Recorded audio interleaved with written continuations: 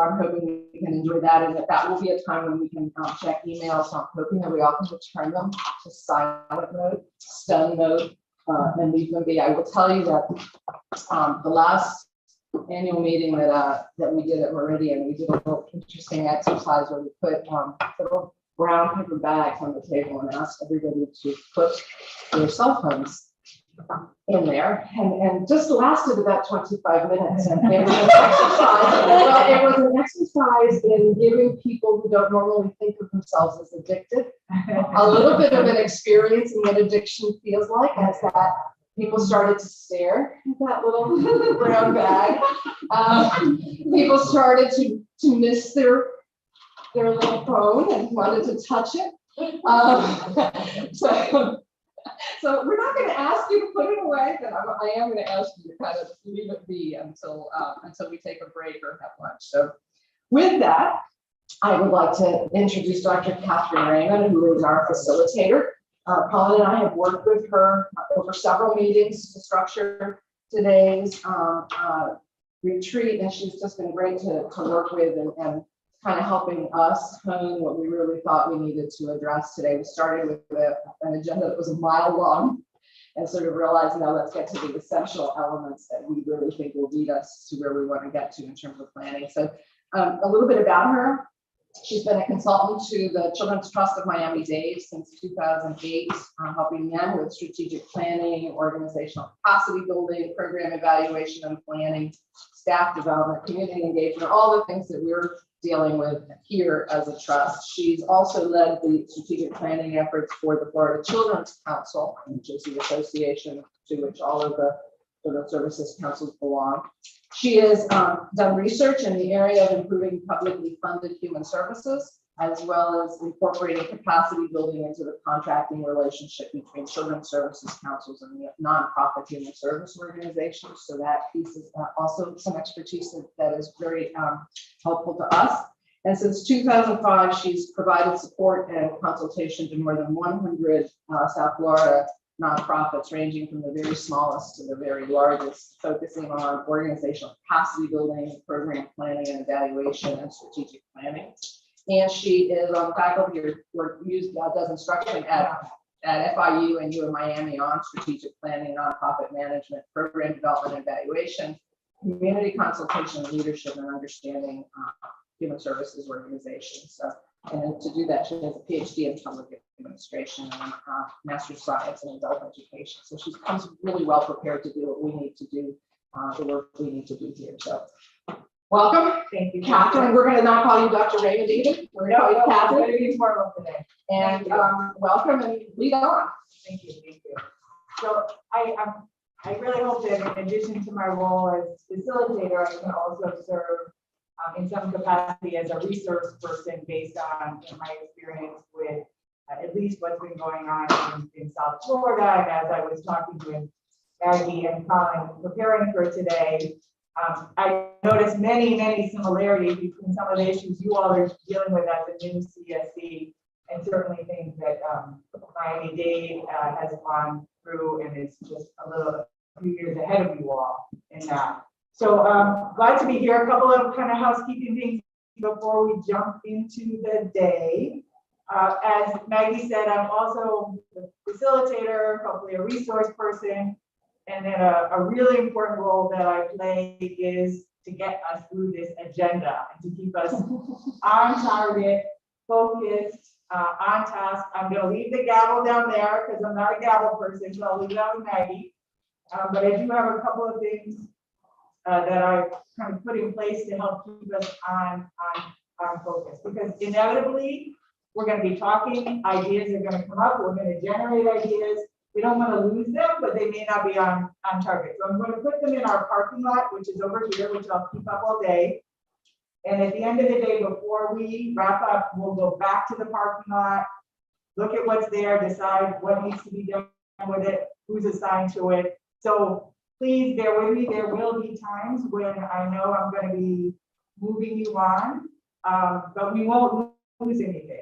And I set up the agenda so that the discussions are, I'm going to kind of start with it. I have stopwatch here. I'm going to put an initial kind of time limit on them, and as we approach that time, we'll stop as a group and decide, do we need to spend more time on this, or can we move on, recognizing that whatever we spend more time on means less time for another discussion. So with a couple of things to help kind of keep us on focus.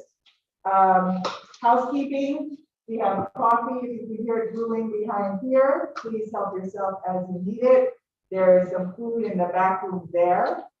My understanding is this is your first time actually meeting here, so important things like bathrooms are here. They're single stalls, so we're going to use them kind of unisexually, I think, if the ladies' room tends to be busier than the men's room we found. So we've got 2 there. We will take breaks. I've scheduled them. I haven't put them formally in the agenda. We'll kind of take them as we need them. And then at lunch, we're going to do not a working lunch. It's a half-hour downtime to just relax, clear brains, phone calls, emails, visit and just relax. Another thing that's really important, this is a long day, and I think it's going to be a productive day. We're going to get a lot done. However, we are sitting in chairs, and you're probably not used to sitting in chairs all the time. I am completely comfortable if you want to get up at some point and stand in another part of the room, walk around, whatever you need to do to feel comfortable, please feel free to do that. And I think lastly, before I go through the agenda, actually, let me go through the agenda. We are live streaming, I believe, Yes. for those who can't be here, and we have our PowerPoint will be up here. I know Maggie went through this with you at your board meeting last week, but I'll just quickly go through. There's a number of questions. Our discussions are primarily going to be centered around questions. So we're going to start the day with some kind of fun intro things to get us focused. Then we're going to be talking about community expectations.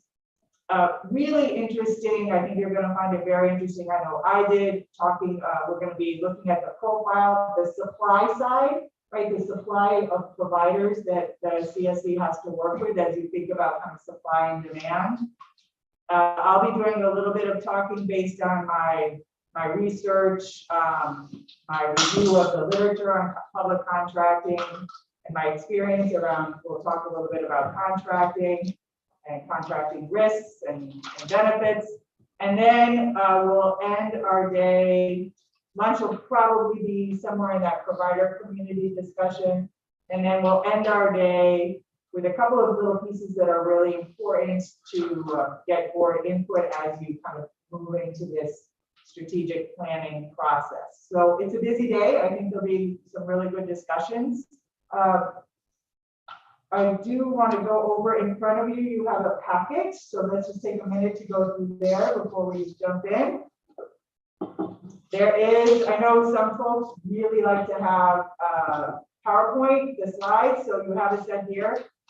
I just ask you, if possible, not to move too far ahead and spoil all the fun. I know that can be very difficult. That's like the cell phone in the brown bag. It's very similar. But they are here for you to make comments on. And then there are some, Colin has put some things that he's going to refer to later in the day after lunch for something that he's going to talk about. And then on the right side is just the agenda that you see on the screen. And you have notepads and some writing utensils and some other resources that I'll be putting out during the day. Okay, questions, comments, concerns before we get started? Okay, let's jump in. So the first thing I'd like to do is just a little introductory thing that I do pretty much every workshop, just to get us kind of focused on why we're here. I put on the screen, and I know a few of you are going to have to turn your necks, so we'll decide at lunchtime if people want to shift sides of the table or something, but we won't be using that too much actually. But I'm going to give you all just a few seconds to reflect on this question. What inspires you about, did you say CTAC? Is that okay?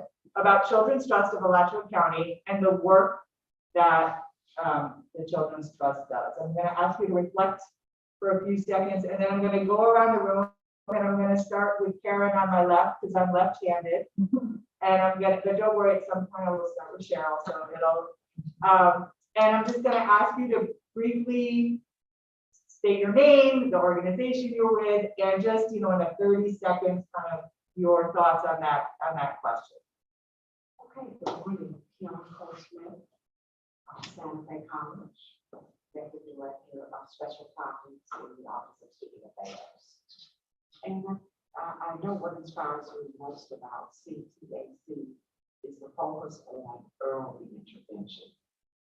So often we have programs and initiatives that we wait until young people are in high school or even in young adulthood. And so this particular initiative is saying we must do things a lot earlier.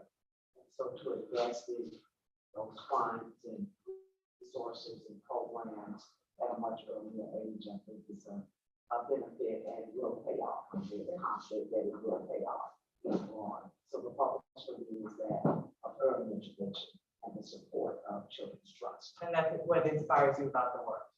Good. You're welcome. I'm Ken Cordell. I'm a county commissioner and born and raised in Alachua County. And so what inspired me is similar to Dr. Cole-Smith said, is that I truly believe early intervention in the first 4 or 5 years of life, development of the brain, is the key for giving every kid, every child, the opportunity to break that generational cycle of poverty. And that's what I'm most interested in, making real life change for kids and families in this community so that they can be everything that they can expect potentially they can be, and providing support around both them and their families. Helping people reach their full potential. Great. I'm Nancy Hart. I'm a retired faculty member from the U.S. College of Medicine, and I used to be a high-risk obstetrician and a pathologist. So I'm a birth and death expert, at least I used to be on point on that. I kind of agree with the first 2 speakers. My enthusiasm for this is that the community gave birth to it. They voted to spend their money on children, and there's a lot of rising awareness, I would say, about the results of racist policies and beliefs that people have held here for a long, long time. And we would really like to reduce the disparities through investments in the early years. And I'm really interested in the mothers and babies. Great, thank you. Hi, Maggie Labarda. I'm a retired behavioral health CEO, like you, feeling getting a little bit behind. But what I watched for years is the elimination of anything preventative and everything focusing on the back end, which is where you get the least reward and the highest cost. So I'm interested in the opportunity to support children and families before they become high risk, and even if we call them at promise, but the reason they're at promise and not already meeting that promise is that we've created all sorts of really risky conditions that we aren't addressing. So to me, this is an opportunity to reach back into much more of a prevention orientation and deal with things before they're back end problems. Thank you. Tina? Hello, I'm Tina Surton, and I'm a school board member. And I agree with different parts of what all of my colleagues have said this far. But I want to ask the question, what about the children that we miss? I am very much on the early end preventing problems and doing things so that we don't have an issue. But this system that Nancy just referred to, with this racist policy and structures that are in place, we have a lot of children and families that are suffering as a result. So I don't want our organization to just throw them away and to think that they're really doing it. And sometimes that's the attitude I have. But what motivates me or inspires me to kind of be here and stay open to the process is something that David Lawrence said when he came here, and I'm going to kind of paraphrase it. Before the tax was passed, he said it was key something to, and I should have brought my notebook, and I'm going to get it at lunch so I can read the quote of us convincing Black people, the people who needed it the most, poor people, that this was a good investment, and we had the most hope. He said he was really shocked that people would vote for it, who needed it the most, because they had the most hope. They wanted the most up from it. So so for me, I come kind of carrying the mantle of not wanting to let them down.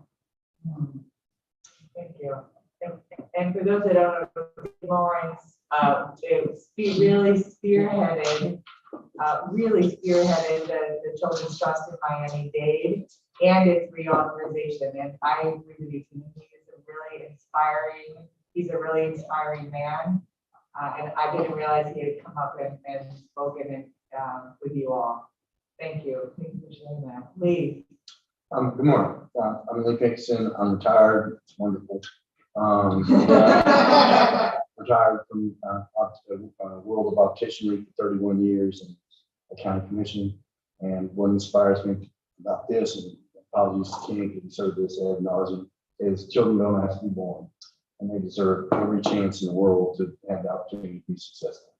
And what I see as far as this, it's an opportunity to give the children what they need, as well as the parents, because a lot of times the parents have not had the mentorship as far as the best way to raise children. And what this has the opportunity to do is break the cycle on a generation basis.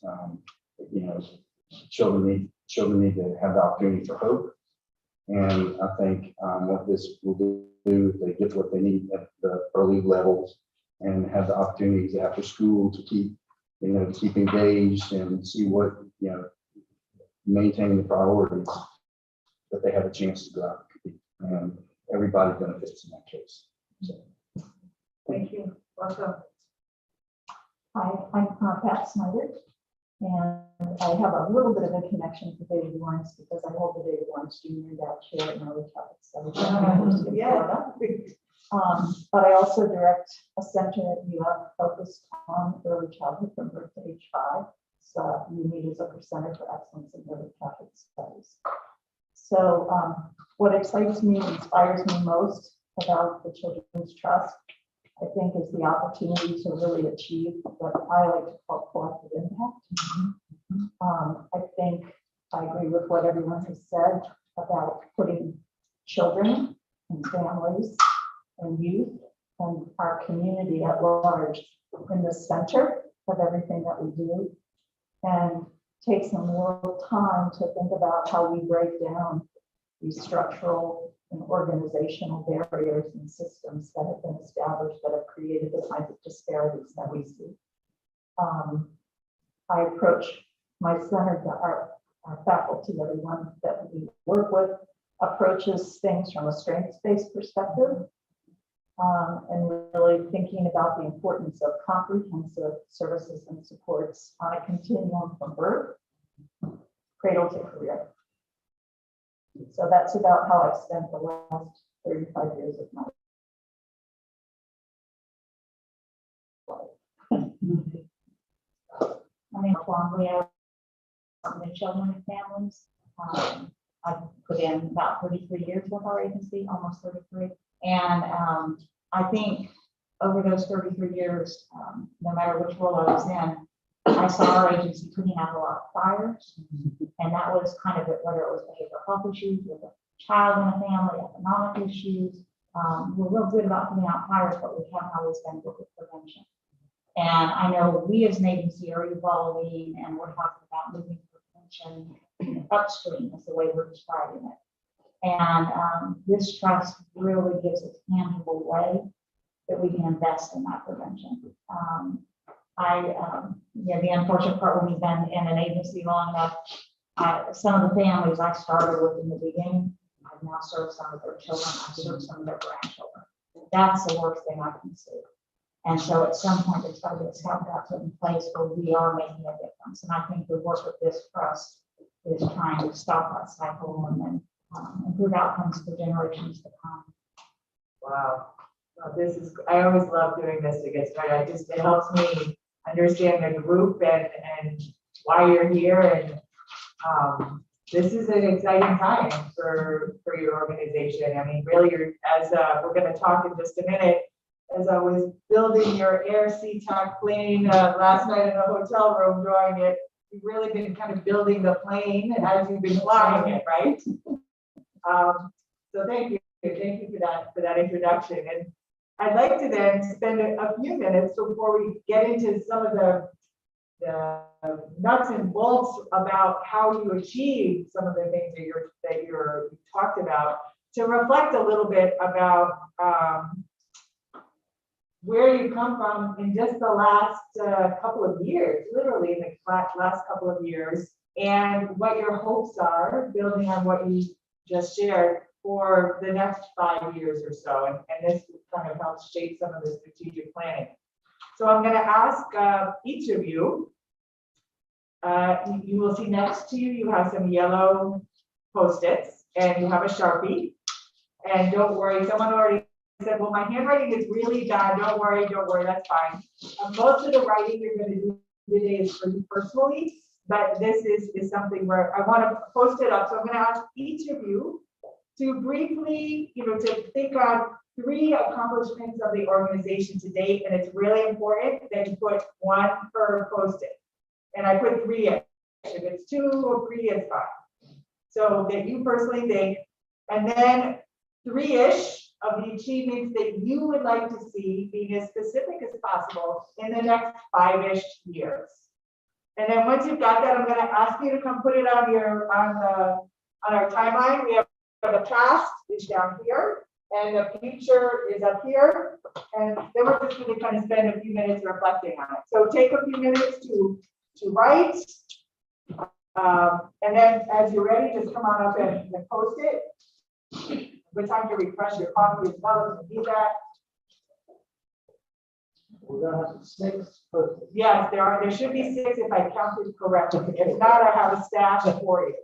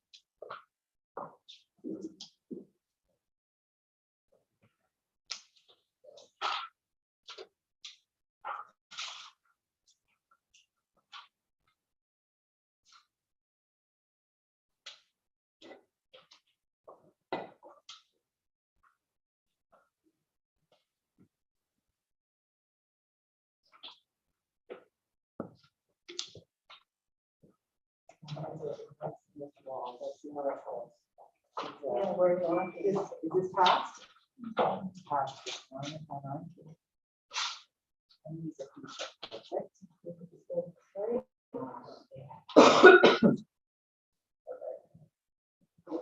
Yes, it is to your left, copy to your right.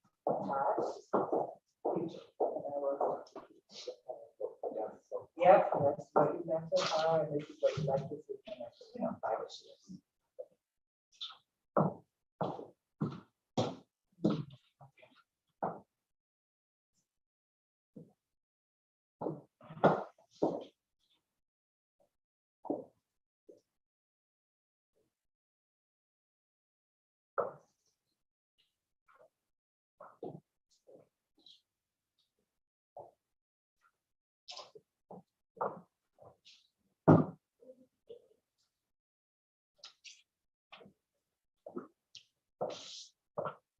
And I can help those, so these are past ones.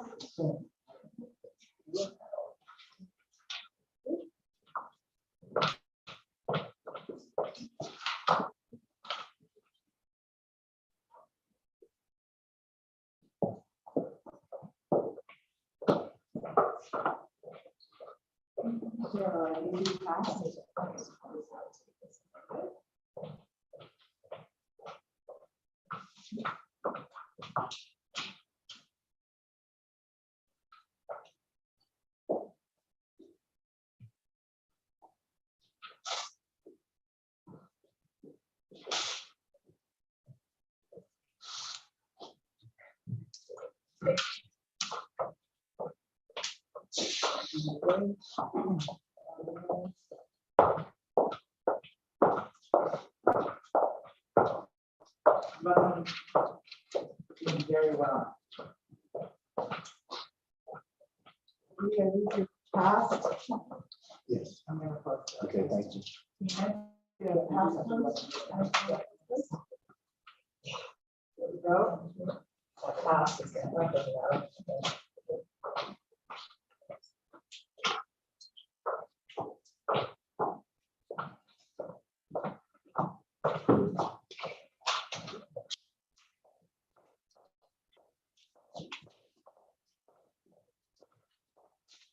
Cooperating.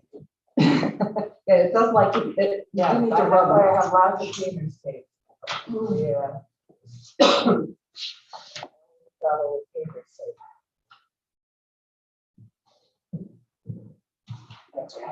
Teacher? Good.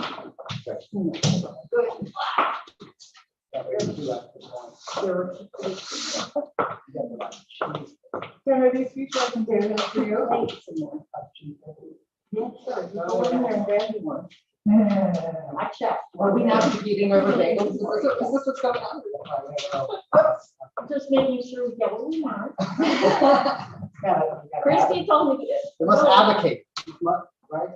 Ashley told me to come early and I failed. So. Want you to get my. Yeah, it is getting to be about the time they want to actually eat. All right, what I'd like to suggest is, we're just finishing up right here. Let's take 5 minutes, grab coffee, food, and then swing by here and just take a look at what your colleagues have written. And we can meet in 5-ish. I use a lot of ish, 5-ish minutes. Okay, pass, is that future? Cheryl, I think we got everybody else, right?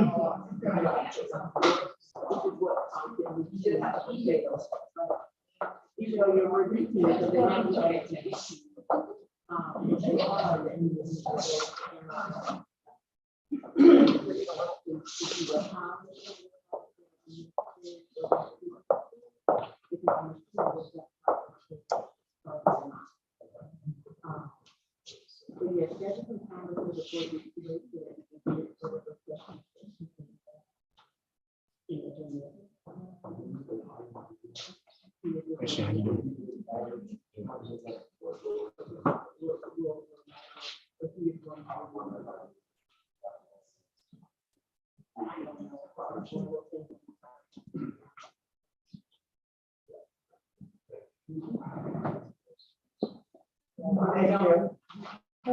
They try to, they will start to fall. Okay.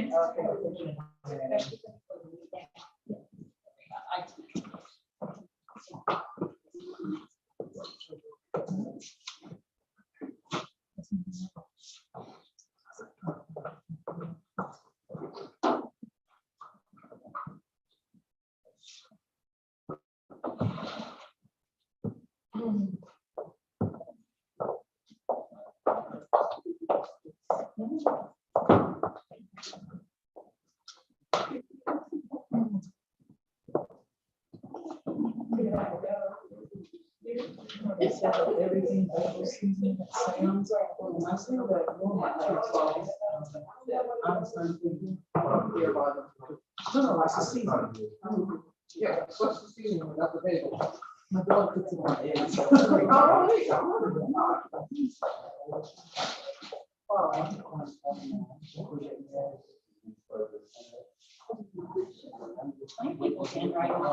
Yeah.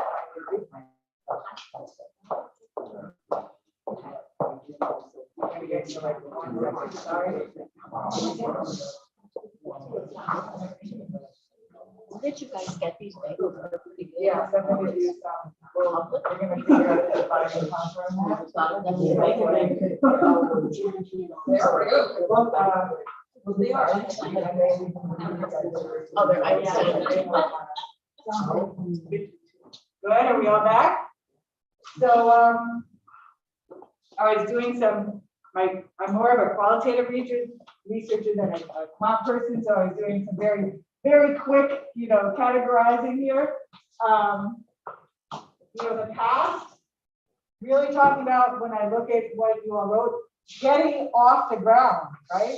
Taking off, getting off the ground, building your administrative system, staffing up, getting some money out into programs, into the community, is kind of really what I took away when I looked at the past. And that's what I put NSC Tech kind of like, taking off in an upward trajectory. When I look at, and today's, in this first kind of step in your strategic planning is, recognizing and acknowledging and celebrating the past, and now really starting to say, okay, where are we going from here? And I see when I look at your comments on the future, kind of two big categories, right? Some of you were talking about specific outcomes that you're interested in seeing around reducing juvenile justice incidents, decreasing child maltreatment, making sure kids are ready to begin school. And then I also saw a number that are really related to the organization itself and the processes. Increasing, there's one huge, a huge outcome, which is also, Bridges outcome and processes. But a number of people talk about this, which you talked about in your intro too, about creating a systemic change, an approach. Really, I think Maggie used the term with me at one point, changing the lake, right? Really looking at a number of people talked about making some systems level change. And then you also talked about kind of process oriented, increasing trust, increasing visibility, and some of the things that are about building the organization that you need to be to help bring about this change that you want to bring about. So I think I like this. I think this sets a really nice tone for our conversation, and we are going to be in our discussions, thinking about now how we set up the organization for these future results. And as you go through this strategic planning process, obviously, these are just initial thoughts that you're going to be further refining, over these next months. All right, so let's jump into community expectations. There we go. So, hold on, learning this is a little bit different than mine. Okay, so now what I'm going to ask you to do, and today I'm gonna use different techniques throughout the day, partly just to keep us all engaged and awake. Because if it's the same thing all day, we will, especially after lunch, that's, always the facilitator's tricky time. Right now, we're still good. But I'm going to use a little bit of a different format now. So we want to move our discussion now, to thinking about what does the community expect from the Children's Trust? And, the way we're framing that question is, what does CTEC need to be able to demonstrate and report to the community in order to earn reauthorization in 2030? That's when you'll be up for reauthorization. So in other words, what does the community expect? And you all are very, connected to the community and have a good understanding of those expectations. So what I'm going to ask you to do is, with your notepad, ask you each to just take a couple of minutes. And these notes are just for your personal use at this point. Take a couple of minutes, think about processes and think about outcomes, just like we were talking a minute ago. What is your understanding of what the community expects in terms of processes and outcomes from the Children's Trust? And be as specific as you can. And then what we're going to do, I'm going to go, it's called a round robin. I'm going to ask, and I'll start with Cheryl this time. Each person will we're going to create the master list, right? Each person is just going to share one item on their list. We'll create the list, and then we'll spend some time kind of talking about it. So take a couple minutes to write down your thoughts to the question that's on the board.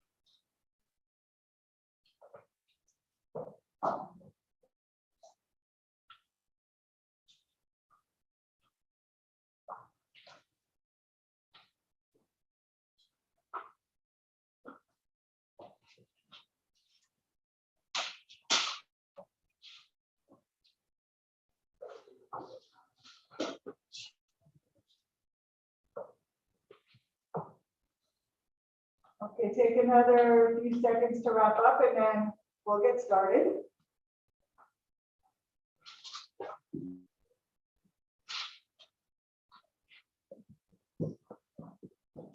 Okay.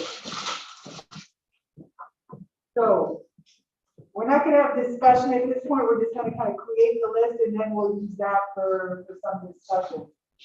And something I forgot to mention at the beginning. I can do many things, but one of the things I've never learned how to do is stand and spell.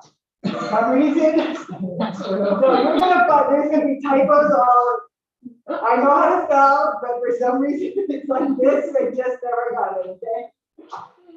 So Cheryl, what's one thing on your list of your understanding of what the community expects from CTAC? It's several, but I'll choose. We'll just do one at a time. Yeah. Families must feel that the trust focus was based on what families said they wanted and needed, and that their voices were heard and acted on, and that they were able to be a partner in our decision making. So I know that's. So if you use and a couple times, you can put 3 or 4 things. That's right. We're not gonna be too hard and fast with the rules. Let's just check it out because that's where he's going. I have more.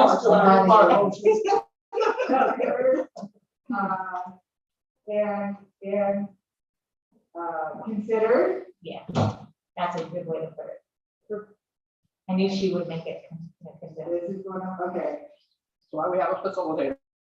That's right. okay, so families' voices were heard, considered, and acted upon. Pat, I don't have very many hands. oh, I can see this group is gonna really push the boundaries. I try to think about it myself. I always feel uncomfortable talking for a community, so I'm gonna just Fair enough, say it from my perspective. yes, your perspective. I think they expect that we understand their lived experiences in the existing systems and services, either by walking in their shoes or walking alongside them, and then doing something about it. Okay. I'm gonna understand their lived experiences. So I'm gonna shorten, and when I shorten, I lose your reading, stop me and correct me, okay? Doing something about it. You were more eloquent than I was. And as we go around, if somebody's already said what one of your ideas, we don't need to put it out again, right? We don't need to create duplicates. We're gonna try to create like an unduplicated list. Lee. Did the money the public entrusted to the trust improve our children's lives? Utilizing.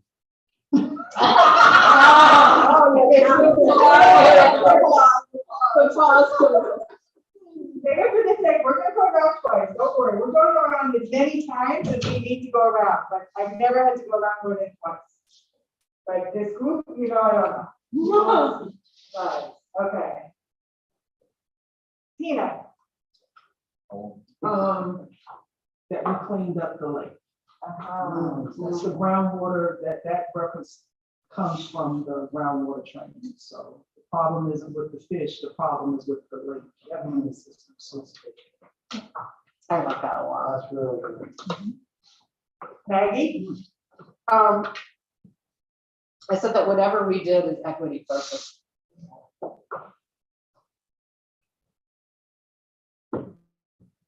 And once we get this list, we're gonna go through, talk about it, what do we mean by it, build it out a little bit, and then this list actually then, through the community listening process, this list will be kind of expanded, validated, et cetera, and feed into the strategic plan. Nancy? Do you want? Yeah, that's my list. Oh, okay, see, it usually goes pretty quick. Yeah, Okay, so, to date, I think the justice listened an awful lot to the providers. And I think that in 2030, what is actually much more important is that we have listened to the children and families.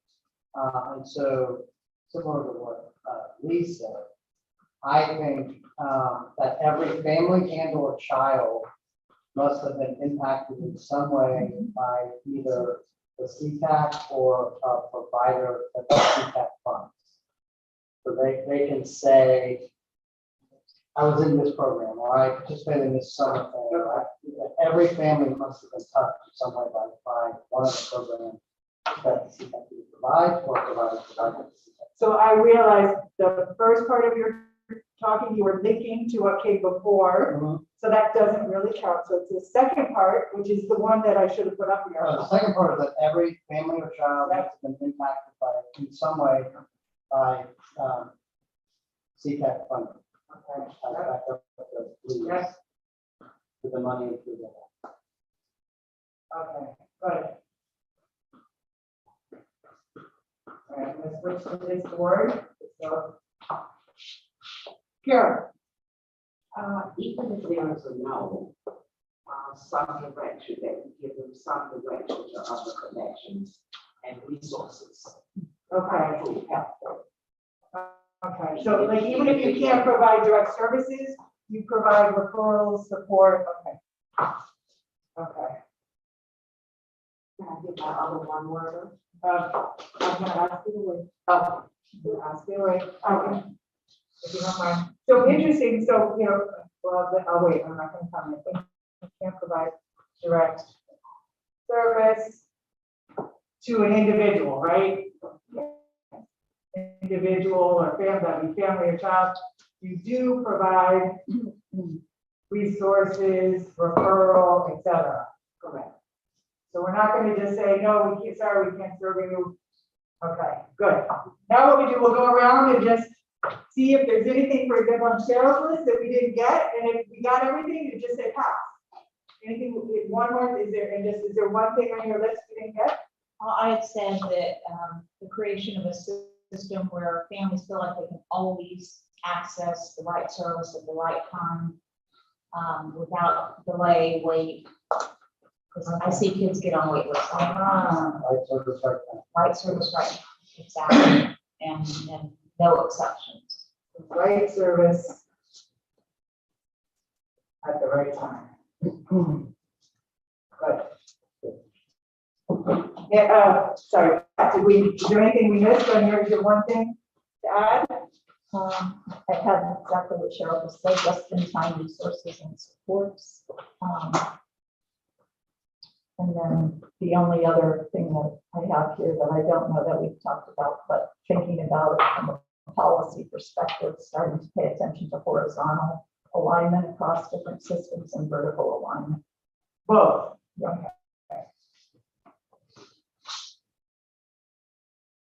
All right. There are some things we're constrained by from doing because of the state or federal government, but there are also things that families and children are constrained from accessing across. Good. And we can talk more about each of these in a few minutes, because I think we'll be pretty quickly through. Lee, anything that's missing, any? We need to establish a database that where the public can access to see where the improvement is, how it's improving. How the the outcomes, the impact. Right. Okay.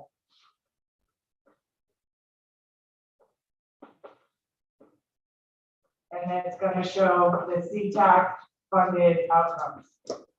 Yes, did I get that right? Yes. I had had that too, where we have to be able to show where we are now versus where we end. Yep. Change over time, but yeah. Tina? Yeah, that one there is what I have as well. For sure, all of the indicators that we have for our healthy, educated, safety, all those things that they happen to. So this to me is about telling the story, right? You have to be able to tell the story. Okay. Change over time. Maggie, anything, any one thing to add?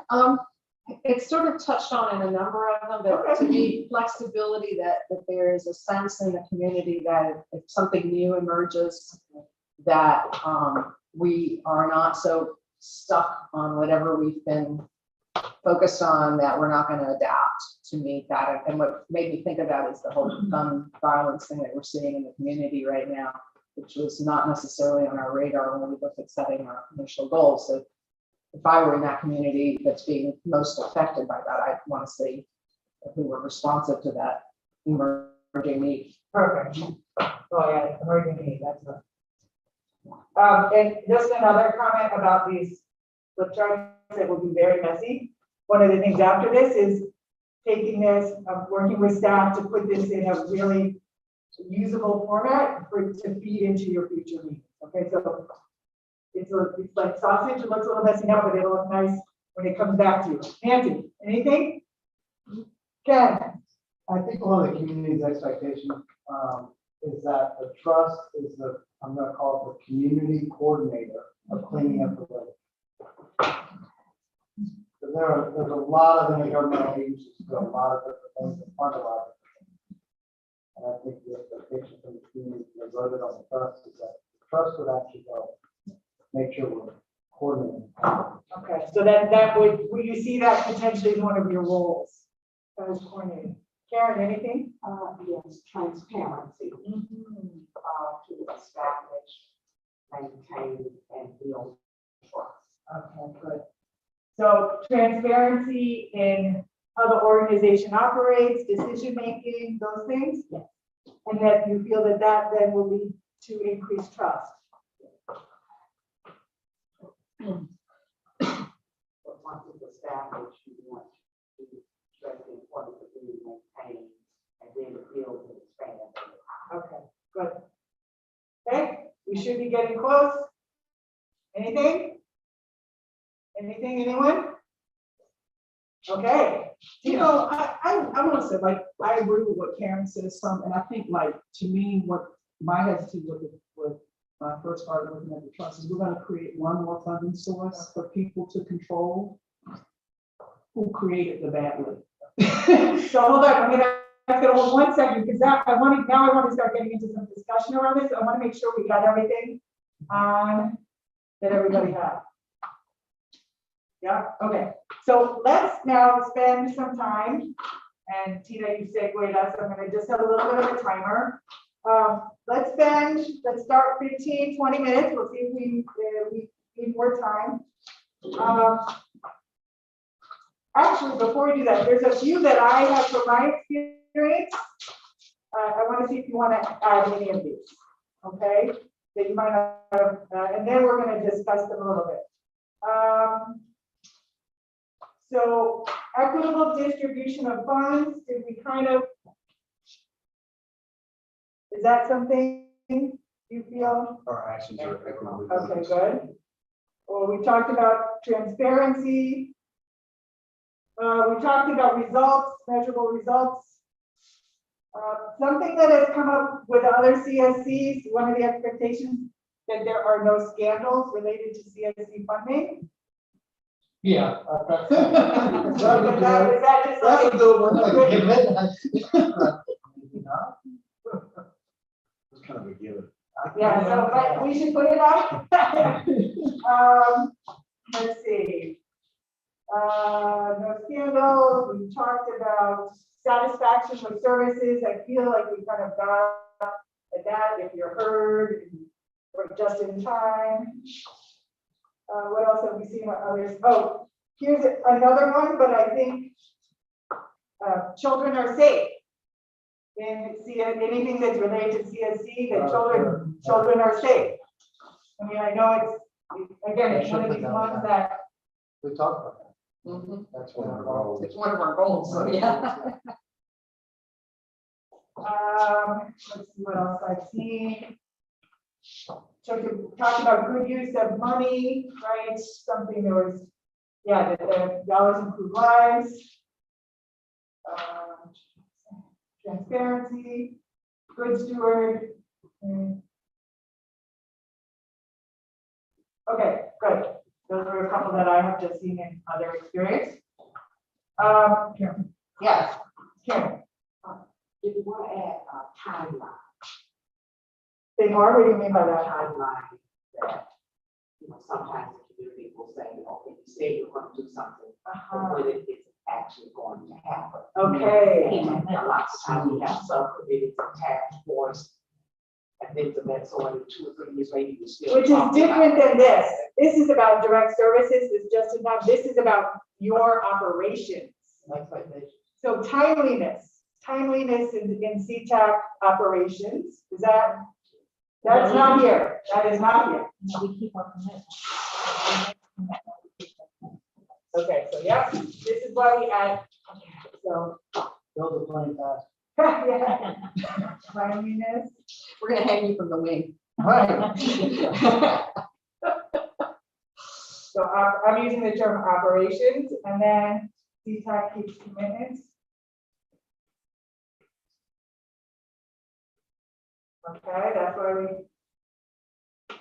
Any others that we're thinking about as we, and then we're gonna get to the discussion. Okay, yeah.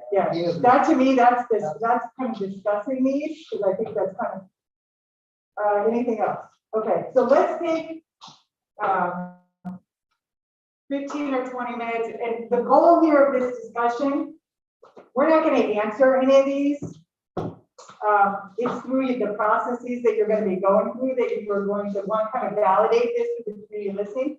And then this is some of what should be driving your strategic plan, right? So my goal right now is 15, 20 minutes to just talk as a board, and we'll take more time if we need, so that there's some shared understanding on the board about your thoughts on some of these. We're going to capture some notes on that. Are all your meetings recorded? Okay. So we do have that. We can go back to and make sure that we're capturing, we don't miss anything in addition to the flip chart. So I'm going to sit because my people get tired. And Tina, why don't you get us started since we're transitioning us there, and let's just take some time to talk about your thoughts on all of this. So what I said was I was a little bit hesitant initially because I felt we were creating another agency or another tax to and giving control and funds to folks who kind of polluted the lake, so to speak. And when you look at who our 5 statutory members are, we just kind of want to make sure that we're not like kind of just reduplicating processes and programs that are chasing problems versus, just kind of like treating one fish at a time versus cleaning up the lake.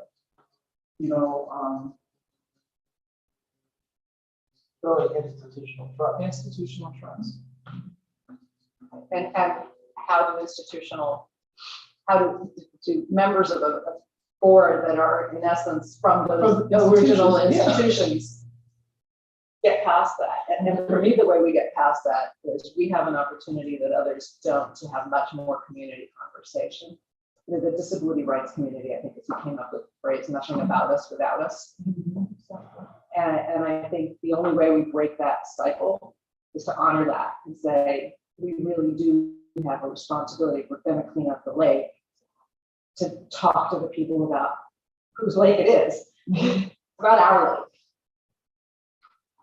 It's not our lake.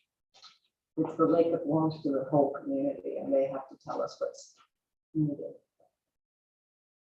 So does part of that get at this, people talk about this notion of community engagement, but this is more, in the values you have around as an organization, your relationship with the community. Is it more about community partnership? I mean,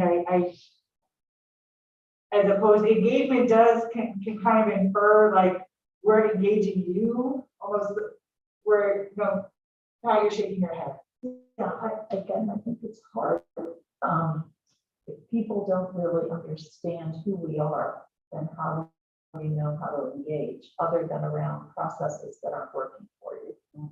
You said processes. that Processes that aren't working for aren't you, I mean, I think at one of our recent board meetings, we had the opportunity to hear from a number of families who had received some direct support services from things that were funded by the trust. And what really resonated with me is the same old about, if you want something, you don't really care who's organizationally responsible for it.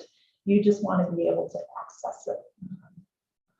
And for a concrete example, and I'll forgive me for focusing on early intervention, but we've established through the Children's Services Advisory Board that preceded the trust, now the trust, we've established a universal home visiting program and gotten all of the hospitals and midwife programs in our community working together. And that's wonderful. And every mother who gives birth in Alachua County has an opportunity to receive a home visit. Okay, that's great. But if they go into a home from a strengths-based perspective and they see that the family needs some supports, additional supports, so it's available for all, it's universal. They see the family needs additional supports from Healthy Families or Healthy Start. Like, who helps ensure that that's available if the family wants that, and that they trust the individuals who would be providing those services? And then let's say it goes fast forward a few months, maybe even a year, and it turns out that the child needs even more individualized supports from like an early intervention or early steps program. Again, the family doesn't really understand, nor do they care, from my perspective, my lived experiences as a provider. They don't care who's funding you. They just want you to be there in their home to help build their capacity to support their child's development. And that gets back to the potential role of the Children's Trust as this community coordinator who can make those connections, because right now what I'm hearing is that doesn't exist. Well, the staff and Colin and others have worked really hard to bring funding in through the Fiscal initiative, which has the capacity to address some of those issues. But again, I don't know that we completely understand from a community perspective. Like, those are my perspectives that I hear families saying to me, why isn't this person calling me back from the early intervention program? Or why do I have to go over to put an application in for stipends for childcare over at the Early Learning Coalition, right? Or why don't I qualify? I used to and now I don't, right? And so I think Colin and the staff are really trying to address those things. But I don't know that we're paying attention to the right things.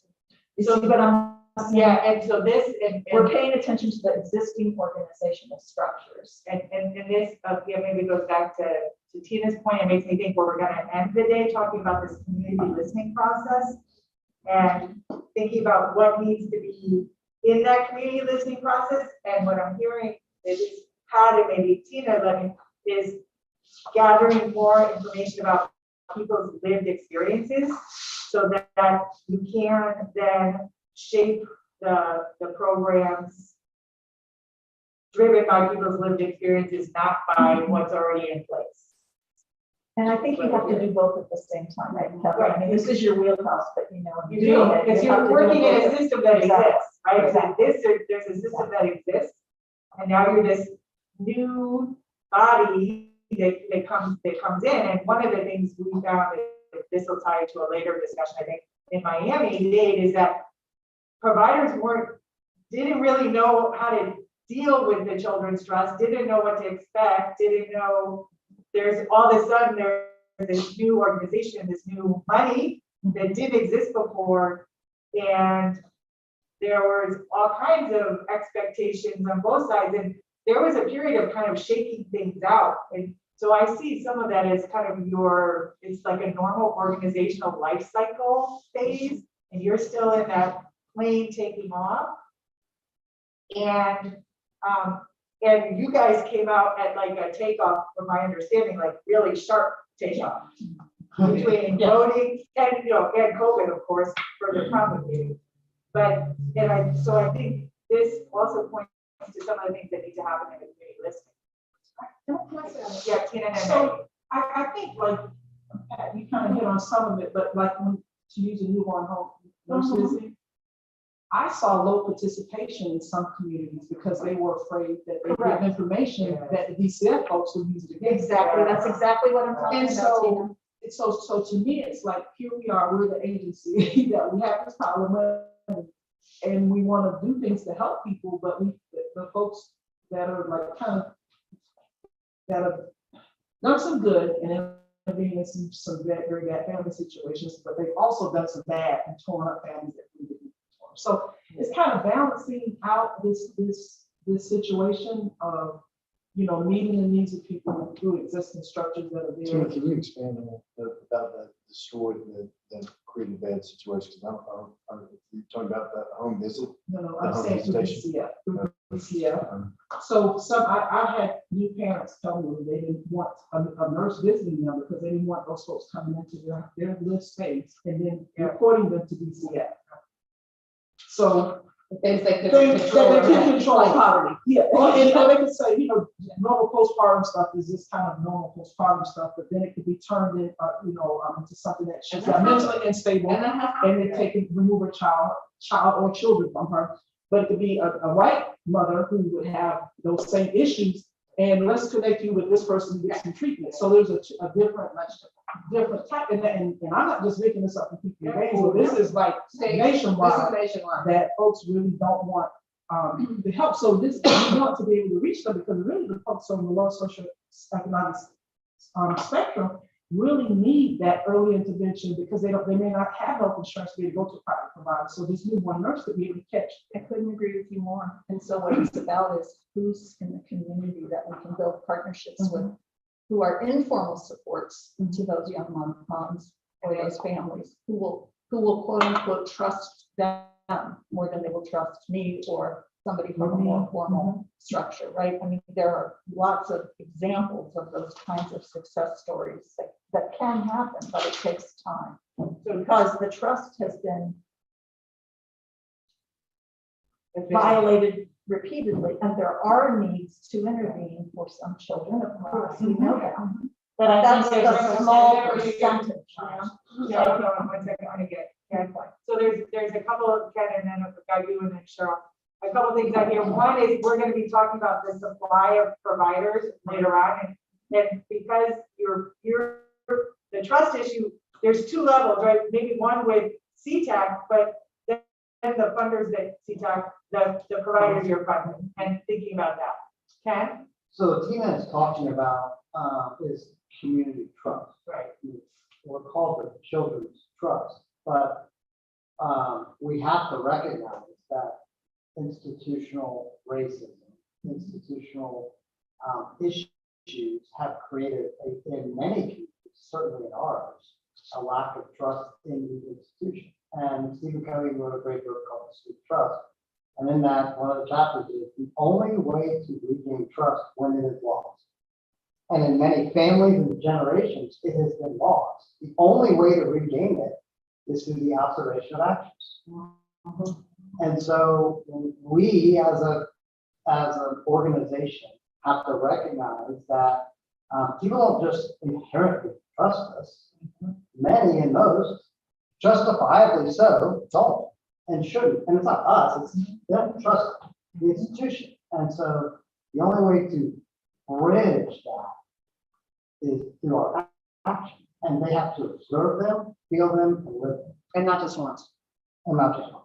That's right. And so just recognizing this conversation about the early child home visit is something that I don't think as an organization we talk about. And I certainly don't think that we as an organization have said to the provider that's doing that, how are you creating trust in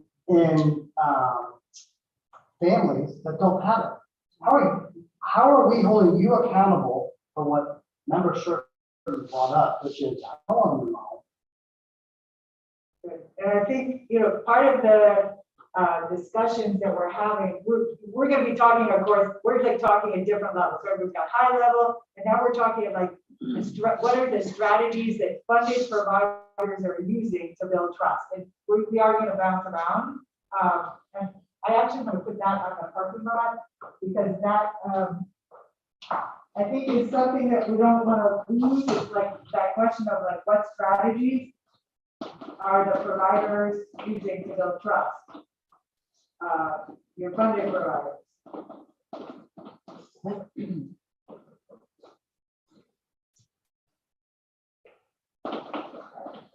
Cheryl, I think you had something you wanted to say. Well, Regarding to our, either this trust conversation or our broader list of expectations. Well, and again, I think it's all the decisions we make, we can't make as experts, believing we know better than the people who are being served. And so I think so much of the trust is going to be that they feel like we're being totally responsive to what they tell us they want us to do. We work for the communities, and that's our role. And with DCF, just had to respond to this.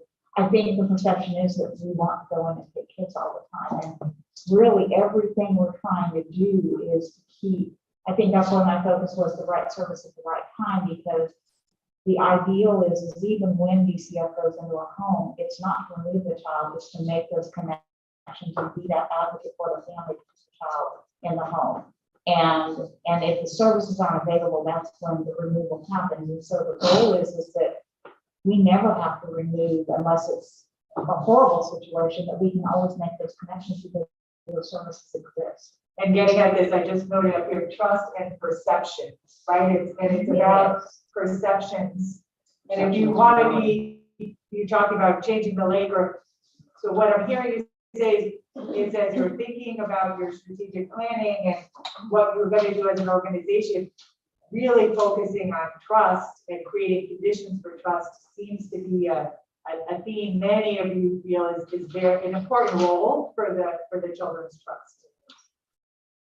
Maggie. So, and then Lee. all of this is making me think back to training and years as a therapist. And one of the things you spend years learning and developing is a theory of change, right? What causes people to change? What creates change? And whether you're talking a system or an individual, every therapist is encouraged to have a theory of change that they buy into, because it then leads to how you work with that individual or family or system.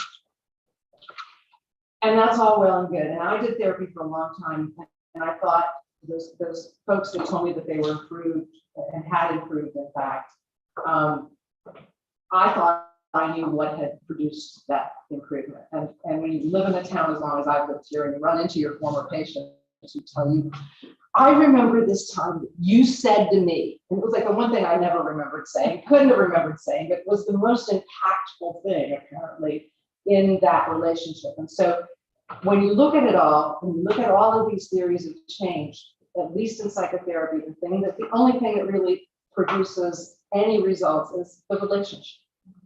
It doesn't matter whether you're a Freudian or a behaviorist or whatever, the only variable that we can document that leads to effective treatment is the quality of the relationship between the helper and the person coming in to receive services. And I think that's what we're talking about, right? We have a theory of change. It's called funding. What we choose to fund should reflect, intentionally or not, some theory of change or lack thereof. But if there's no relationship with the thing we're trying to change, in this case, the outcomes for a bunch of kids and families, we're not going to get anything. So I think that's the trust piece is what's the relationship and how do we have a relationship with the systems we're trying to impact and the people in those systems. Because at the end of the day, it's people. And it's two levels of trust. It's trust with the children's trust, right? And then trust with the the providers that are funded by the Children's Trust. And that's impacted by what's been said, I've heard it said in meetings that, it's the same group of people sitting around the table that's always sat around the table and made decisions for us.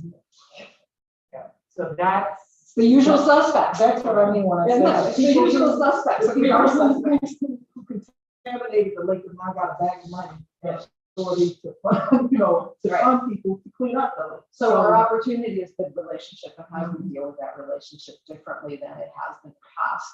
And how do we act? so to me, that's a little different than what I pick up here, we're talking about voices are heard or understanding their lived experiences. What you're talking about is a little different than that, because voices are heard, it could be those same people hearing those voices, right? You're talking about a more active, I don't know how to, I'm using the word partnership, but I'm not sure if that, but something where it's different than we sitting around the table hear your voice. It's their engagement in the actual processes. It's collaborative decision. Okay, there we go. Thank you. I just needed that. Great phrase. Yep. Yeah, because if it's, and meaningful collaboration, right? I mean, like real collaboration. Decision-making, Yes. Okay, now I feel like we're kind of, we've got the, we've kind of captured some of what I've been hearing. Nancy. It sounds to me And then like, Lee. Oh, I'm sorry, I forgot about Lee and then Nancy. Sorry, go. Ladies first. it's a quickie. It just sounds like, just hearing what you guys all said, it sounds to me like we need an advisory board made up of people not like us, who've never been elected to anything or, assumed a leadership position in their organization. We need to have real people with real lived experiences advising us, always. Like, what did you say, Maggie? Not about them, without Nothing about them? us without us. Lee, good. I'm putting this idea, making sure we capture it. Lee? We're talking about trust with the trust, and kind of a unique situation in that we aren't actually the one providing the service. Correct. So we're depending upon organizations, institutions that we don't control other than through funding. So they are our advocates and they are our voice, and what they are doing is going to impact the way people perceive trust. So it behooves us to really get good people back here to make for damn sure providers are doing, and what kind of relationships are they having with the people they're providing service for. That's going to be paramount, and so we are beholden to something that we don't have any control over. So I am not going to go into classification that I'm part of the people that polluted the lake. I'm here to clean up the lake, and I think that our biggest obstacle is trying to figure out about who are going to be our providers and how are they going to do their job. And you're saying holding them accountable? Yes. They Us got- holding the providers accountable? Yes. I mean, that's going to be the key to our success. And this is the afternoon discussion is really focused on the supply side. Like, who are your providers? Because if you don't succeed unless they succeed, right? Because you are working through that. And this is something that I think certainly in Miami-Dade, and I know in some of the other, at least in some of the other CSC communities, is figuring out that there's a relationship there. But I would argue that you do have, I don't know if you want to use the word control or power. I mean, there is much you can do, and we're going to talk specifically about some of that this afternoon. Because we provide the framework. Correct, Right? We Correct. provide the framework. We also can provide the framework for how the funds are correct. allocated. Right. And go to Tina's point, if we saw, and I saw it too, the lower participation in some Yeah. communities. Yeah. And so we should have been saying to ourselves, what can we do about that, or how can we do it? Good, good. And some of it is not just how do we hold the providers accountable, but also how do we understand the limitations that they operate under? And are there ways that we can wrap something else around those limitations to make it a better relationship? I'm thinking about things like Medicaid rules, that have crazy point from a quality of care perspective, pointless regulation. And then mandatory reporting. And mandatory things, right? So we've got to think about not only what are the processes in place at our providers to overcome some of those barriers, but what supports can we provide to shore up some of that relationship if they directly have some things there. And I'm gonna table that because that is this afternoon is all about this discussion. Yes, ma'am. So bear with me. You sure you don't want this? No, bear with me, because I know we want to go there, but we've got to go a couple more steps, because this afternoon is all talking about exactly that. So I'm going to table that, if that's okay. We've been on this conversation for a little over 20 minutes. I would like, if you all are ready, I'd like to, knowing that this is the beginning of a conversation, not the end, to move us off of this onto our next discussion. But are there any closing comments before I do that? Nancy? It's a question. I have been having this meta thought while we're talking about our relationship with community and community needs. I'm thinking about our relationships with city government and county government. And school board. At what point do we talk about, do we have a role to facilitate their coordination of funding strategies around children so that we're not duplicating each other's efforts and we're filling the gap?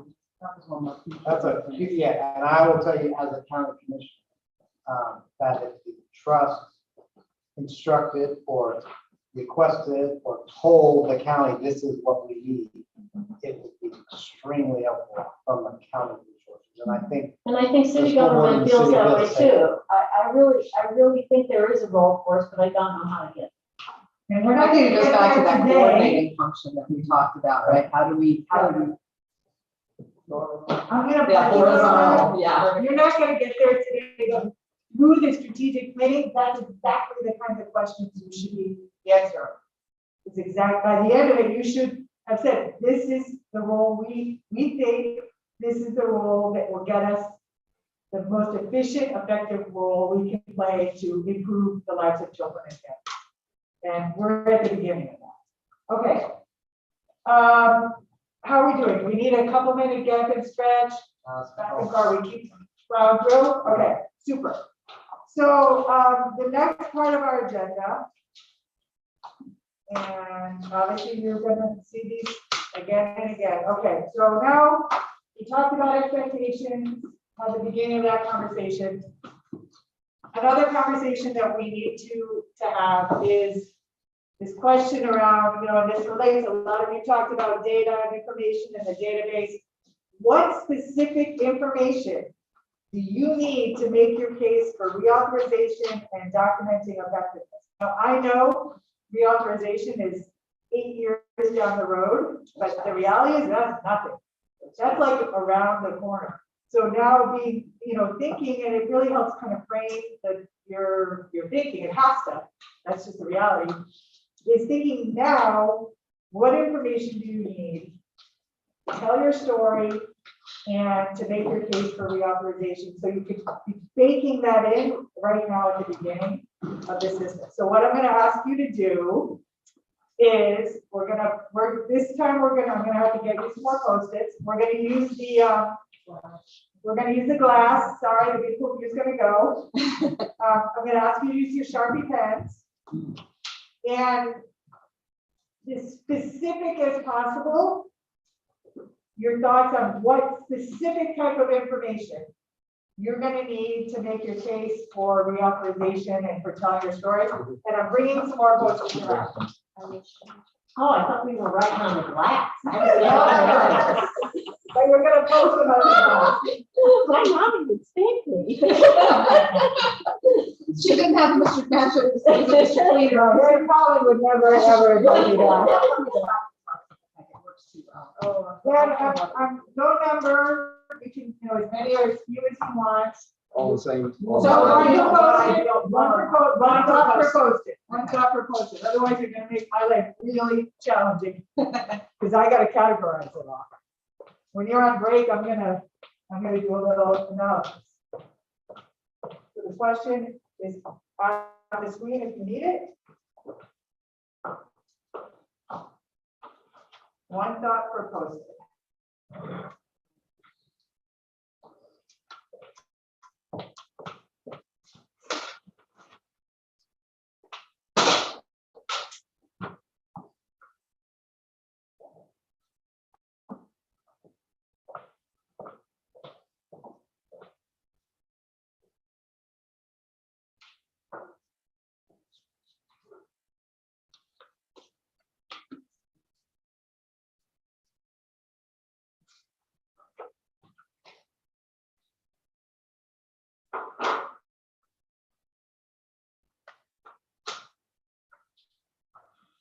And once you've posted your ideas, then we're going to then go ahead and take a little break.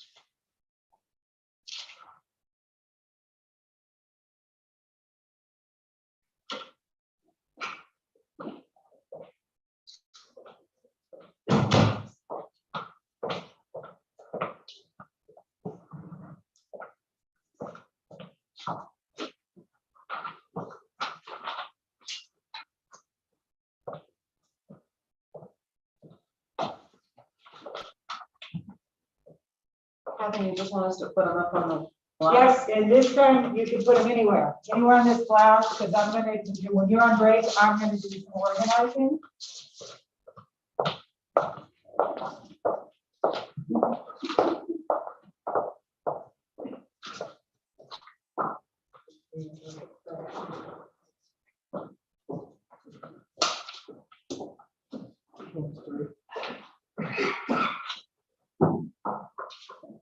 No, I'm kidding.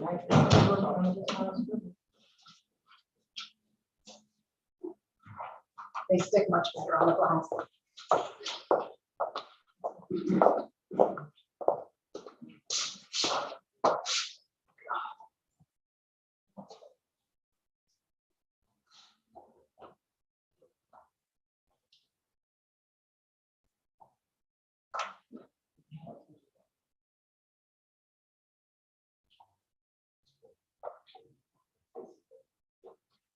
We're gonna reconvene at 10:45.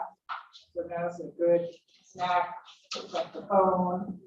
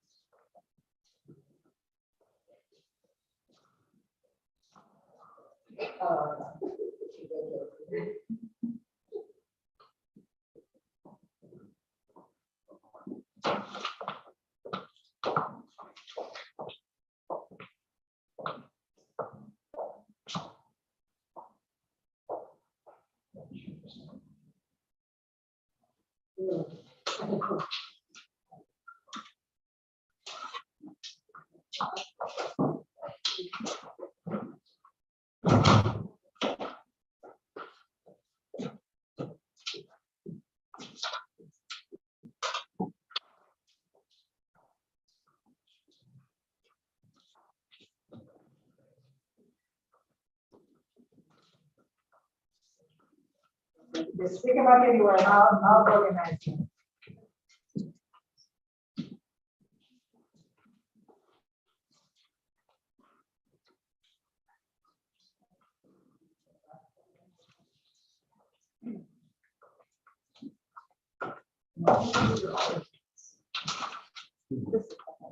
Oh, yeah, or you can place them where you think they go, but if not, I will.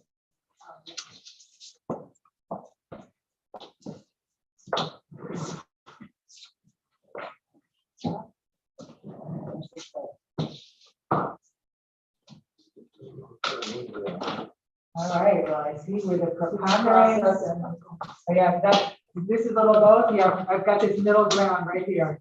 Yeah, you can stick them and I'm gonna do a little organizing. Perfect, now you can go grab your break.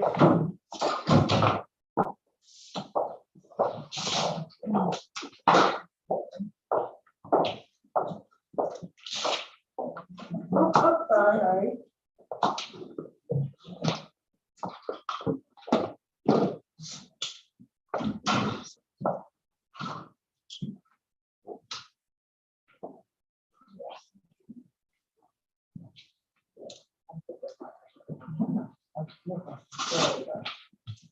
Thank you. Enjoy your break.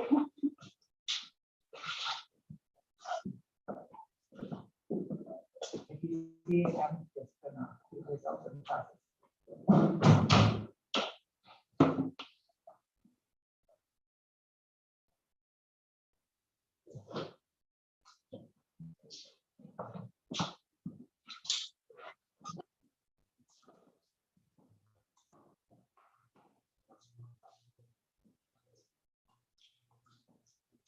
Captain, what time is it? 10:45.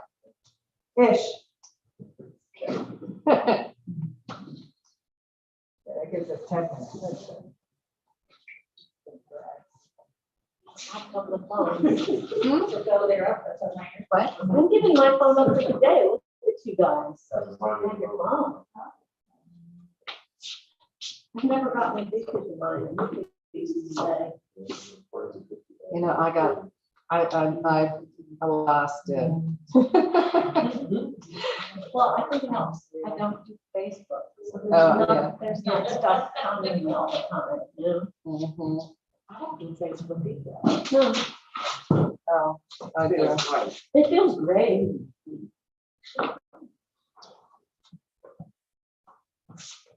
I don't get a news feed. I don't have Facebook.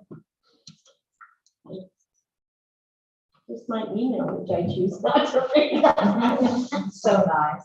I will be so bummed when I go home. I love being retired. I love it. No. Yes.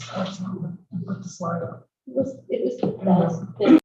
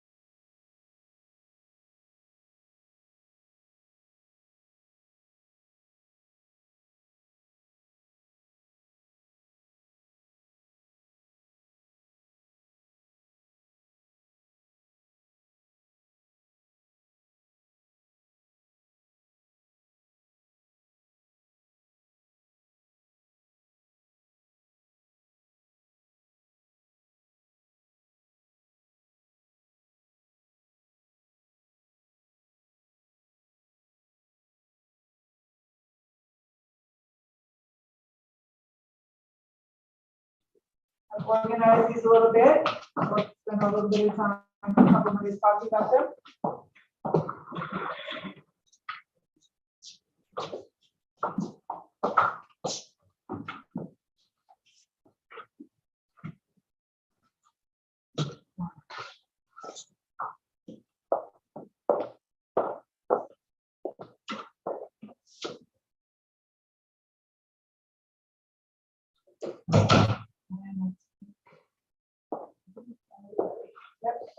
Yeah, so why don't you take a minute just to look and then we'll chat about them a little bit.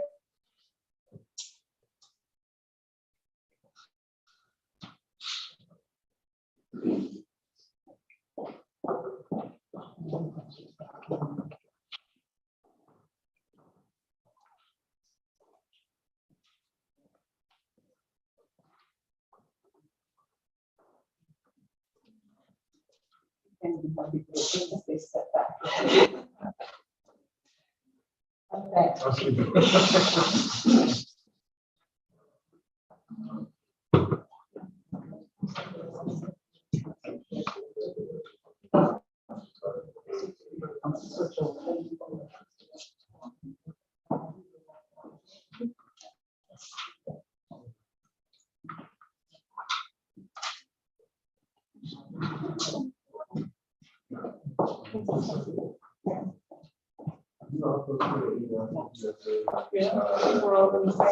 think we're in the same part. Right. The other person's gonna get on the same boat, but like. Okay, welcome back. Welcome back. Are we ready? Are we ready? So, what did you observe or notice about your responses to that question? Recurring themes. Excuse me? Lots of recurring themes. Okay. And what are some of the themes that were recurring to you? We want to know who we're serving, how much work we're doing, you know, the impact we're making. It does seem like a lot of them recurring. Focus on output. Was it focused a lot on the results? I gotta say, I expected to see, I tried to categorize between what you felt you needed to report around kind of operations and results. And I kind of, for some reason, expected to see a little bit more here. So that was just, you know, my expectation. But clearly, what your belief is that what people care about are the results. And, you know, I kind of categorized, typically, you know, you think about, there's actually kind of 3 categories, but this is the outputs, the how much, right? How many served, who was served, and then here, outcomes, how are people better off? And I think you're using some of that RBA, results-based accountability language. So how much did you do, who was served? And then, so what, right? Was there a benefit? What were the benefits around outcomes? And everything from education to systemic change to juvenile justice, really looking broadly, I think, at some of the outcome areas. And on the process side,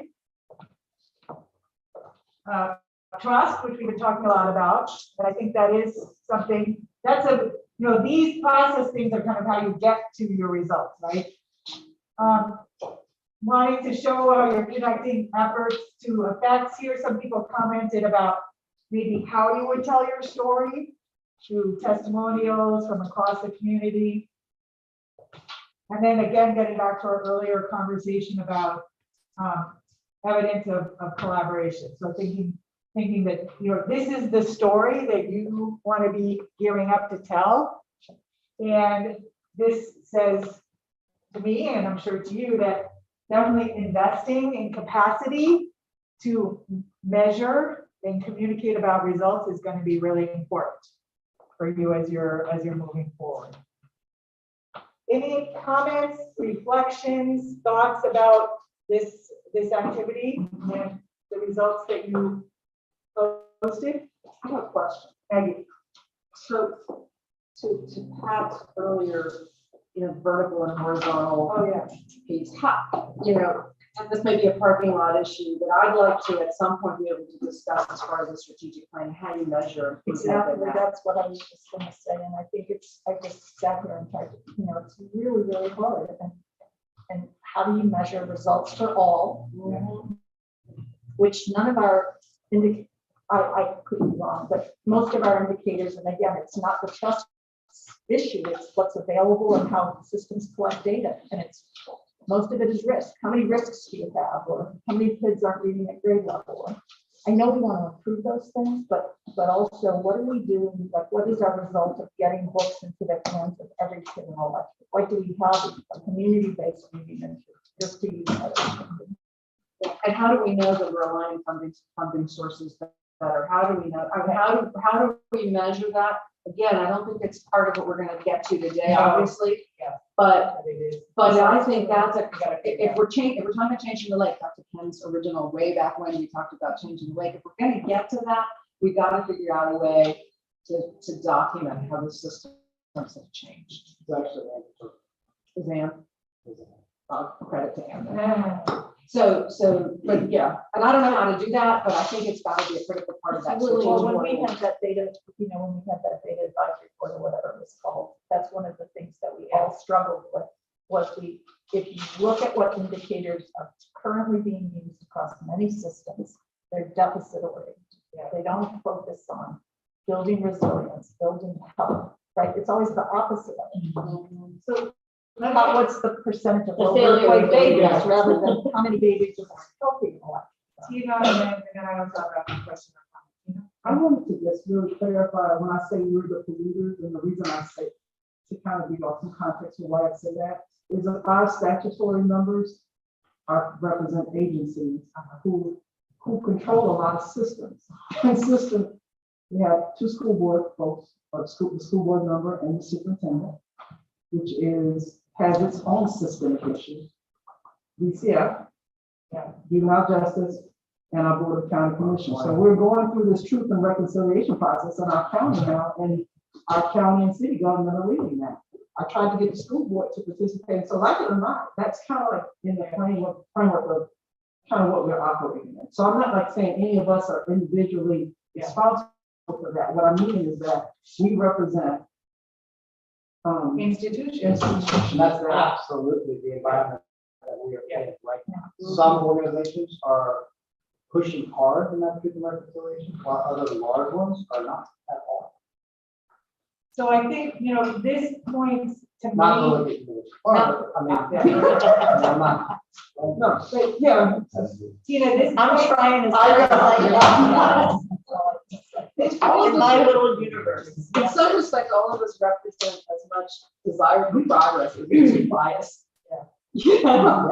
And I think for me, this points to, as you're going through this process of planning and thinking about what aspects of the plan do you want to be building out as an organization, this community, whatever you're going to call it, advisory, or community engagement, whatever it's going to be called, is very important to you as an organization, and you've got to figure out what process or structure is going to work best for you.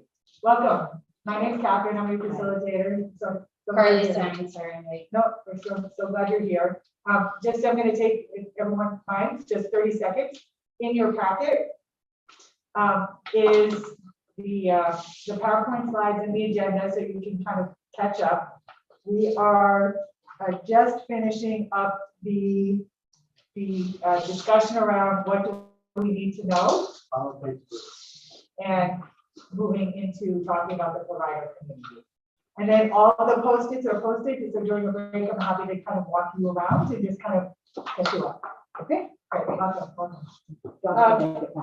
Other comments, questions, Nancy? I have a comment, and this is me being snarky for the first time today. I hope this doesn't persist, but we as a group were asking the people we were giving money to collect data, and then we decided they didn't need to do that anymore. And it was not based on complaints from the community. It was based on complaints from the providers. We allowed, by mistake, I believe, the providers to speak for the community. Because when the community got up, they said, oh, no, you can ask my kid anything you want. I didn't hear No, I that. didn't hear that. I didn't I hear didn't that at all. I heard that. I heard one I lady heard say a that. parent who said You they would can come to actually- my house and you Okay, can well, ask me anything you want. No, but this does get to the point of, we just went through this exercise. Yeah, how are we gonna do this? Correct. We just disallowed ourselves to do it. Well, you have it, Well- remember, we talked about, when we started with the plane, talking about what were the achievements in the past, what do you want to say the achievements are moving forward, and this planning process that you're going through, that's kind of starting today with some of the discussions we're having, is identifying some of the, what do you want to be able to say, and then say, okay, what do we need to be able to do to say that? So we're saying, the story, you want to be telling a story of results, okay? And to Lee's point, we will be discussing this in a little more detail this afternoon. There is a logic to the agenda. And we need to talk about how are you going to be able to do that? We're not having that conversation right now. We're saying these are some of the things we need to be able to say, and you've got to then plan, how are you going to do it? And there's got to be some measurement in there and figuring out how and what, but that's why we wanted to start with specifically, what do you want to be able to tell the community? What do you need to be able to tell the community? And here's an initial outline, and there's going to have to be measurement to do that. Now, how it gets done is something you've got to figure out, and that does have a, to Lee's point, does have an important talking about and understanding a little bit of your supply, which is the provider community, right? Because they're your partners. You don't succeed if they don't succeed. So that is for this afternoon. So I'm gonna just put that on the parking lot, so we are getting it. We're gonna start on that this afternoon. That massaging that she just did is why she got hired, by the way. Yeah. Because I watched her do that in the Florida Children's Council. Yeah. So, Are you saying that's not your skill set, Colin Murphy? Well, and to defend Dr. Hart is a favorite person. Oh, yeah. I will tell you that And I do. the trust is largely here because of the heat maps that Dr. Hart created and, got us all agendaed up about. Yep. So what I'd like to do actually now, unless there's any more comments about this question, about what specific information, is I'd like to transition into this discussion of, I asked Colin what kind of profile he could do of the provider community here in Alachua, because I found that to be very insightful in the work that I've done and in the work with other children's services councils. So they went into Philanthropy Hub and gathered some data, and they're going to share with us a profile of your local provider community. We'll discuss that, and that will lead us into our the discussion, the presentation I'm going to do either right before or right after lunch. Colin, are you gonna explain what the philanthropy hub is? Okay. Or does? I'll do that. Bonnie's gonna give the presentation because she crunched all the numbers. Does everybody know what the philanthropy hub is, or do you? No. So. Why don't you do it? I'll take that. Yeah, so the Community Foundation of North Central Florida, which is based here in Gainesville. So they realized that there was not a good data source for folks who wanted to be donors, and this is how it started, to understand what the nonprofits in the community that they could donate to, how they were structured, how they were governed, what their budget was. And it's become harder for those of us who used to use GuideStar. GuideStar has become more and more of a pain in the behind unless you have a formal account, et cetera, to use. And so it was really the notion of, can we create a database of local nonprofits that people could contribute and donate to, that they would vet. So they actually go in and collect all of the 990s. They collect a whole lot of information. You have to answer a ton of questions about all kinds of policies and governance structures. So the idea was that anybody who wanted to think about donating could pretty much use that as a way to vet. And they verify all the information that the organization enters so that it's a reliable source. The commission is going to use it for CAP funding, I believe. We're using that as a way of vetting providers to make sure that they're in good standing as 501c3. So, and so as a result, they also can extract a whole lot of that data to profile the nonprofits in the community. It's using the 990 data. It's using 990 data. And other stuff. Yeah, and I mean, and a lot, the organizations have to submit a ton of information that then the foundation staff vets. And largely, most have submitted.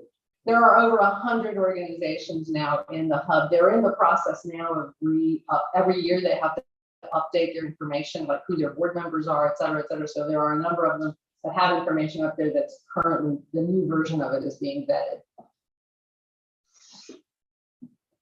Great. So now we're going into the supply. Great discussion so far, and I really like what you have said a couple times, that these are our partners in really achieving our youth outcomes. So we wanted to take a look at learning more about who they are. And like Maggie has shared, these are our local nonprofit agencies that have entered their data into the Philanthropy Hub, and the Philanthropy Hub, in order to learn more about them, have provided us with this information so we can provide it to you so we can get a better understanding. We didn't look at all of the organizations in the Philanthropy Hub, but the ones that are nonprofit youth organizations or that hit on one of our 4 areas, the health, educated, support, or state.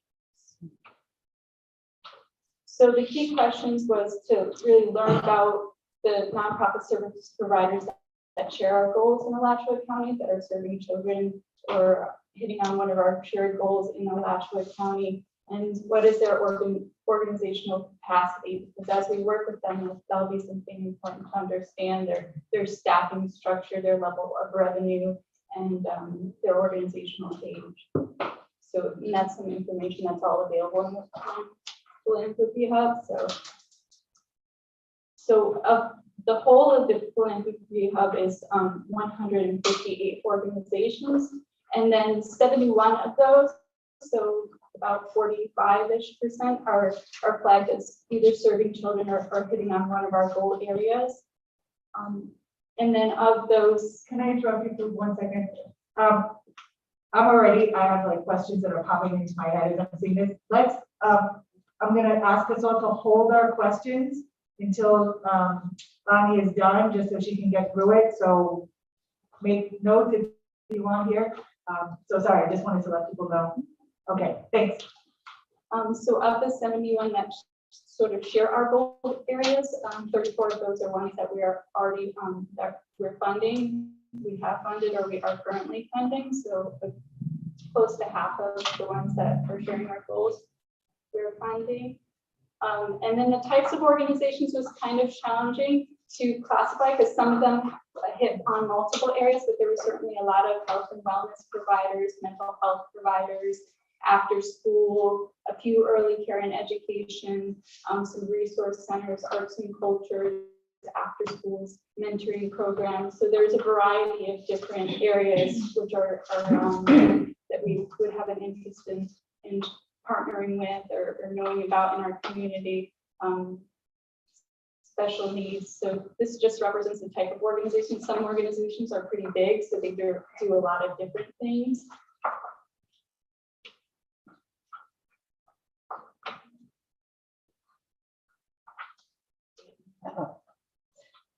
It's not a day. Die. Could you advance it, please? Actually, The thing's not working.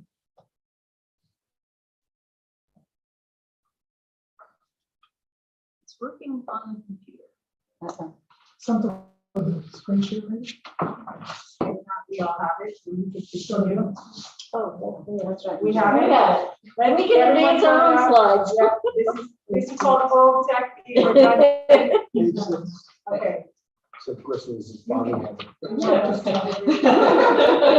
Bonnie. Well, Ashley, Do you need one of these, Bonnie? no, we got it right here for her. Okay. Yeah, so the next question was, what's the revenue of our local nonprofit organizations that share our goals? So 40% of our nonprofits have budgets or revenues annually of less than 250,000, and almost 1 in 4 have an annual revenue of less than 50,000. in the chart, you can kind of see the breakdown of that, what their average rent revenue is per organization, for each organization category. And then, so there's some very big ones in our community too, like ACE and the Children's Home Society and some state and even national level organizations that are in philanthropy. But there's also quite a few smaller organizations as well.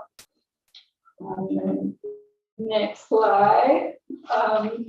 So how many staff do the nonprofit providers have? And this one was sort of a surprise to me. I was surprised to find that 37% of our nonprofit providers have no full-time staff. Wow. So they could have a part-time staff, some have no paid staff at all. And it was just, that was a shocker for me. I see you put exclamation points on yours because that was a wow for you too. And then there's, you know, in terms of work, you know, there's the 1 to 5 too, that's also pretty small. I know our organization is 10 people and it feels really small for me coming from, you know, before being much larger organizations, but I think this was a wow for me. And then the next slide looks at how long they've been in business. So that was a little bit more kind of what I expected. The average age of nonprofit providers is 25 years, and there's a lot of them that have been around for 15 years or more, but I think a lot of them are operating with few staff or few full-time staff, and then there's a few 16% that are really brand new, just getting off the ground, just like us at Trust.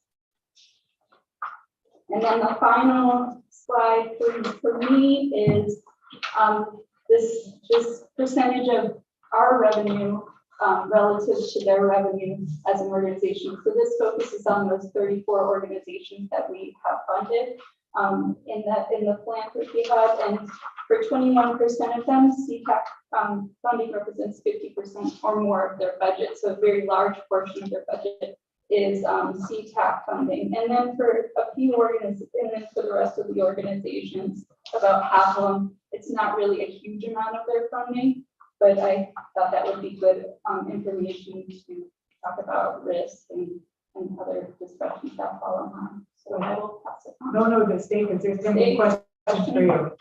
All right, so, wow. Wow. Hold on, one second. I said, well done. Oh, well done, yes, well done. Wow, this, when I looked at this, I was like, this is my research area, so those numbers mean something. This says a lot to me, but what are your reactions? What are your questions for Bonnie? Let's spend some time talking about this.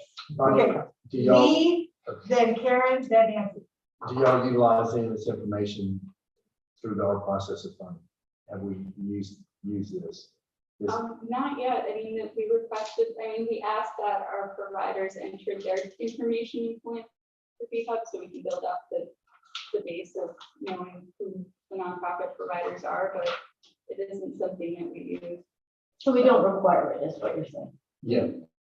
We require that they enter their information in the philanthropy hub. That's usually one of the deliverables. We don't use any of the information to make funding decisions. Yeah, leave, and then we'll get Karen and Nancy, and then, okay. So the number of years, if it's a good program, that doesn't scare me too much, but perhaps if they don't have anybody on staff, that's a little disconcerting, as well as when we start being 50% of their funding. So these are some of the things that are, as a board member, are causing you to. I would hope that as a board, you would have discussions about that going forward. You may decide that that's what you want to do. Yes, and that's going to tie into after lunch discussion as well. It all builds together. We have to leave a lot, right? No, yeah. This is like the teaser, the afternoon teaser. Karen, Nancy, then Ken. Any questions? Karen. Question on page 6, where it says types of organizations.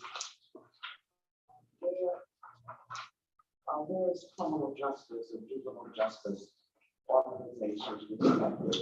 And they might not be as represented in this list because that might be more city and county government. They're not in philanthropy hub because they're not. These are just nonprofits. Yeah, this would be nonprofits. So, and that's why the 34 we actually found more organizations organizations in 34, I think it's more like 48. But those other organizations won't be representing this in that 501c3. 501c3, yeah. I think, Karen, part of it too is that that's not their primary function, but they do that sort of for PACE, for example, takes a lot of young women who are engaged, who have contact with criminal justice. Certainly Meridian serves a lot of people, CHS serves a lot, but it's not their primary description, so they might not pop as a juvenile justice provider if they see those kids. CDS. I probably would have put them under mental health, actually.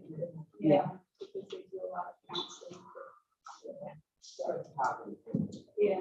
Yeah, so this is not a full profile of your provider pool, of your contracted providers. It is a profile of the 501c3 provider pool. Yeah, they still have to be covered. I would encourage you guys to go look at the. Yeah, hub. And it's a relatively new, it's only been up, I think, 2 years. So definitely go, if you go to the Community Foundation website, you can access the hub from there. Nancy and Ken, and by the way, one of the things that may come out of this is we want to do some deeper dives.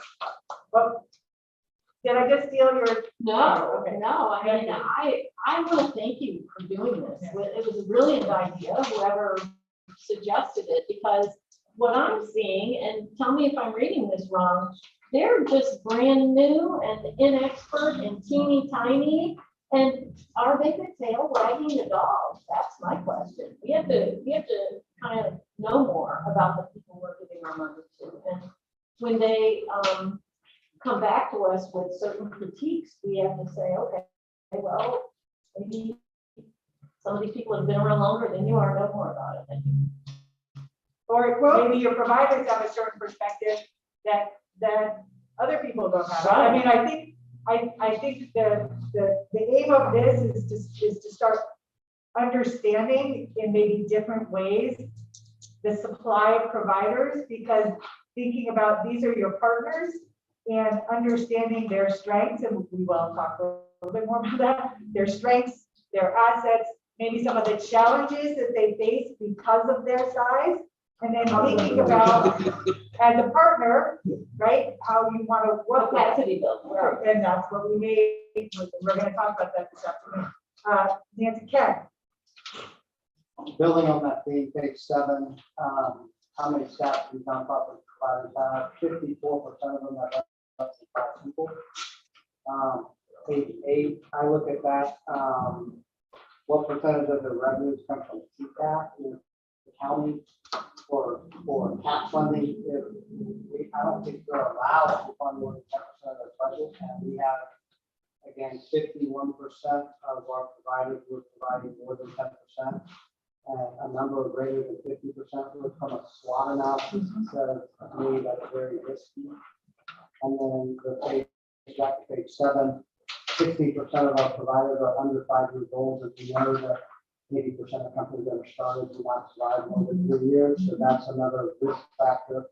You know, the county, when we were looking into animal services, what we realized is many of the providers need to actually merge to build their own capacity.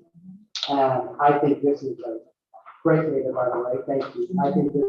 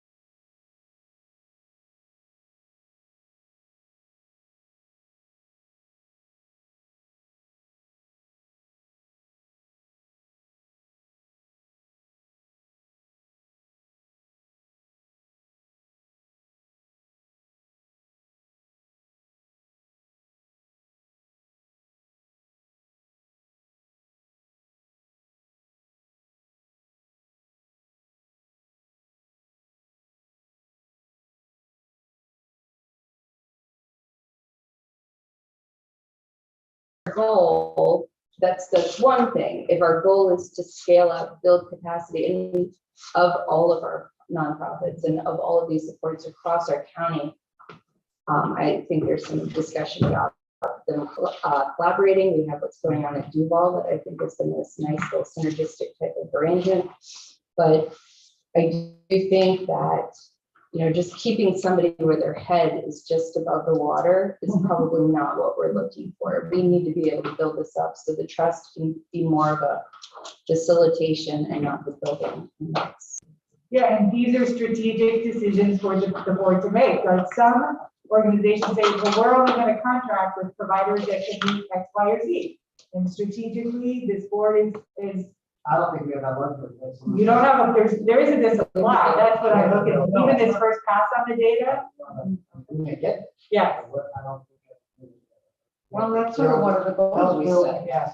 Yeah, we talked about, that was one of the stickies is, you know, developing a more robust So system. why don't we move into, if everyone is okay, move into the presentation that I want to do that really starts to get squarely at where you all are going. It's short, it builds on my research in capacity building for organizations that contract with Children's Services Council, which is, you know, very on target, I think. It's based on also a review of the literature of public contracting, especially in human services, as well as my experience in South Florida. And I think it'll refresh some of you on some points and provide some more structure to our discussion. Let me just get to the right. So just as a refresher, just a little context. Right, the achievement, we've been talking about this, the achievement of your policy outcomes and these results that you've been talking about that you want to be able to communicate is going to be typically through contracting, whatever you want to, I'm using the term contracting very broadly. And that this really leads to interdependence. You can't talk about these results unless the funding for the providers that you fund, which are those in your community, are successful. There is interdependence. The trend towards, you know, government contracting for human services is a long-standing trend, and of a lot of human service nonprofits, 60, 80 organizations that I work with, 90%, 95% of their money is public funding. So a lot of human services organizations are very dependent on public funding nowadays. You all know, you work in the field, that another trend is an emphasis on results and outcomes versus how many kids did you serve, right? That's the old school way of contracting. How many kids did you serve? Nowadays, it's not only how many kids, but so what? What was the result? What changed? What was the benefit? Another long-standing trend that is not going away is increased standards of accountability for the use of public funds. The reality is public funds are just more complicated than private foundation funds. That's just the reality, and that's not going away. We know, you all know, you work in this field, contracting for human services is complex. It's really hard, it can be really hard to measure outcomes.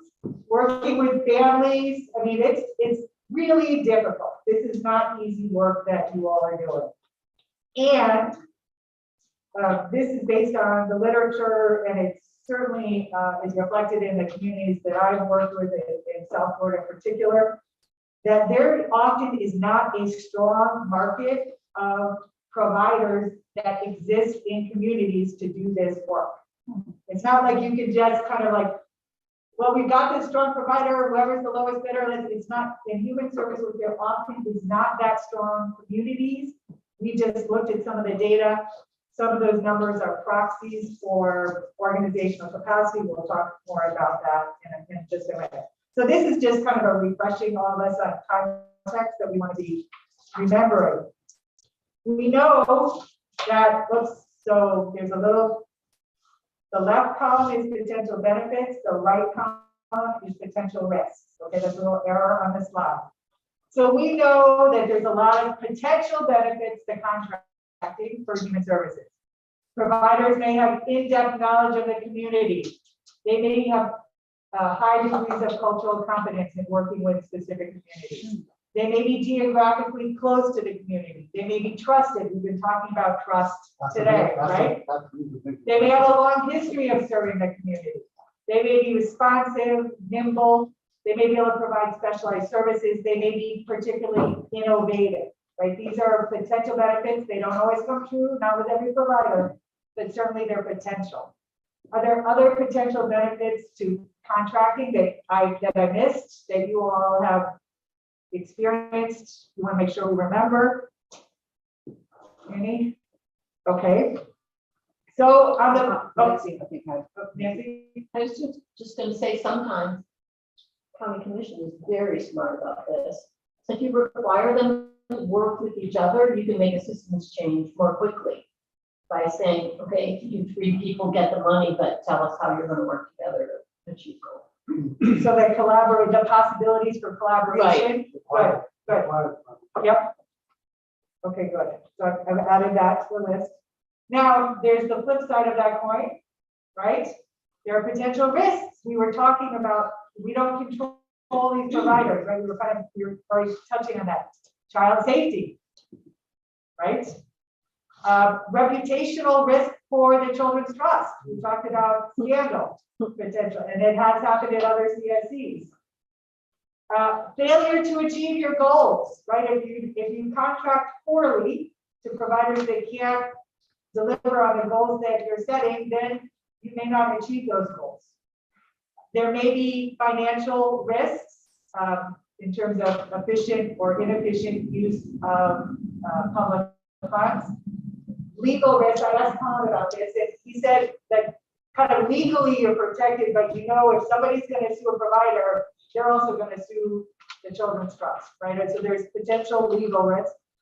Failure to regain authorization is probably the biggest, well, besides child safety, is if you have contracting failure.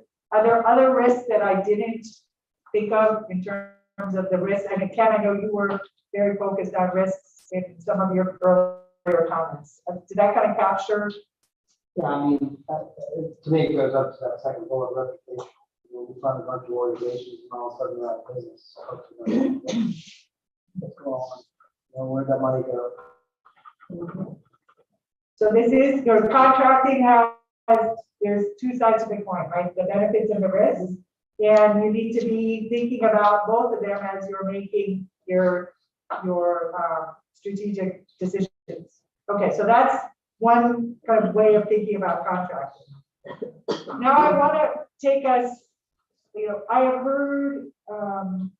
heard you all state on a number of occasions this morning that you contract, you know, partnering with organizations to provide services is how you do business, and that you're also committed to work to supporting organizations of various capacities, right? And that's something that there seems to be an interest on the board to do that. So as you think about the benefits and risks of contracting and how you mitigate them, which we're going to talk about, I want to spend a little bit of time talking about some of the challenges.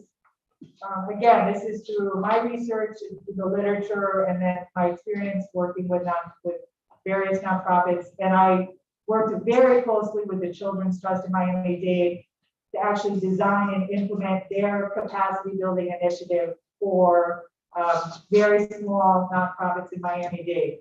So some of the challenges, and this should resonate with you and those of you that have worked with some organizations. And by the way, it's not just small organizations that have these challenges.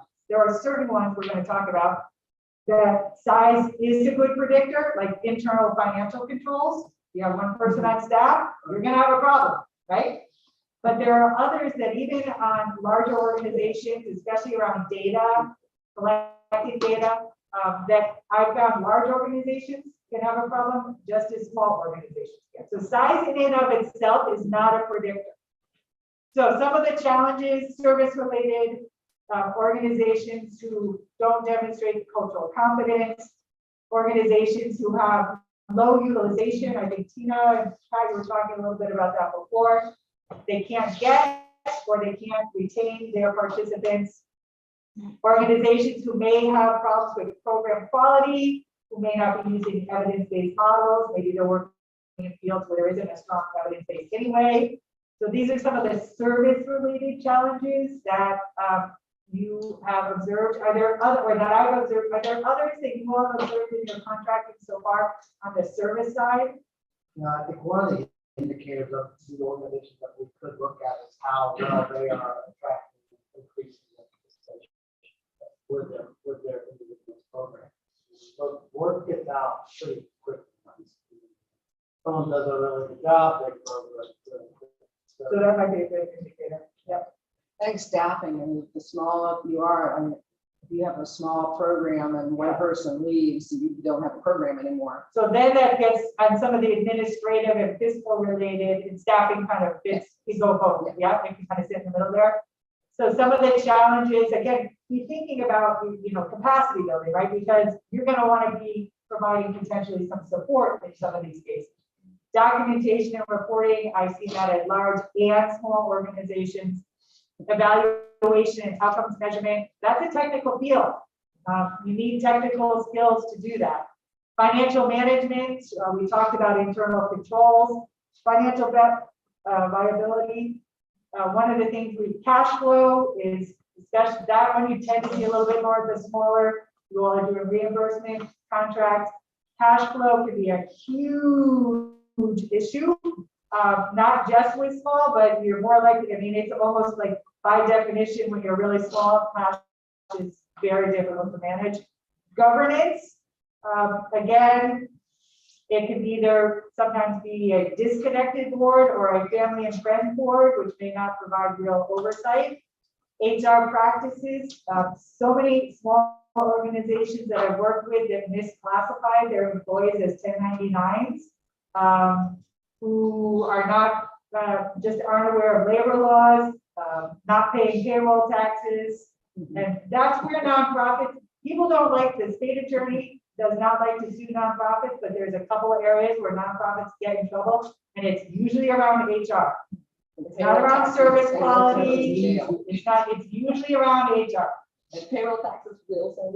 Yeah, payroll taxes, the IRS is starting to crack down on 1099. The IRS is starting to crack down, looking at more of the governance. Another HR practice you can see is exorbitantly high salaries at the executive level. IRS is starting to take a closer look at those.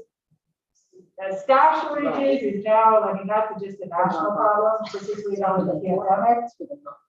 Lack of financial audits are expensive. Management information systems. So these are some of the administrative or fiscal related challenges that providers can experience. On the next slide, I talk a little bit about, as I said, size is not necessarily a good predictor, but typically, okay, and I'm putting a lot of caveats on that. Typically, larger organizations and or those with prior experience managing public funds, they're just more prepared to more easily step in and manage some of the administrative aspects of public funding. I just wanted to add to observe challenges. Yeah, let's go back. We've talked about it a lot. I apologize. Yep. Transportation Oh, and facility space. oh, excellent, excellent. Good. Any others that I missed? Sorry, I was a little fast there. Those are really good. Facilities. Yes, yeah. And I will be updating this, by the way. Thank you, that's excellent. Good. All right, so getting at, this is one of the things that, again, as you're thinking about mitigating risk and building capacity of your ecosystem. So what you may see, and again, I'm using the word may, at smaller organizations, you may see weak internal financial controls. There just are not enough people to do, the internal multiple people signing, checking, all that stuff. No financial audit. it's expensive when you have a small budget, and it's not just a small budget, it's also, I've found about the values of the organization. They're like, why are we spending money on an audit when we could be spending that money providing services to kids? So it's also a values piece.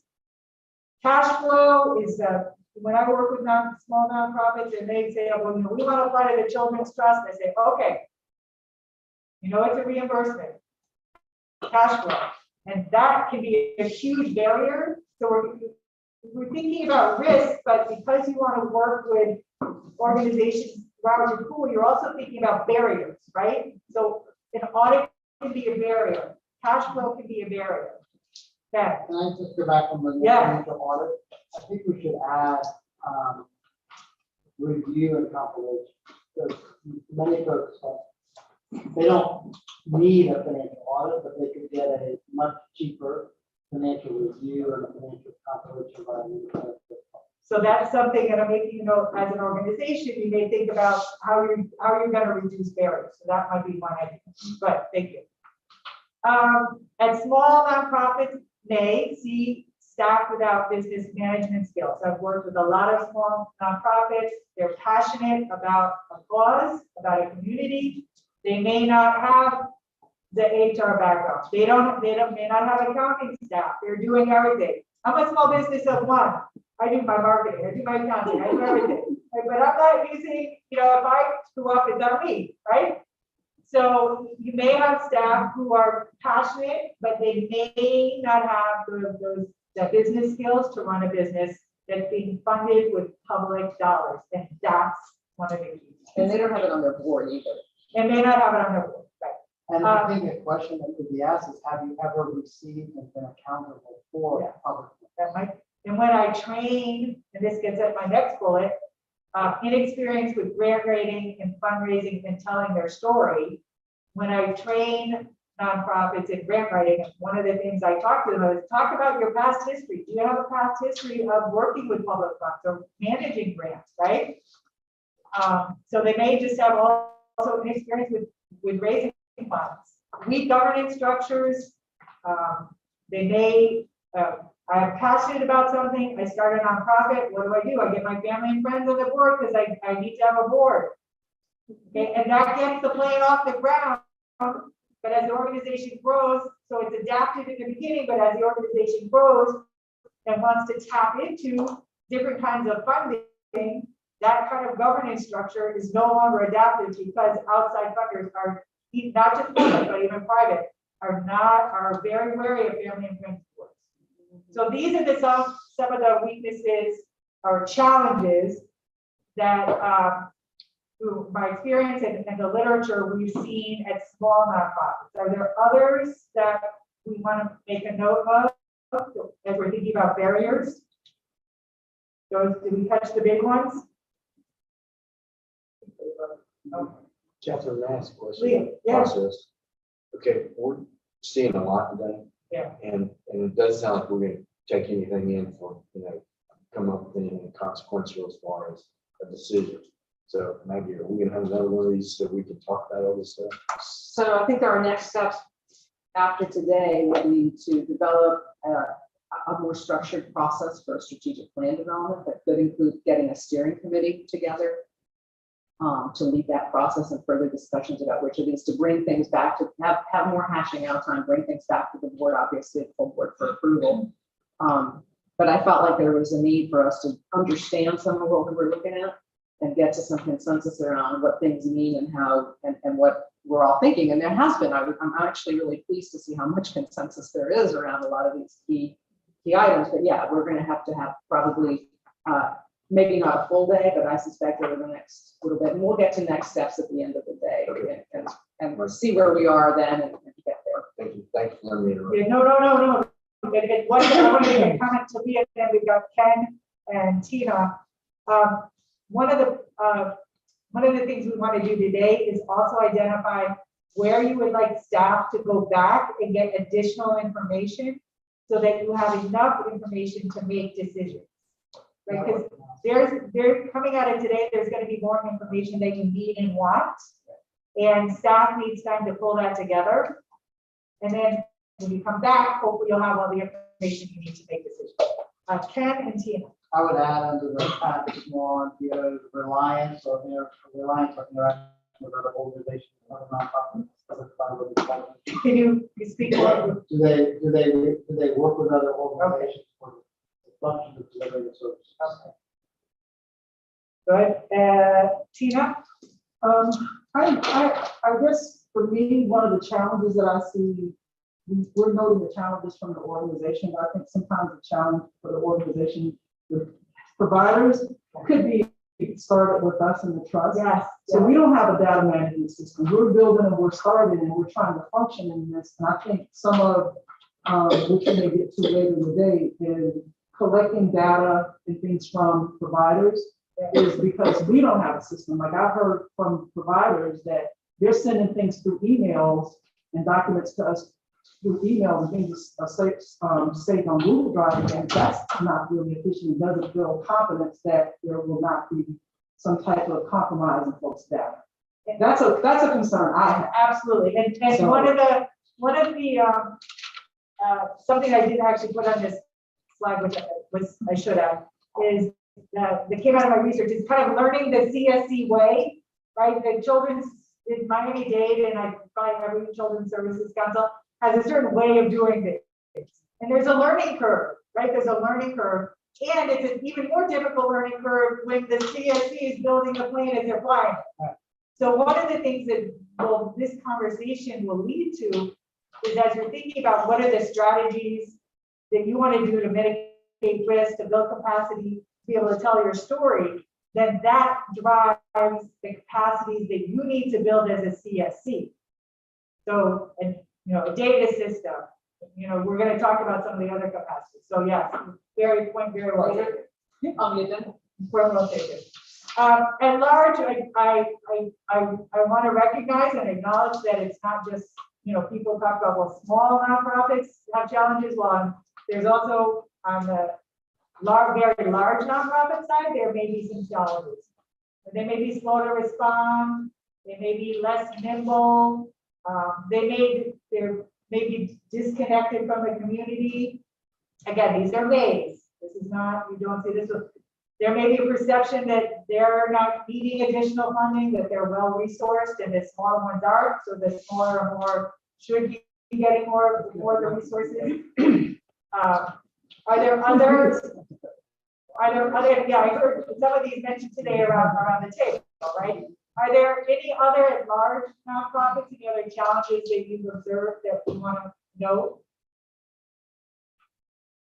Yeah, I think they often have a lot more demands on them and limitations on them than people tend to think. They think if you're big, you have more power and control than you often do. Well, I'm sorry.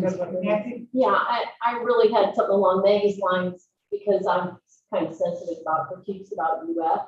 If you are at UF and you want to do something that creates no profit and it's for the benefit of the community, do you think anyone at UF helps you? Oh no, oh no. So don't think for a minute that we shouldn't be giving any money to UF to do things like provide dental care to children.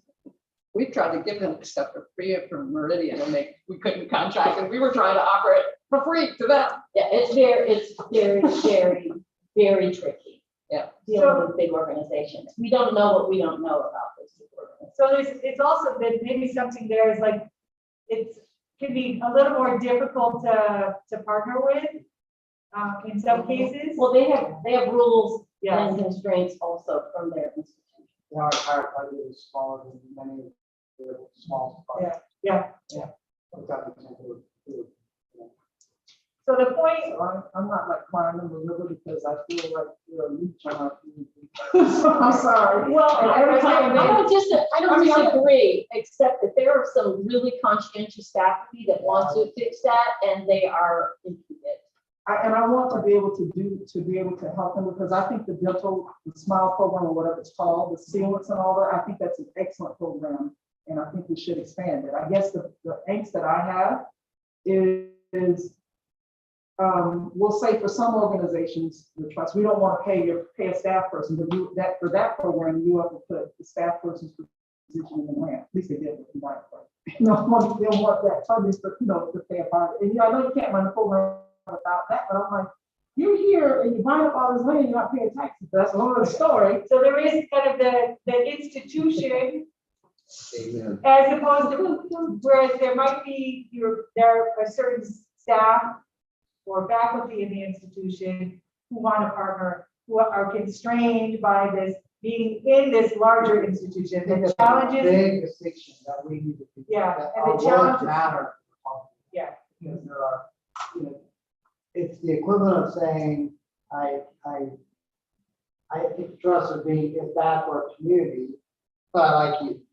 And so I think we have to be careful when we are criticizing. I don't think we should not criticize anyone, but they are the largest economic provider in our community, and they have enormous resources, but not for the Zuckerberg Center, the trust of media. so I think then as a board, the challenge is recognizing all of that and then figuring out how to best partner and navigate what exists. Carly, and then Nancy, can I ask you for more clarification? Are you talking like the overhead, or are you talking like a tenure track faculty member and this doesn't have what they need in order to get tenure, or what do It you? will not help you get promoted or tenured. You have to do it because you think it's important.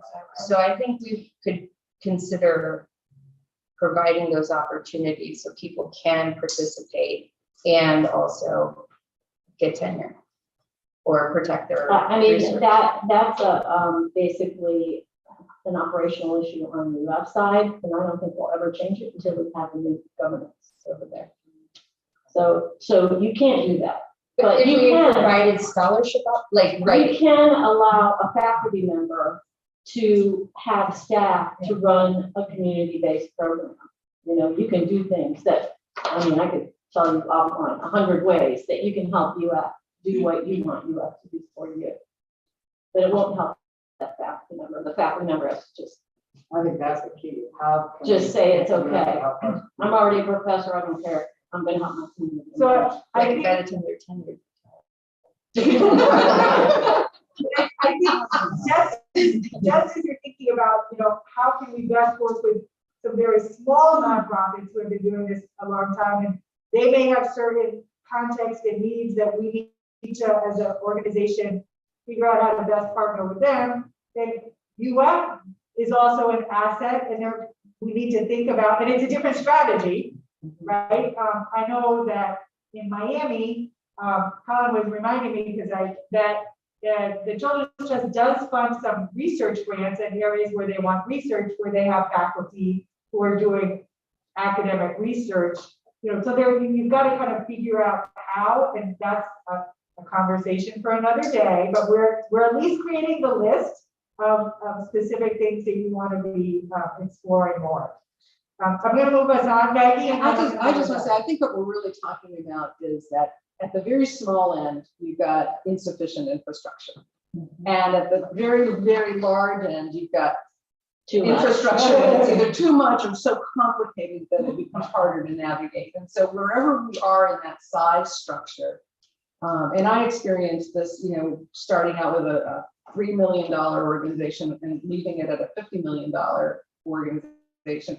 It's a very different organizational structure when you jump, and it comes in, like almost 10, then $20 million increments that you've got to really rethink how you're organized. Yeah. And so I think we just need to recognize that the contracting approach and strategies, and frankly, the length of time it will take to contract is different depending on that size. And so I don't think we need to polarize it by saying these itty bitty, on a pop versus UF. It's really just a matter of organizational size and structure.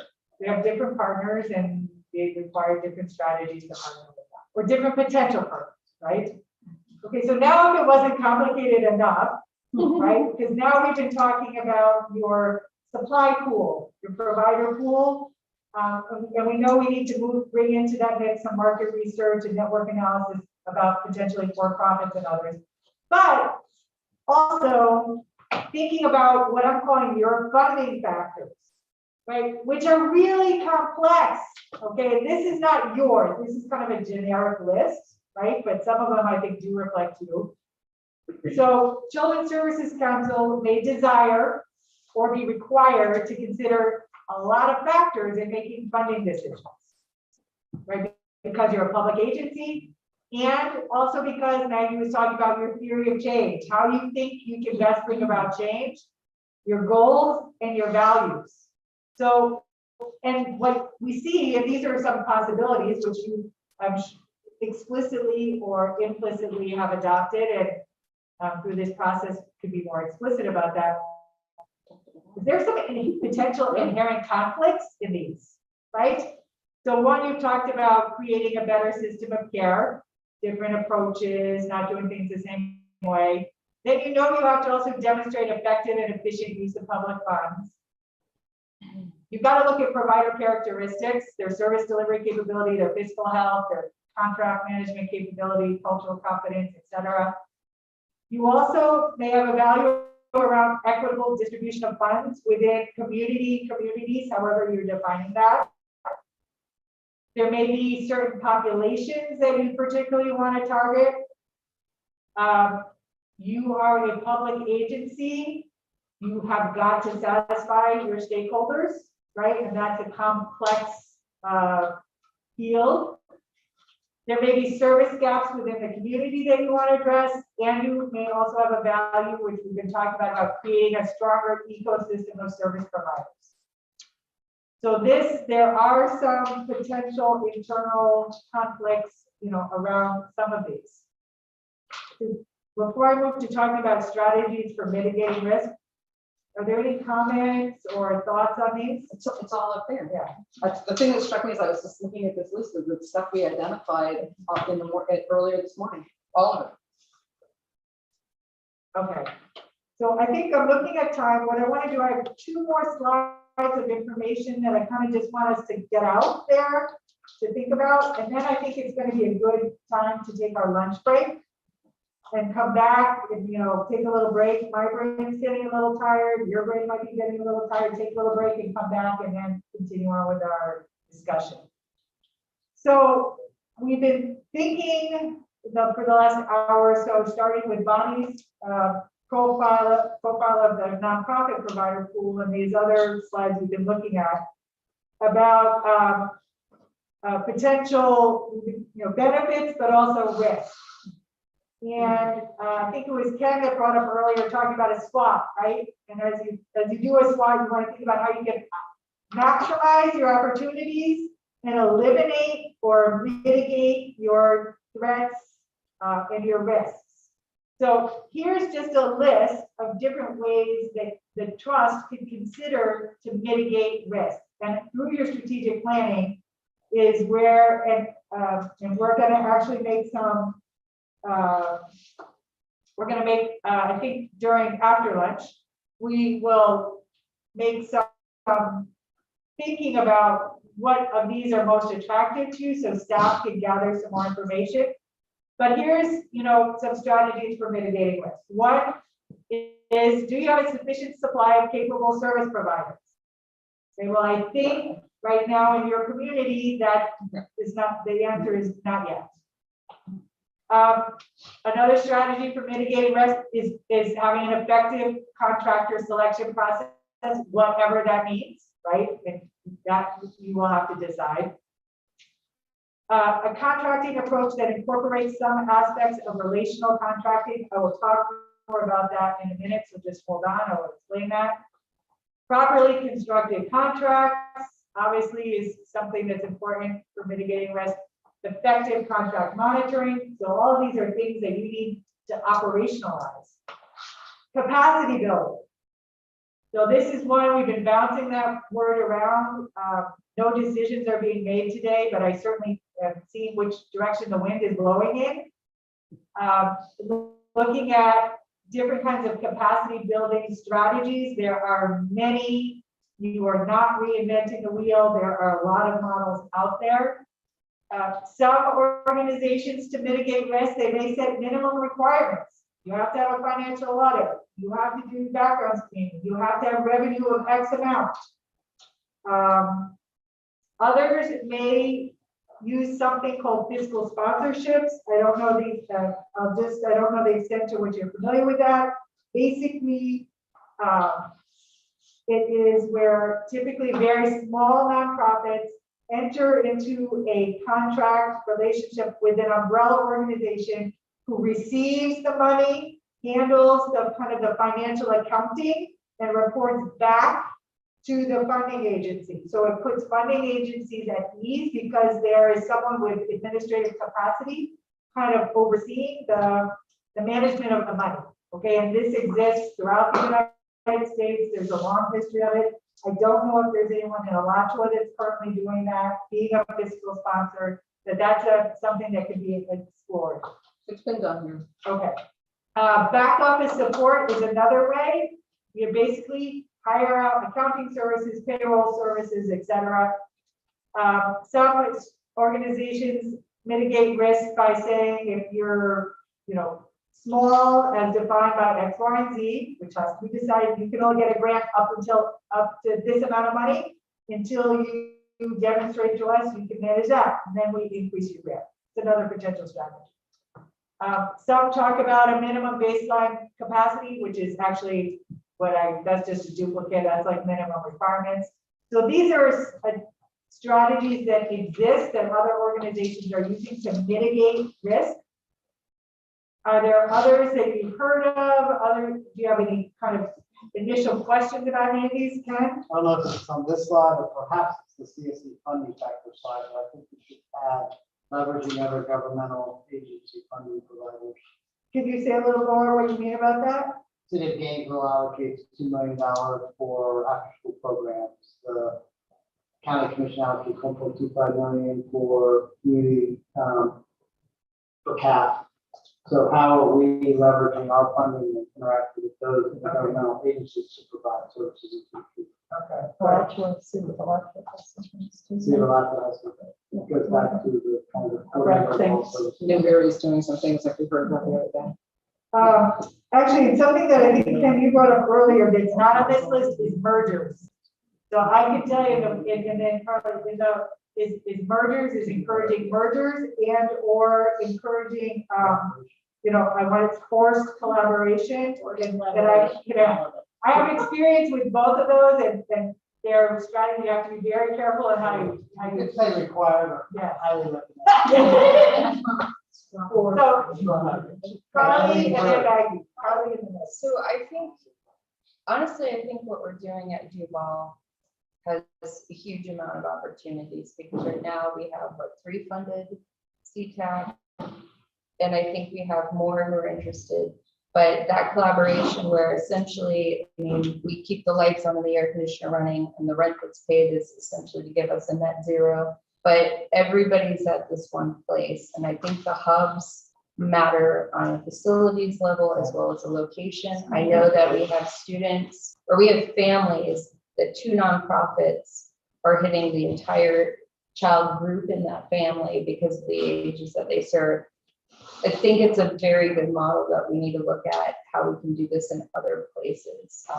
So is it several nonprofits are kind of co-housed? Yeah, so I have a school that we closed because of enrollment, and it turned out actually just accidental that there was a fire for one of the nonprofits in their facility with the city, and so they needed a space immediately, and then 4 more came together, and so now they're in this place, and I'm getting more who are coming as well, and so a school that's no longer serving a purpose as a school to house multiple nonprofits, I think is a huge opportunity. I don't know if we have other buildings around the county to do this because.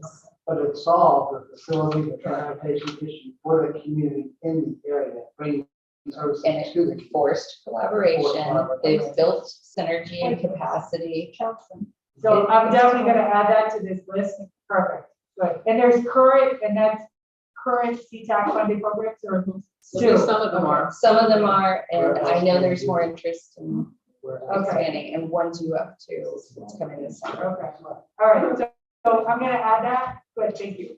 Because this basically becomes the list that you sent through, right? So a couple other approaches. The Department of Children and Families used to do cash advances for their small contracted agencies who didn't, so to avoid the cash flow problem at the front end. So basically you got 2 payments in July and no payment in June, but help move that forward. And there's also, just so people know, the Community Foundation has it's not a huge pot of money, but it's a microloan program, so that if an agency has a cost reimbursement grant and they can't afford to float the money that first month, they can apply to the foundation for that program. So far, the repayment rate has been really good and it's been taken advantage of, so that's another option. The one thing I will say about forced or required or suggested collaboration on the financial and back end, having done that and said yes and no. The two commissioners may remember that I said no to a couple where we were asked to be the Medicaid biller. And the reason that we say yes or no is how much control we have over the risk we'd be assuming. So if you're asking somebody to be somebody's fiscal agent, you're asking them to assume the risk, which means they're going to want to have enough control to not damage their reputation or financial integrity or those other things. So I think however we move that and suggest that, it has to be well thought through. Good point. I'm just saying, your executive director thinks a lot about risk. When we're funding agencies and becoming such a large portion of what some of them on our behalf, that's always a concern, you know, in the back of my mind. So this has been helpful. So because this has taken some of it from my brain to put it here. I think sometimes it can be misperceived as barriers or roadblocks. It's not meant to be, but I spend a lot of time thinking about how to avoid bad things from happening.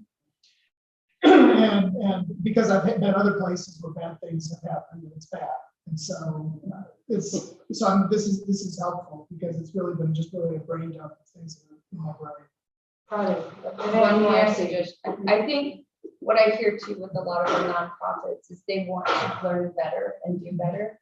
And so I definitely think that professional development, that is just something we constantly are offering, whether it's financial management, HR, law, how to stay out of jail. I don't know, something like that. I think that would be helpful. That's a good title for a workshop. Nancy, and then we're almost at lunch, and then I think Pat, Nancy and then Pat. Yeah, and just to Carly's point, we have offered professional development, and sometimes these small organizations don't want to participate. So then what do we do? Yep. I think timing is what I've heard, like, because we saw they don't have full-time employees, some of them work.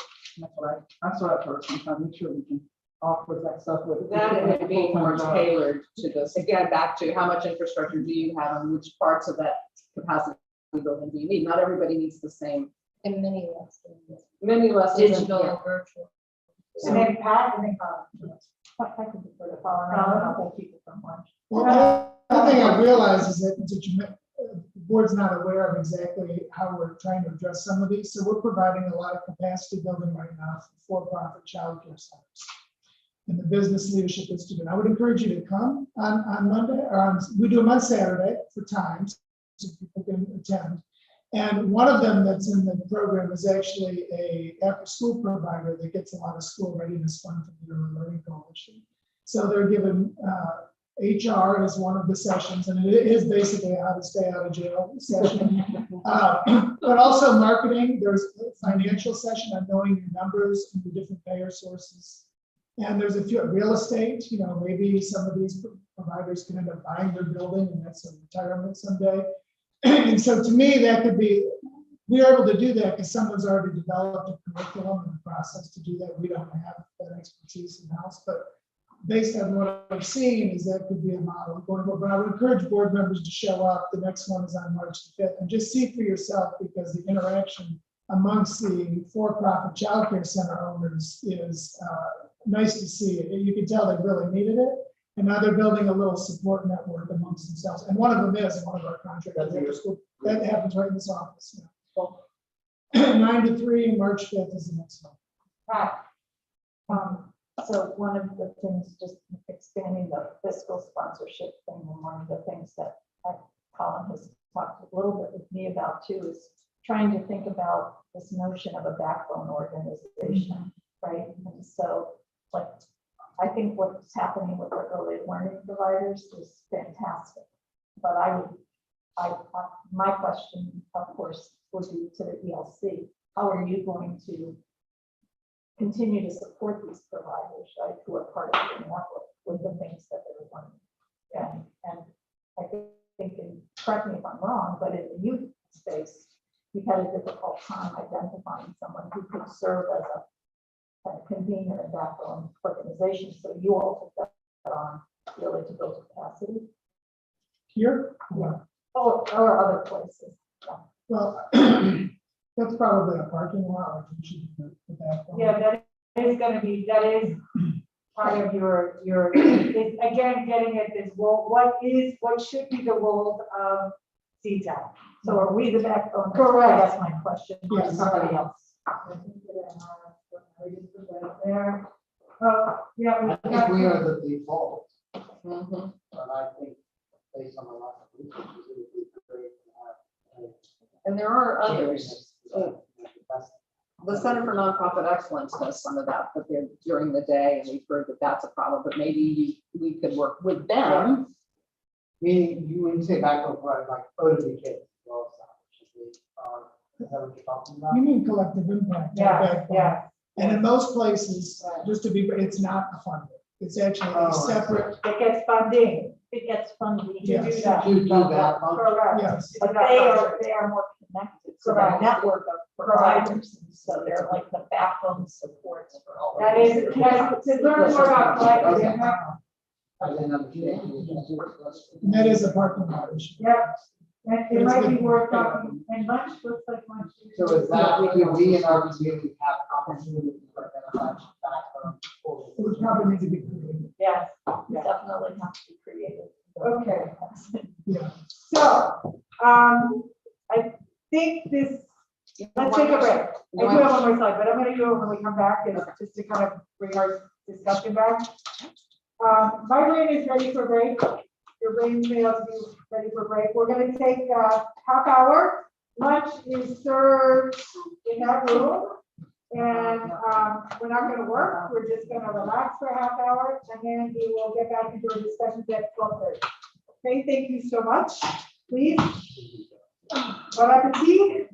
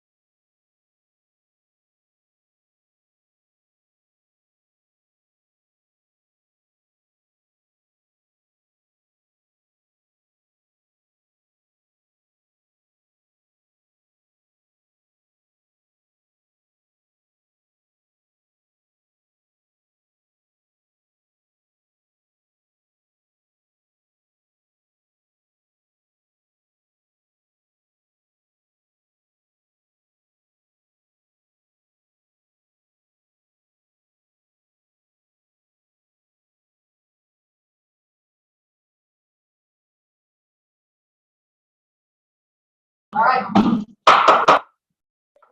Well, I like the echo in here, really makes the gavel quite effective, doesn't it? Nice. Yeah, this is your first time meeting here, right? Yes, it is the first time meeting here.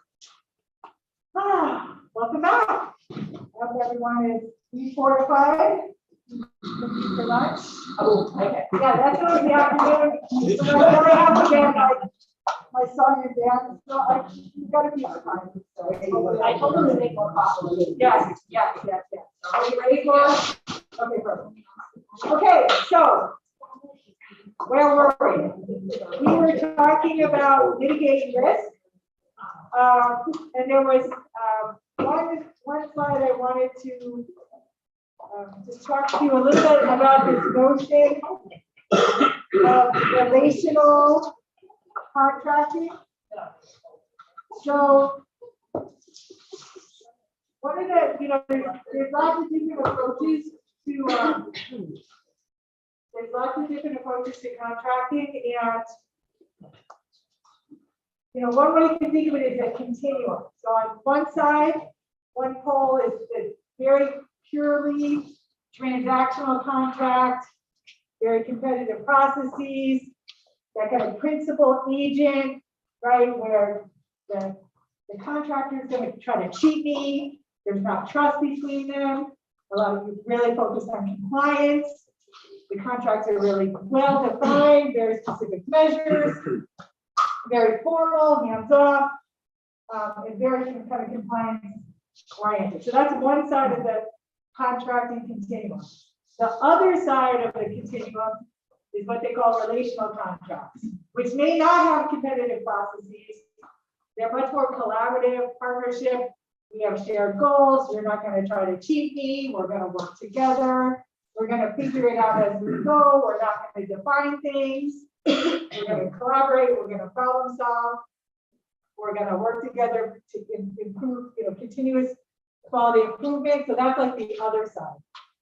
So one of the things to be thinking about in terms of your contracting approach as you're moving towards this capacity building orientation is that, and certainly the CSCs that I've worked with have this blended approach, right? Because it is public funding, the CSCs that I've worked with, and Colin can each has probably a broader view than I do of the CSCs across the state.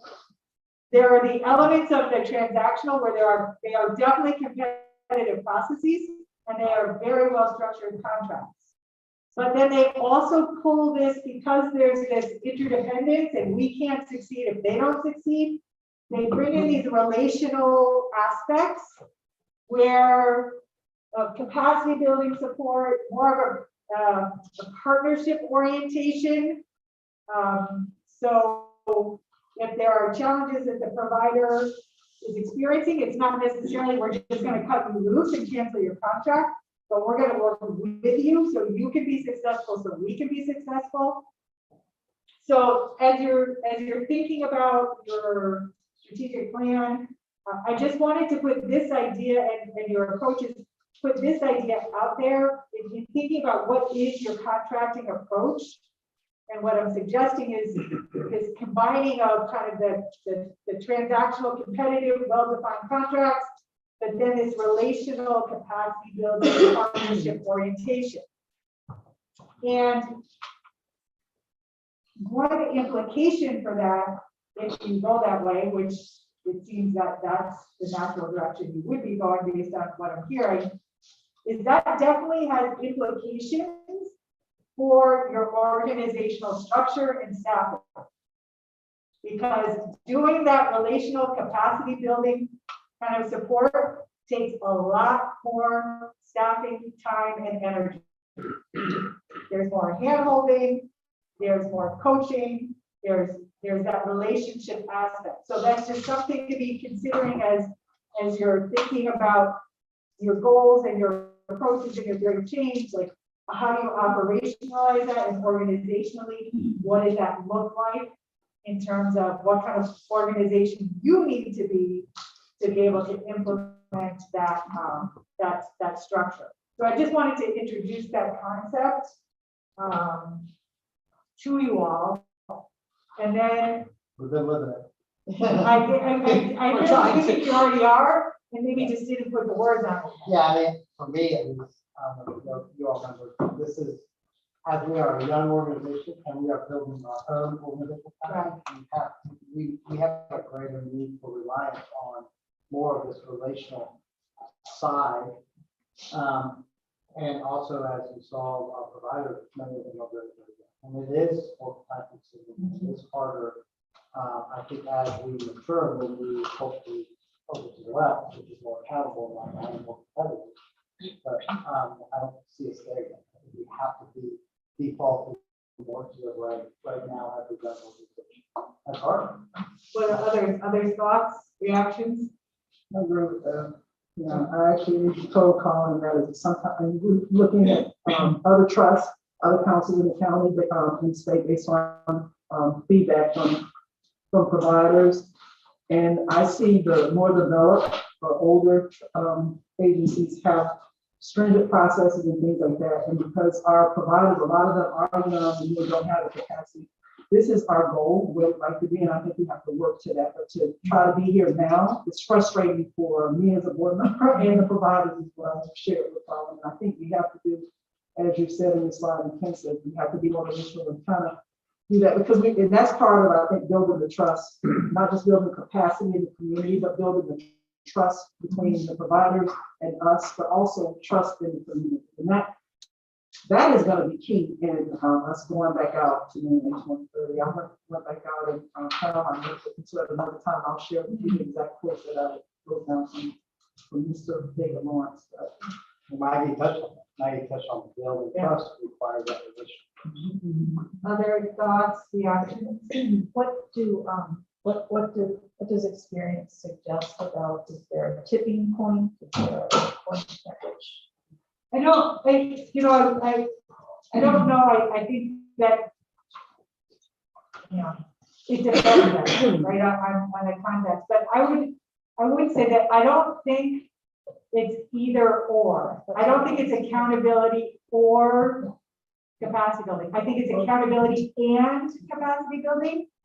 And how accountability is defined may change. I mean, something that was so interesting to me, when the Children's Trust Miami-Dade was first established, I was actually working at a provider, a children's museum, and we were an applicant and a first recipient of it after school, right? That's a lot before people start.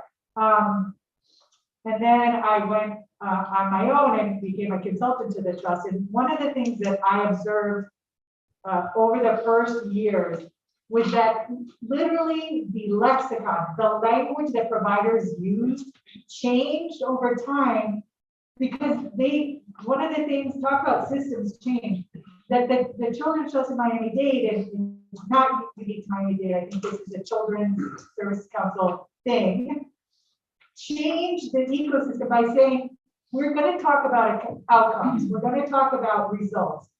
And our provider community wasn't ready for that. They didn't even have the language. Forget they weren't measuring results.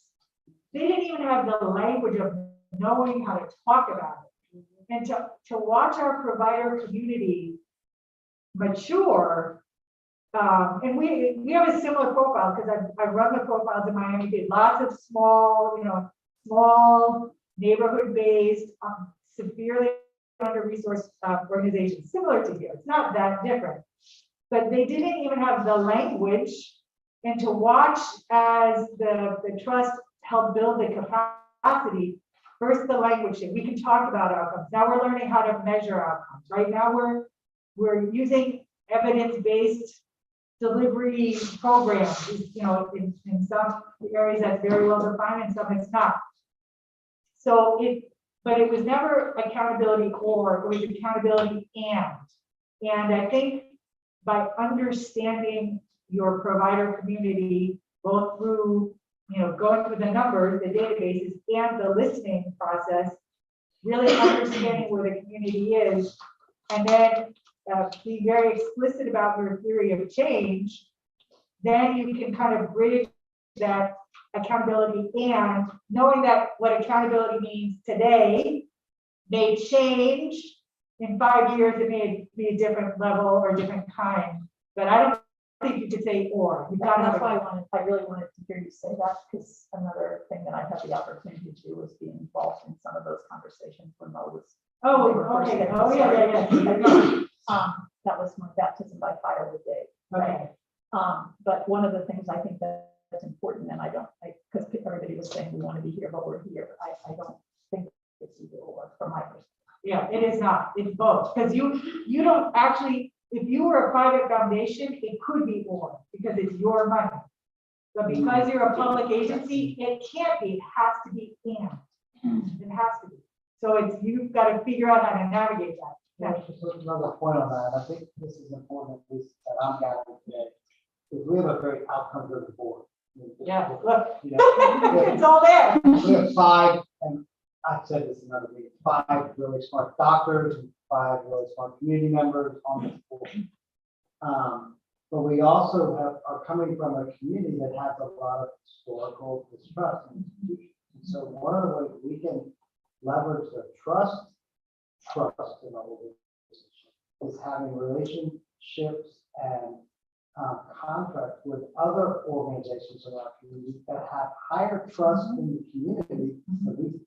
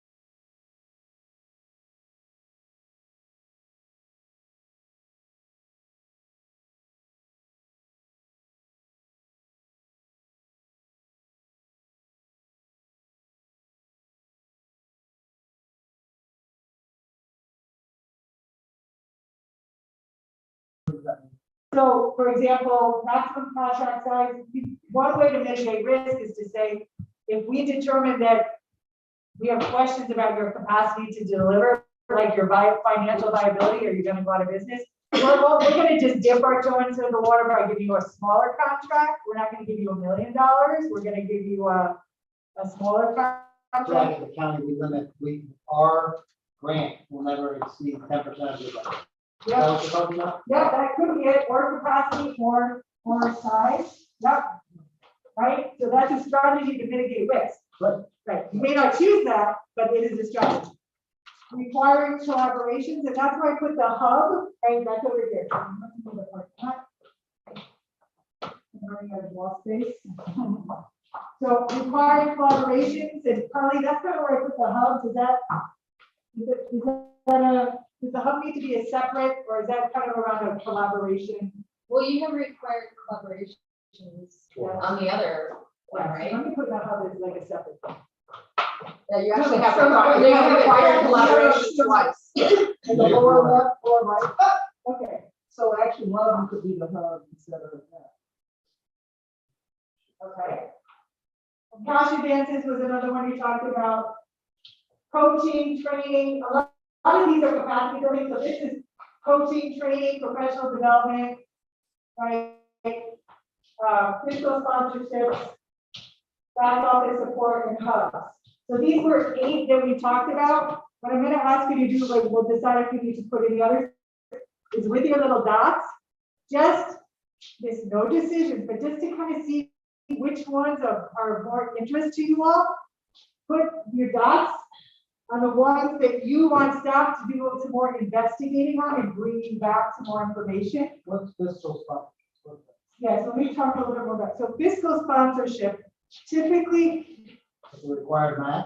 no, fiscal sponsorship Fiscal agent, is, or fiscal agents, some people call I'm a it. fiscal agent, you take the money, you administer the money for them. They do the Oh, program, oh. somebody else does the money. Basically, Yeah. you're a small nonprofit, you contract with me, I do fiscal sponsorships. We come into it, you give me 10% of your money to manage. Excuse me? We did that with some of us. Did you have any? Not really, no. We're not a fiscal sponsor to anybody with us. But I thought we contracted a fiscal sponsor to be. fiscal sponsor. We're contracting with a temp agency to hire us. That's different. So So fiscal- so years ago, when the Child Advocacy Center was created in Gainesville, it didn't have a 501c3 yet. But they had a steering committee, they had a board, they were just waiting for all that to happen. And Meridian became their fiscal agent. The money flowed through us. We did all of the accounting and back office until they were strong enough to be up on This is their own. acting as a nonprofit fiscal. agent. You're right. Okay, that's what that box means. Yes, So we wouldn't do we it. provide the. You would not No, no. So We it's like, no, it would be one of your providers does it for another one of your Yeah. providers. It's a kind of collaboration. In Broward County, they actually pay an agency to be a fiscal sponsor. But the CSC itself does not do it. Now, another, in Hillsborough, they have an administrative services organization that manages all the rents and stipends. That's what I think of, when I think of back office. So there's different Yeah, types. That could be, so the back office, the difference is, and there's actually organizations where their business is to be a fiscal sponsor. Right. So it's almost, if you think of like ADP, the payroll, like you contract with them, but that's like back office support. Fiscal sponsorship is the money goes to the fiscal sponsor designated for small nonprofit. And it puts the funders at ease because all that admin stuff and tracking the money and making sure it's used, the fiscal sponsor is, right. Whereas if you contract with ADP, that's you're just hiring a payroll process. Okay. So it is definitely a strategy. It's a strategy where, but you would not be the fiscal sponsor. You would.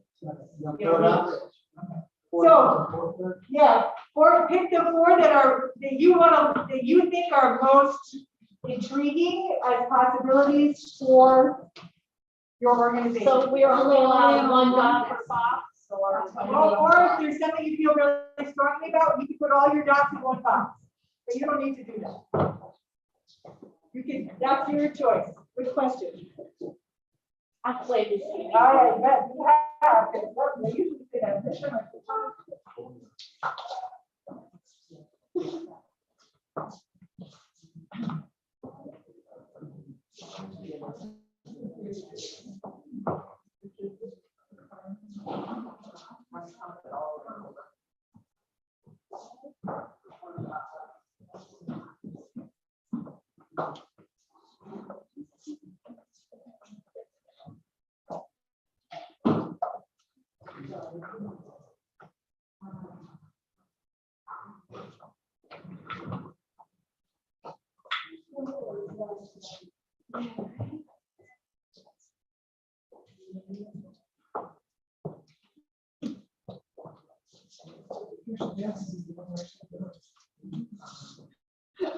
Yeah.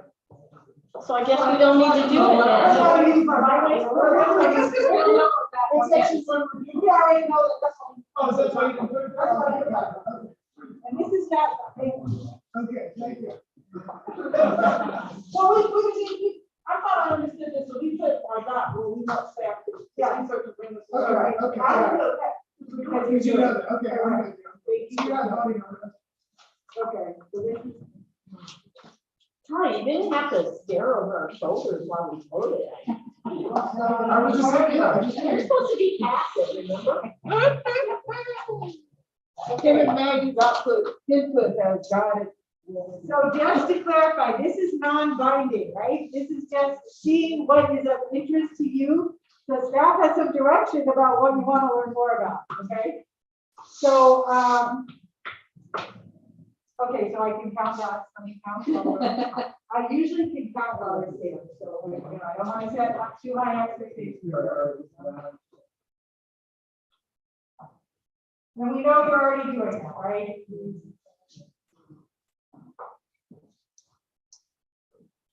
We're doing that in a limited capacity. Limited. Yeah. Now, I don't really like. When you go past it. Okay. Well, so this. It doesn't mean you're not gonna do it, you may do all of these, this is giving staff some direction. Carly?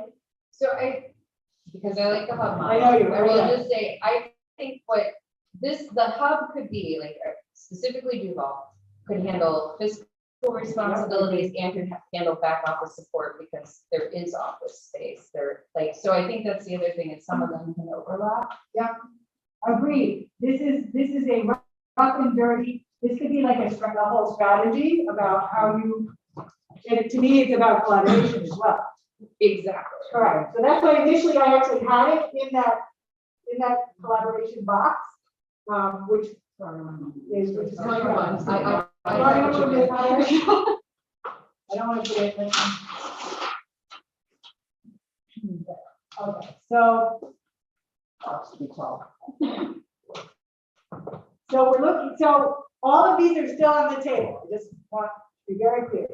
So what we're asking is staff to come back to you with some ideas around the ones that, you know, what would it look like if we wanted to do a maximum contract size based on revenue? What would that look like, right?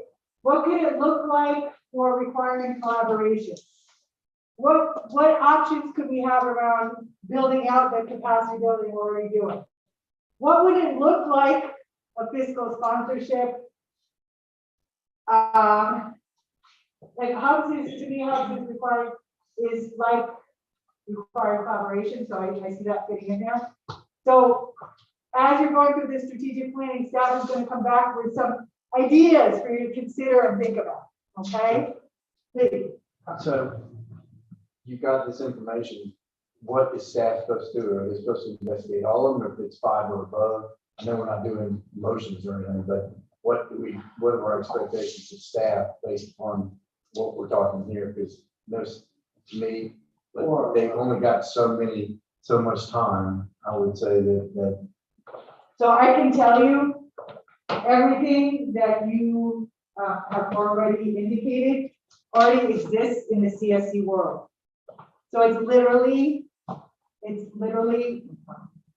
Colin actually knows what's going on in many of these areas. I know as well, and there you have staff who know. It's kind of pulling together what's existing and bringing that to you. It's not primary research. It's really, they've seen what others are doing. This all exists.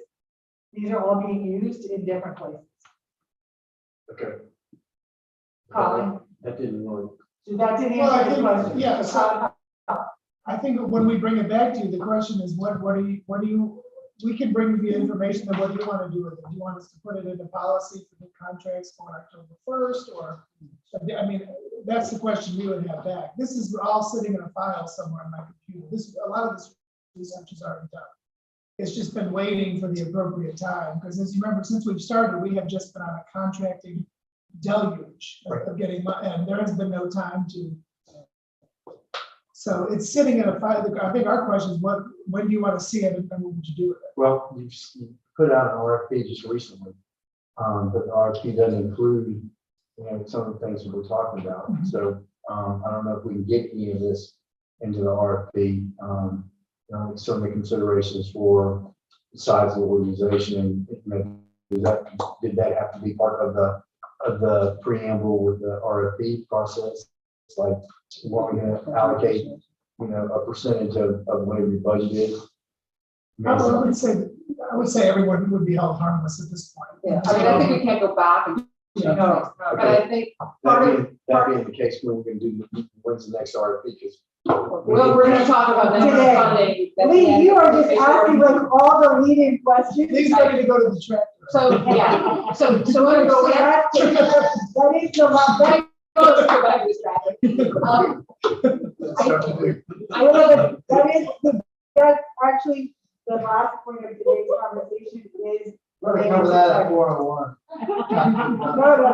No. Yeah, and again, folks, remember, this is step one towards a process where we really clarify again what our goals and strategies are gonna be, and leading to a funding strategy, which talks about what kinds of things do we fund, in what way, with what constraints or supports or supports. And some of these would go. And in- some of those when would you go into implement that funding strategy as what are the constraints and supports that we will provide as part of that funding strategy. But I think, you know, we need to be able to take a step back. You're not going to change the RFPs that are already out there. Right. But we can, I think, and we'll talk about kind of a short-term funding and a longer-term funding situation that we're facing. And then how do we make sure that that long-term funding has a strategic direction that's a little bit more organized than what we've had, frankly, because we have been sort of flying the plane and throwing money out the, you know,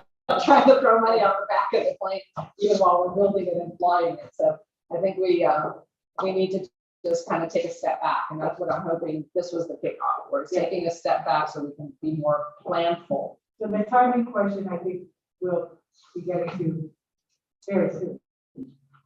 And some of the changes, I'm sorry. I just was gonna say that what would be helpful for me around these, to hear from Colin and the staff are, what are some common and essential things around these things that have been implemented with success without adaptations, significant adaptations in local contexts and in community contexts.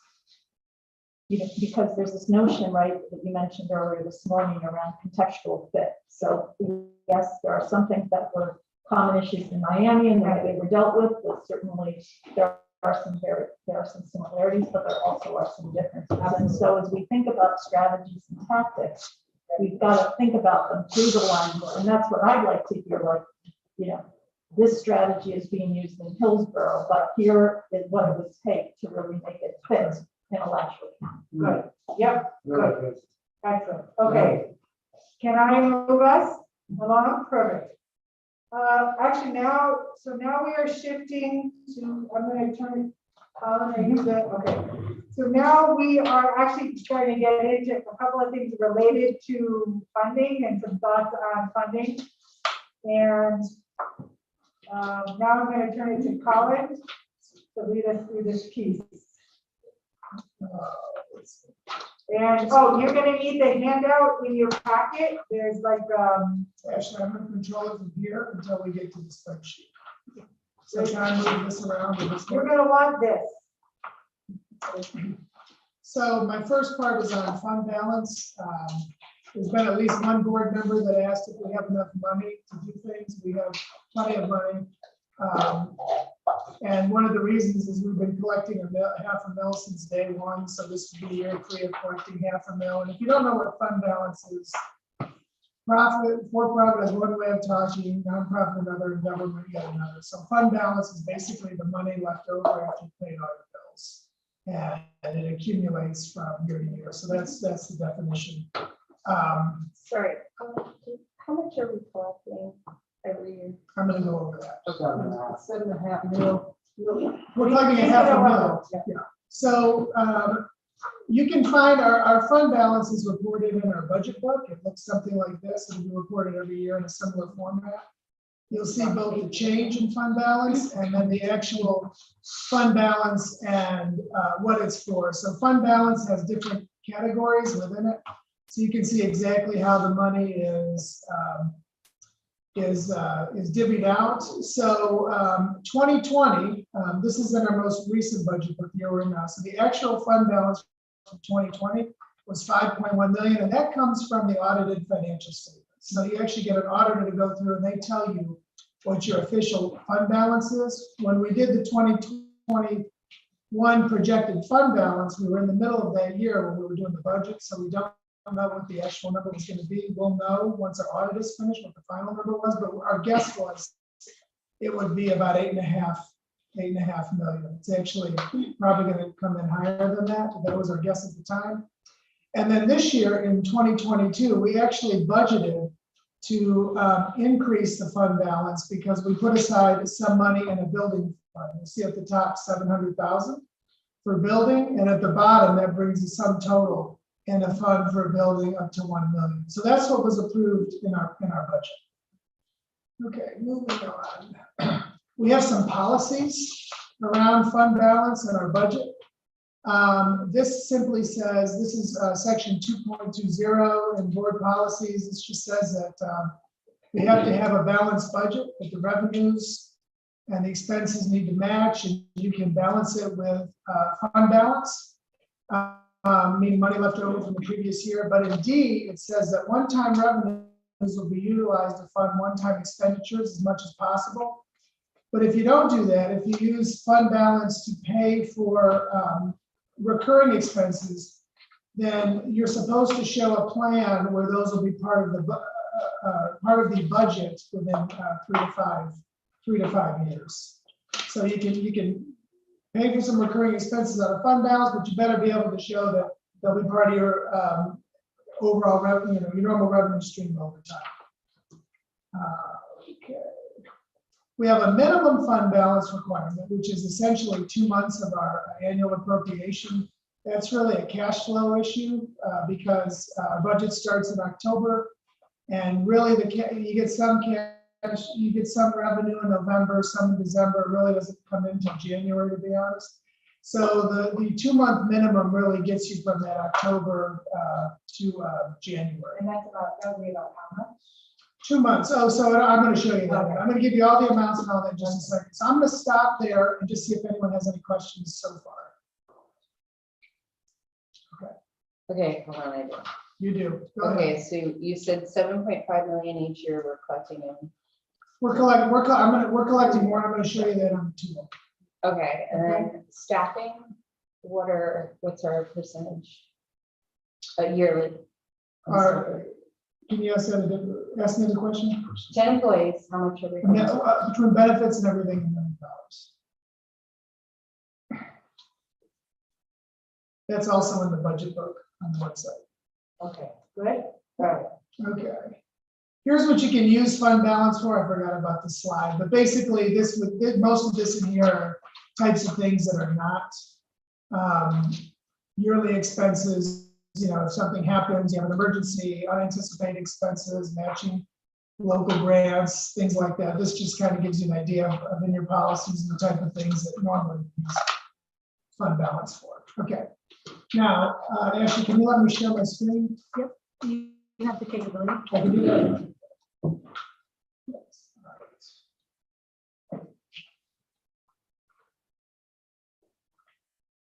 Okay, now I'm sharing my screen, but I'm not seeing what's on my screen here. Does it take a minute? Can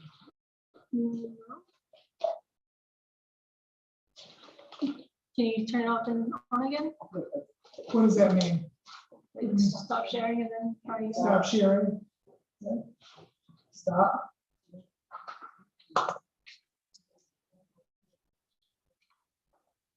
I'll try to.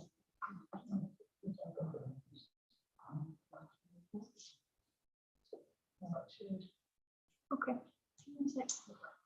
So anything happen? Okay, good, okay. Is there any way we can make that bigger? Maybe I can do it. Does this You make may it want to big? go to full screen, see if you can take it to full We screen. can get closer, that will make it. Okay, I have my cataracts fixed, I can see. real fine. well, this will be good because when we get the big TVs up there, you'll be able to see this kind of stuff a lot better. Colin, if you take that little arrow all the way to the top right next to where the little search find select icon is, you see the next little cell. Here, I was gonna go put my finger on. Yeah, I was gonna go put my finger on it. I think if you click this, it makes everything else bigger because it hides your menu. Okay, I just did that. We'll see if it shows up. I just did it on my computer. Yeah, it does. And it is, well, no, it didn't. Interesting. Okay, the most important part to me to see are the bars at the bottom. So I don't know why it's not moving up and down like it is. I think because it's sharing maybe the difference. Because you had two. Oh, it's sharing Ashley's maybe. No, no, it says you are viewing Colin Murphy's screen. You have two of the. I'm gonna have you stop sharing. it. Stop sharing. Switch, yeah, stop. Technology is such a wonderful thing. Is this the one you want? We're all too old. You need 20-year-olds. I did that.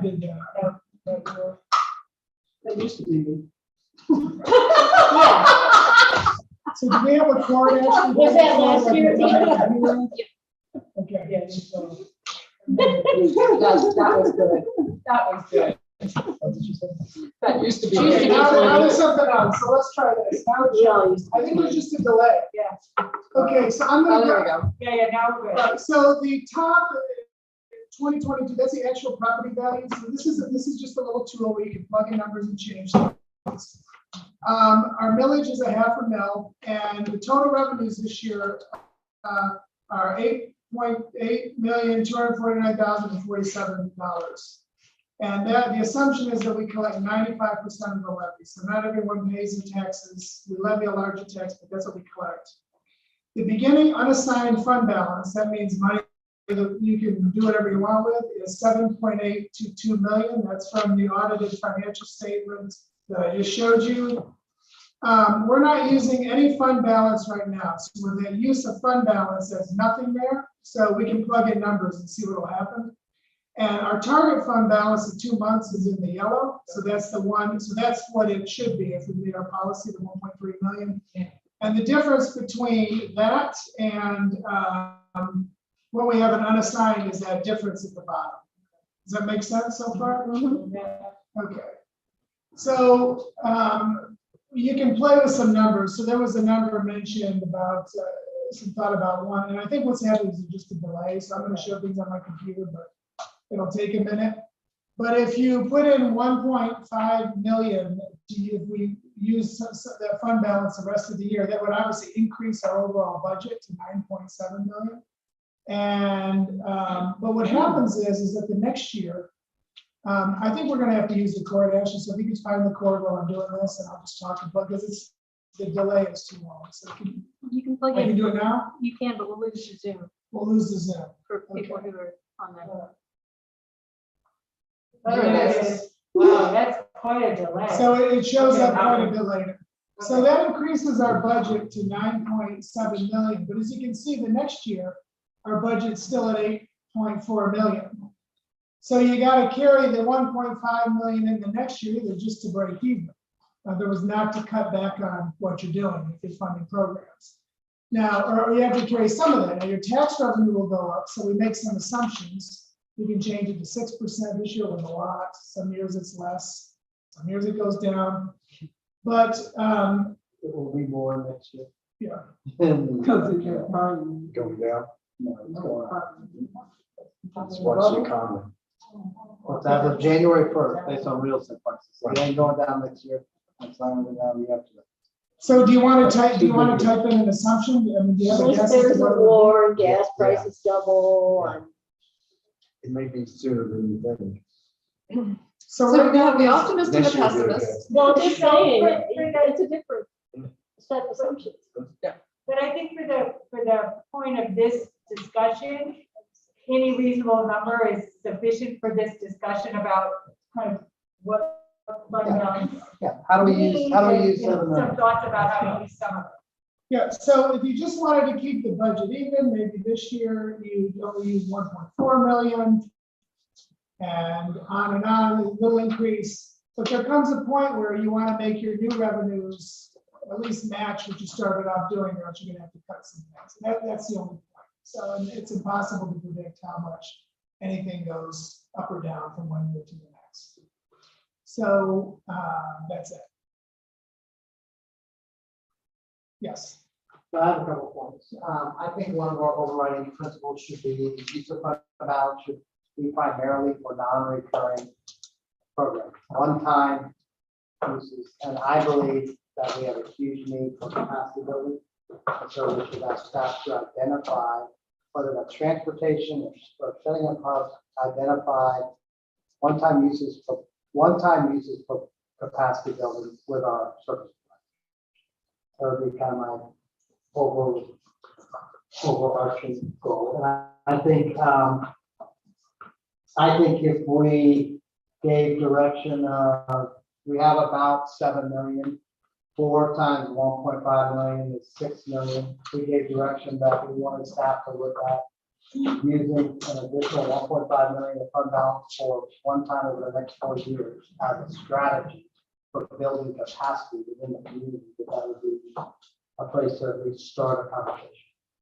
Not ready to make that decision, but at least a place to start a conversation. Yeah, and we aren't making, right, today we're just generating some ideas. And then again. I think we're gonna constantly have, one more point. I think for the next couple of years, we're gonna have a constant push and pull over, do we continue to use 0.5 mils, because this assumption does, or do we do a rollback? Lee and I have argued about this on the board of the county commission. We were actually on the same page on this, where we wanted to roll back every year while we were together, because our millage in the county was 8.9 and now we're below 7.8. And I think as the organization is young, the community is okay with it being at 0.5. But as we get closer to 2030, when we're looking at a renewal, we need to have shown, if we have built some capacity, shown that we are not just maxing it out because we have that ability. That if we're not putting that funds into the community, we should be looking at maybe rolling it back or reducing the millage. I think that's a much So we put that on the parking lot because it is. I think it's a much more important conversation, 2025 to 2030 than it is 2022 to 2025. But it's really hard to max out your millage rate when you have a 4 years worth of revenue in fund balance and you're not even spending any money. So I've got that as a parking lot, Carly, and then some others, and then some other, any other ideas about fund balances? And then Carly, so Carly, you've got a comment? So I guess I would like to know with trust, what are the percents of, what you would have for staff, utilities, facilities like that, and then how they're using it for funding nonprofits. And I think I'd even be interested in reoccurring costs as well as one-time costs. You mean benchmarking against others, children's, like knowing what others are doing? When do we have too few staff? When do we have too many staff? What type of facility do we need? Because this is like different than running a school system. Our school system, I would know like 80% of my general budget is going to go to salaries. We can't have 80% of this going to salaries, but what is a children's trust percentage? So we have an idea that we get to kind of check ourselves and measure ourselves, especially as I know we're talking about buying a facility. I also think that things that will help us with the long-term capacity building as well is, I believe it's a huge burden and strain on our nonprofits to continually have to come back and rewrite a grant and submit, where they would probably have, it's easier to run anything when you know you're going to be around for a while. I can speak to that perfectly right now. So I think a lot of our nonprofits don't know when they're going to get money next, and right, because they need to hire people, and if I don't have a job. And the county went to a 3-year contract, 2 or 3 years for that. Good, so I've got that on parking lot, that's a good. Multi-year contract.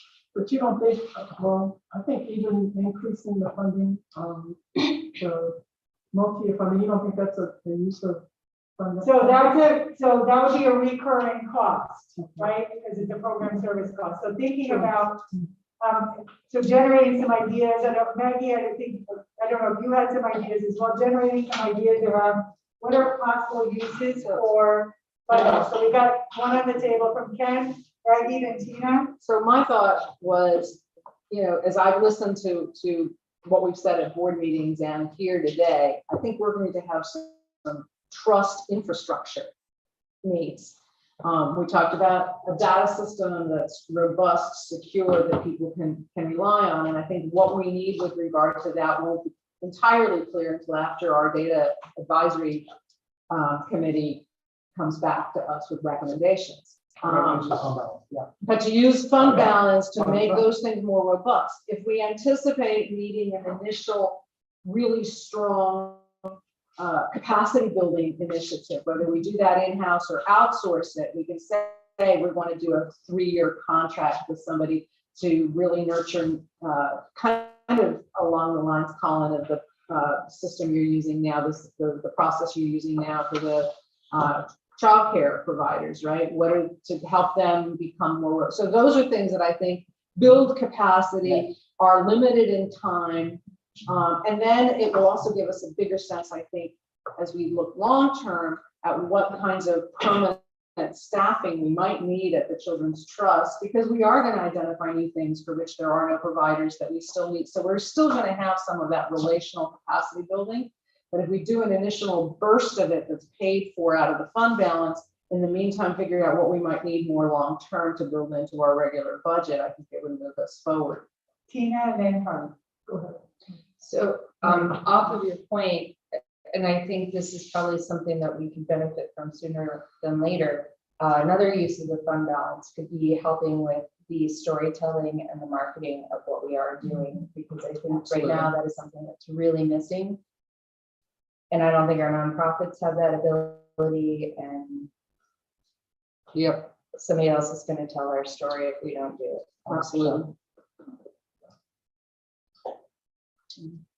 Yeah. I was wondering on some type of infrastructure assets that could kind of be in that hub type thing. You know, that would need a new, like, I hate to say it, like the double bus or something. I mean, almost, I mean, it's a one-time expense, right? For something that would, it could be staff, but if the trust bought something like that, that would need to be, So some, like it's some capital some capital expenditures. expenditure. You're gonna go to studio? I just might. We all should go. You can volunteer at the school system. I'm gonna, can I let my husband get in my place? I'm just thinking, reflecting on what Carly suggested there, I think that needs to not be a fund balance for the recurring expense. We need to always be doing fantastic communications if we want to exist into the future. So I think that needs to be a really important budget item. And I would suggest to use the fund balance to go into this building and get the building finished and not have a mortgage to pay. That's out. That's part of the. Right, Set but aside for the- right, but what I'm saying is, at the end of the year, when we have it's sort of like if you've got a mortgage, right? At the end of the year, you've got a fund balance, you can pay the bank, so you have less interest payments at the end of the day when you're done paying. So we can't have a mortgage. If we buy anything, Has to in be real outright. estate, it has to be outright. And we've allocated a Then we can use- million of fund balance for that. Then, you know, we So we've can, already, okay, so that's. assuming we know exactly what we're getting, and it's gonna be exactly $1 million. To that communication plan idea, I think there's 2 parts to that. I think both Nancy and Carl, I think the one-time expense is actually contracting out your branding, The list. marketing strategy, a communication plan, and then the ongoing costs. And periodically, you're going to want to refresh it, obviously, because they don't last for long, especially as technology grows and social media grows. But I think there's 2 parts to that, so they're both important. Correct. There's the initial upfront, and then you have the recurring costs. Yeah. Yes. Well, initially, when we were doing the CSAB, the advisory board, that was built into our grants that the providers had to also advertise and communicate the work they were doing funded by the CSAB. So it was a good partnership that we got. Yeah, which might be easier for, again, if you're small, you don't have that Right. capacity. Right. You So it know, would be different with the providers might be able to. so I think if we have the capacity to help them with that, I think that's Correct. That's part of. that's part of us, because if they don't tell their story, we don't tell There's a ours. shared interest there. We just shared interest. Is there anything related to the community listening process? Is the needs assessment updated? Yeah. Yeah, I think the needs assessment piece is a huge, huge piece that we can get some outside support to do, especially going into the communities and creating a real listening process, and which is coming up on the agenda. I know that I think that's going to not be free. I think if we want to do it really well, that will cost some money, and I think it's well spent money. And energy and time, yep, and us involving ourselves in that process and being part of that. Well, and that's the trust building too. I don't want to get too far away from us, but I just wonder if you could maybe from your perspective and experiences, again, as I think about some parallels from other places, it seems to me like one important thing that was a struggle in Miami and other places was the understanding of the relationship between the Miami Foundation and the United Way of the Children's Trust. And once they started to be on the same page with each other, that's when, at least in my conversations with folks down there, people began to see we're all marching to the same, drum. Because that was when Midway had a real heavy emphasis, for example, on private 5 or 6 by 6 or whatever it was called in each community, right? But that there was a lot of misunderstanding by the providers of who was funding what. And one of, I think, the strategies that Mel and others tried to use was we're all pulling towards the same results. And it sounds to me like we talked about the United Community Foundation and the Children's Trust, United Way, the school system, et cetera. So, and this is making me think, yes, this gets back to, there were some earlier comments about not only providers collaborating, but how the Children's Trust is going to collaborate and provide. So I'm wondering if some use of fund balance could be around some of this convening and system building. Kind of system, I'm going to just system building, collaboration, convenings. Because again, that has those kind of initial costs and then the recurring. Because some of our providers have multiple masters, right? Yeah, God bless them. Most of them do. Most of them do. Okay, this list is looking, Ken? So, this is exactly contrary to what I suggested, which is one-time use, but is there an idea or thought that right now we're funding 6.4 million programs, that we could supercharge that in the next, for the next 3 or 4 years and add 1 million of programming? With the idea that that goes away as our property values goes up, or is that too dangerous? I would think That's my dangerous. next slide, that's my next point. I think it's dangerous from the standpoint of trust. So you have all this money, now you're not funding me, just great ill will. I think the one time is dangerous, but I also think. One time is dangerous? Yeah, I think telling people that you're going to get one-time programmatic funding. Oh, programmatic. Okay. Plus, I think we're at a place, just speaking for myself, where we need to step back and be more planful and be more clear about what our strategic goals are going to be and what is it that we really think, what are the best pollutants and how do we address that? And I think we just haven't had that conversation. So from my perspective, I'd rather have a continuation kind of funding plan. Doesn't mean they can't grow in terms of numbers served within the existing array, but I would not want to take on any more initiatives until we've actually got a strategy laid out. That just, again, that's just me. That's an excellent suggestion. Yeah. So that's gonna, that ties into the next conversation that Colin's gonna lead. So we can circle back to this if we want.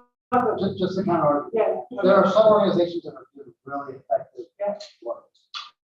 And if we have identified that with more funding, they can do really excellent work with a lot more people early. I just don't want to leave that off. So let's put it there. Yeah, so again, that's what I said. If it's an existing contract and they just say, well, if you give us an extra 100, we'll double the number of kids we're serving, that's different than a whole new RFP process. That's what I'm saying. We have capacity building, but for those that have built the capacity that we want to serve more right away. So let's see if Colin's I'm putting presentation it changes right- that. Support your position. Yeah. Maybe, yeah, okay. I think I don't want to leave that. Back to what Tina said, which is we have all this money and none of it's getting into our community. And if we can build community trust quickly, with the use of fund balance, I want to. So don't take it off the table. Let's explore. Okay, so I've got it there, and then Colin's that links to something new from the top. So you have this in your packet, so it might be easy if you just look at these as opposed to what's on the screen. Oh, yeah. It's all more active. So, so all we do is good. We're not funding 6.4 million, we're funding 5 million. The budget was for 5 million. We're at the bottom of that. Yeah, so budgeted 5,014,315. This sheet, you guys have said a lot in board meetings, do more if you get this, add more to that. This incorporates all that. So part of the March meeting where we come with a budget amendment is going to incorporate some of those. And this is an estimate, so don't hold us exactly to these numbers because we don't know all the details yet, but this would include the capacity building RFP that we just issued last meeting, and all the changes are in red for 120,000. Changes meaning from the last time I showed you this, which I believe was in January. We're going to recommend a doubling of summer and enrichment from 1.1 to 2.2 million approximately. Now, it may go up or down, but that's what we think. And I also told you that we wouldn't do an RFP for after school. We just keep those whole and fund the last quarter and then put in the budget to fund them again next year. So that's what the 260,000 in red is there. It's after school programming fourth quarter. That would be, that's an estimate that would be split between the 6 agencies we have for August and, July, August, and September. Then if you go to the back right here, these were the changes from Teams Work Alachua to increase the amount of funding to fund the 2 agencies and then increase the salaries. So when you add all that up, it goes from 5,014,000 to 6,384,000. So right there, that's already an additional 1.3 million in fund balance. So is that 1.37 million coming out of the fund balance? It would be in the budget. So we've already done it. Yeah. So That's a good idea. that's not including, let me finish if you don't mind. That's not including any of this. Our budget amendment will be bigger. We're going to recommend a bigger budget amendment than 1.3 because this is just programming. This doesn't leave us any money for sponsorships. There's some of this stuff that we may, if we can do it. So this is where we are already now. That's like the super short term. The short term for next year. Again, these are, please don't hold us to it, but this is just concept. Would be one is inflation, to deal with inflation for the programs that we have. We're on the next page. It says fiscal year. There's no red on it. But there's black numbers on the side, bolded black numbers that show the changes. So for some programs that are already on our fiscal year, we would just increase them all by 5% for inflation. And that hopefully will help with the inflation and the increase in minimum wage that everyone's facing, which will push everybody up. The other thing is we have some programs that are on less than a year contracts that we need to extend for the whole fiscal year and deal with it. So that would be our 7 contracts that were the promising programs, for example, PACE Center for Girls, the PALS program from UF Health. There's 7 of those total. And then our after school programs to put those on the 12-month schedule as well. So when you add all that up, you're at 6.8 million. And that would be part of the budget process. So there would be an item that wouldn't happen until the budget. I can't tell you exactly how much of that would come from fund balance, but we don't have all the property values yet. But whatever isn't covered in a normal budget, that also would come from the fund balance. So right now, that's kind of our thinking. And just to to make sure I understand, so recommending that for the next fiscal year, it's basically extending contracts without a new RFP to give time for the strategic planning that Maggie was just talking about, so that you can then put in a very proactive strategic investment, longer term plan with all these other pieces. Yes? Yes, with some wiggle room for new, for some different. I'm not sure everything we fund would be exactly the same way. I don't know if we do capacity building the exact same way. So there's plenty of fudge in there. The other thing is just a couple other points. One is if we're doing this right, most CSCs work almost a year ahead.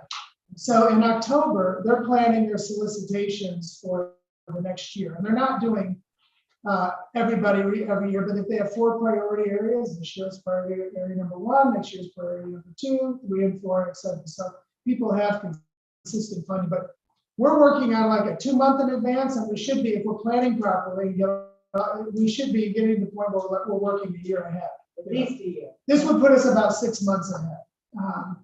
The other thing is just the number of contracts and staff.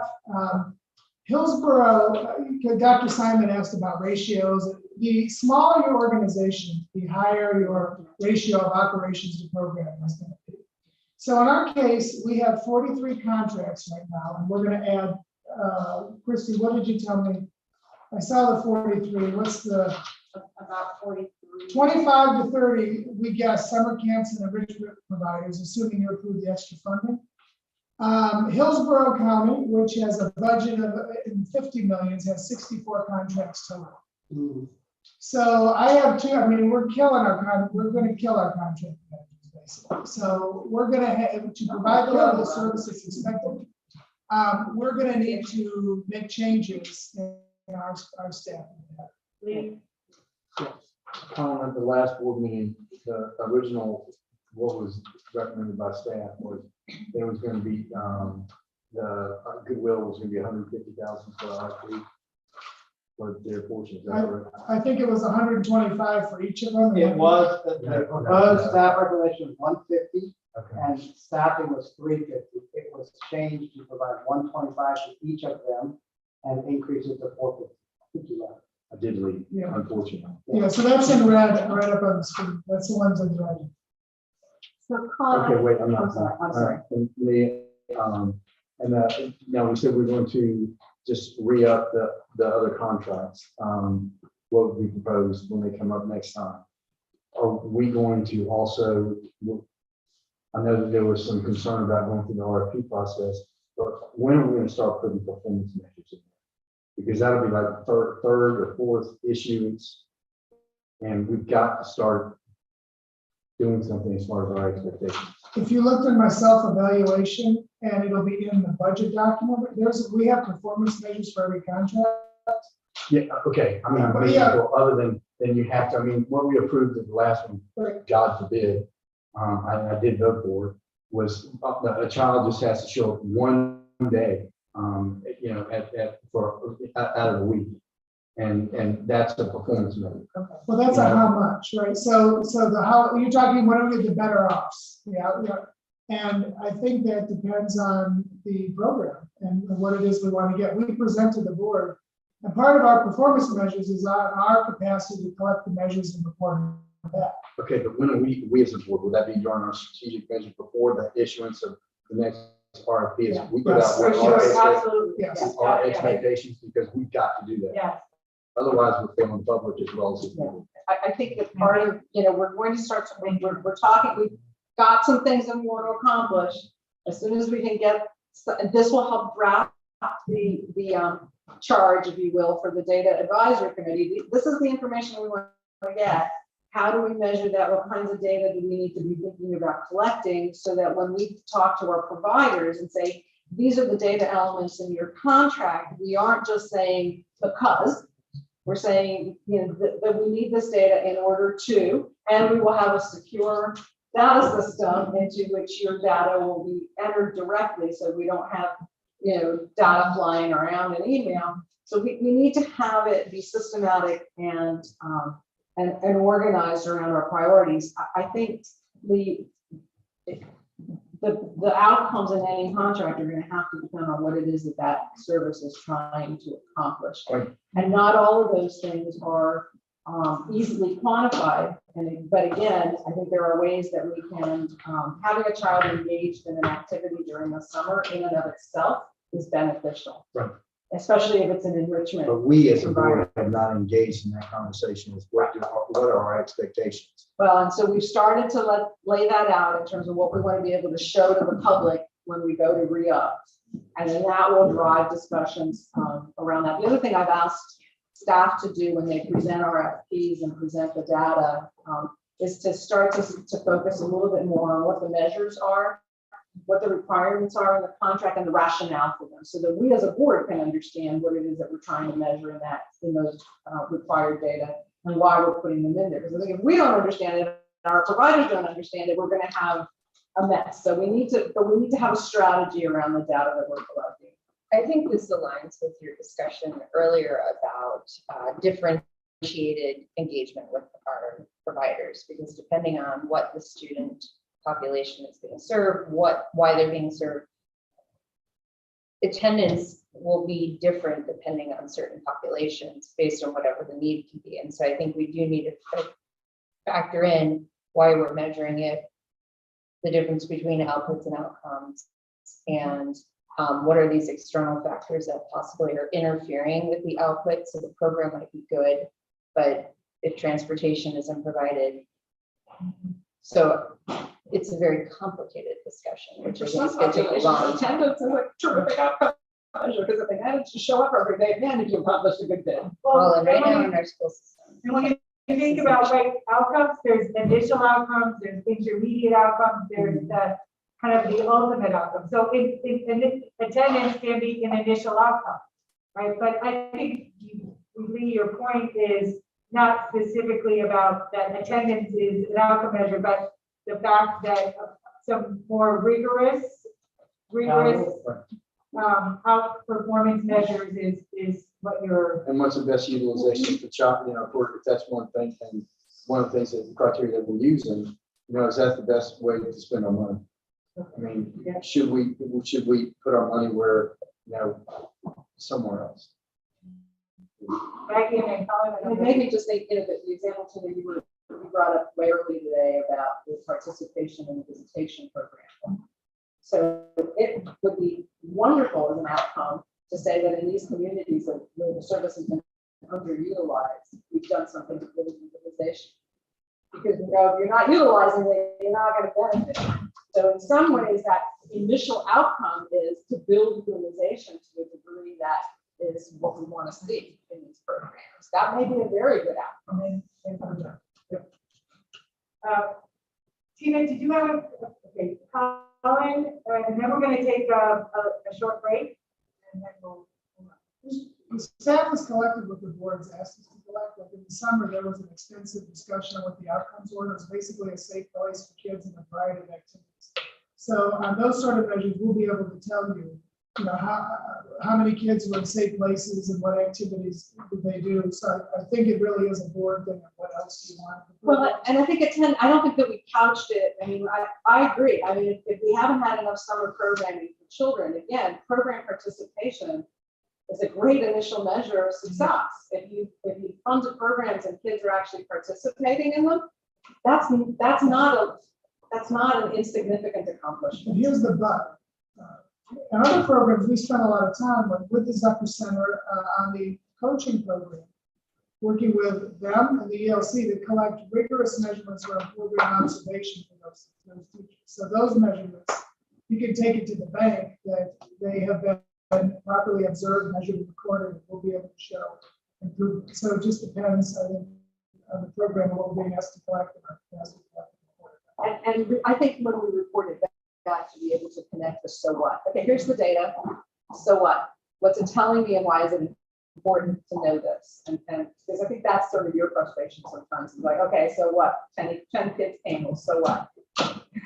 What did that accomplish? And why is that important? That's the storytelling. That's putting the data in context. Let's take 7 minutes. Let's be back at 1:50, and then we're going to decide. We've got one more thing on our agenda for the day, and then we'll decide whether we call it a day or whether we circle back to anything. So I'll see you in 7 minutes. Yeah.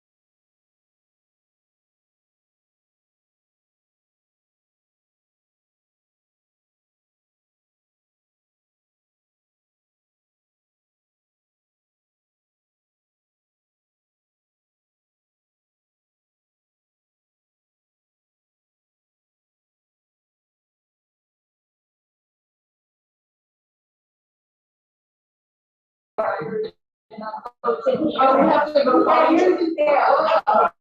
Oh, this is. I I don't know what we're doing. Are we supposed to eat these? Those have a real name. Okay. Welcome back. They're called what? Fidget tops. Correct. So while we're waiting, It's all yours, Sarah. I know afternoons are very difficult. The energy drops. So anything to keep people awake. So I just put out these fun little toys. I have my personal favorite. There's little finger puppets in there. There's all So we kinds, don't know really know who the kitty people are. there's all kinds of goodies. There's stress balls. There's puppets. There's Rubik's. There's Twinkies. There's chocolate. Help yourself. Help yourself. There's chocolate. There's this. You're welcome. You are welcome to take one home if you like. That's fine. But it's just a little something. I find to have something to do with my hands kind of helps keep it going. So the fidget boxes and different people have different names for them, but enjoy. Okay.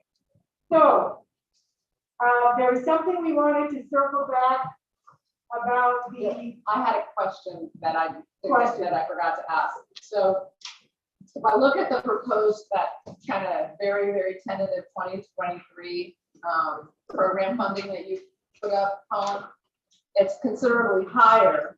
And we're already using fund balance to supplement this year.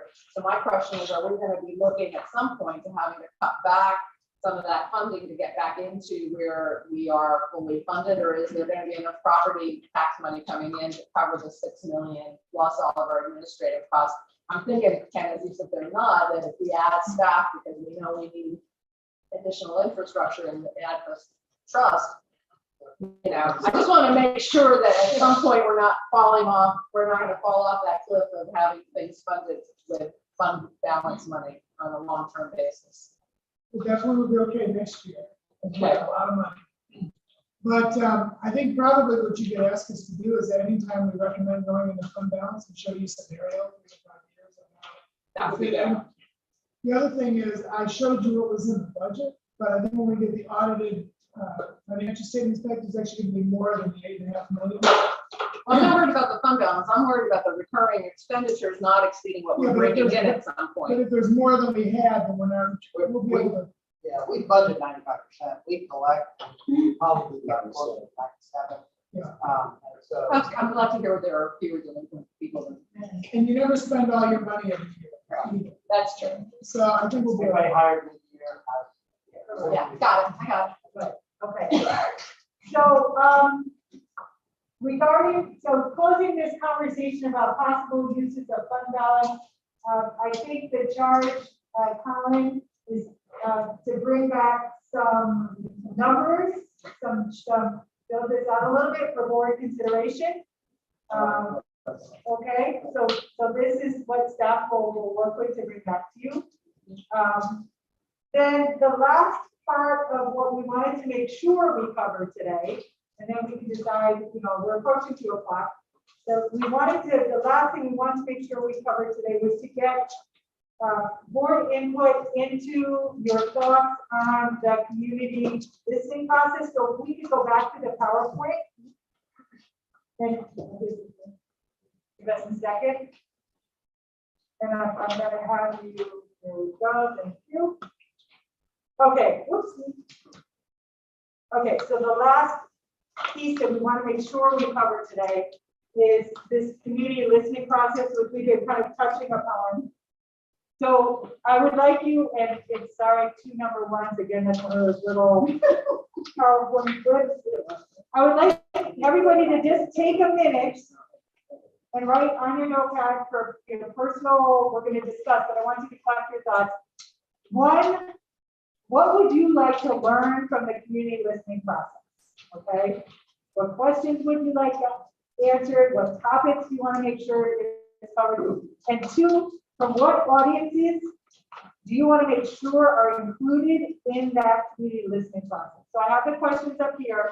take a minute, just write some of your thoughts about those two, and then we're gonna generate a list that then staff can use to design this process.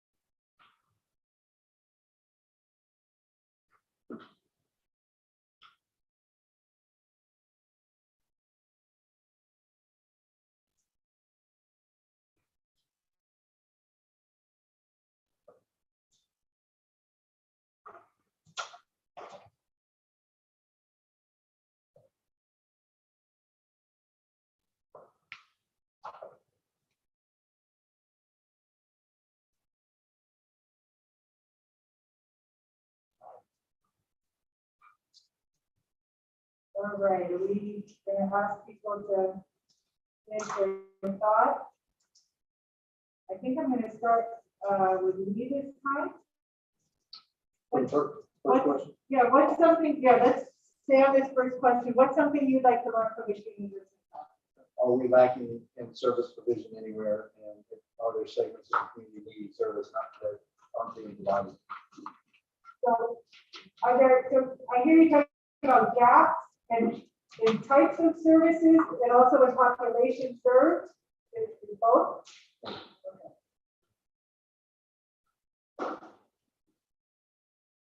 Sorry, what's one thing you would like to learn during this community listening process? So I'd be interested in finding out, like in rainwater, what type of supports families and children need. And I also would like, excuse me, to know what the obstacles are.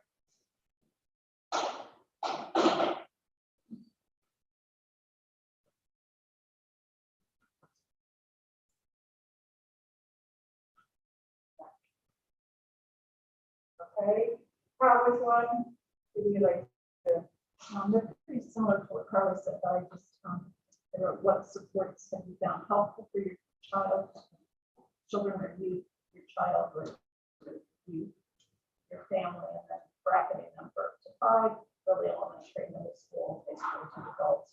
Third, 5, early elementary, middle school. High school, late elementary, middle school, that, you know, the 5s and adults. And then why or how were they helpful? Okay, we're just going to stop there. I had barriers too. But I think it was what's first to not have the issue.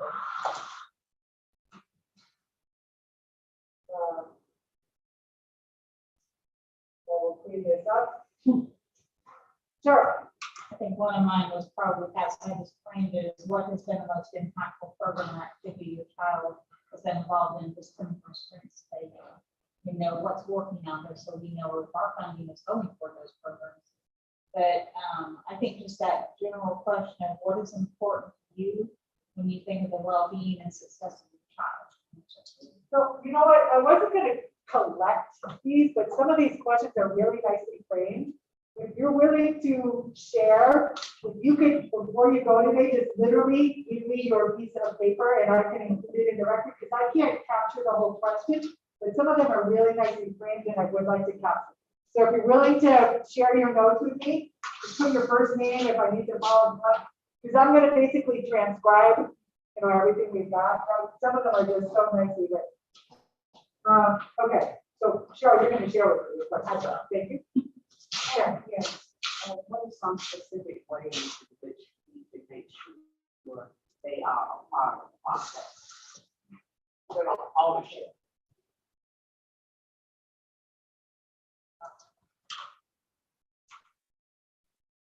And you mean like as part of the ongoing process of the trust operations, like we were talking about? Decisions, we want to make sure that they are part of the.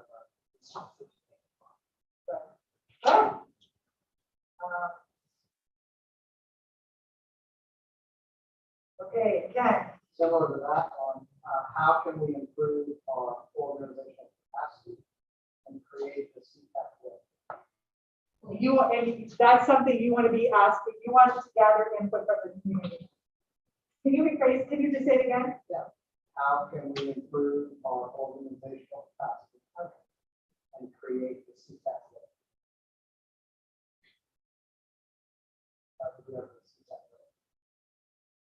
All right.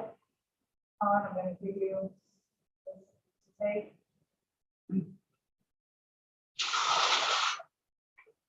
Nancy, what's something you'd like to? I just wanted to add on to what Pat and Cheryl were working on. They were kind of going with what helps, what hurts, but I think we should also ask what would work better. And then, Wait, hold on a second. I don't know if this goes on this list of topics, but I really would like to know how this varies by neighborhood, because the work that I've done before, or what's true in one part of town is not really. Yeah, and then are we doing audiences next? Yeah, hold on, next, yeah. So Diane, Yeah. Okay, I'll save my audience. Hold on. Oh, and the other thing. Wait, is- we're just gonna get one at a time. I'm just gonna get one more. Oh, I'll come back there. It's late afternoon, so I'm getting a little loose with the rules. I know, we're gonna go around. Maggie, what's one thing you'd like to know? what's happening in your community, good or bad, that you'd like for us to know about?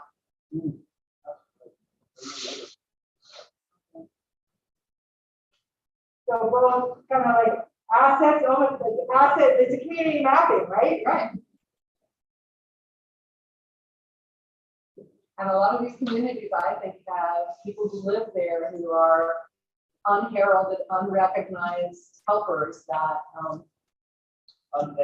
unpaid, unheralded, yeah. Right. Yeah. So it's really a community mapping. Tina, what's one thing you'd like to know? Well, I'd like to know if everybody knows it exists. That's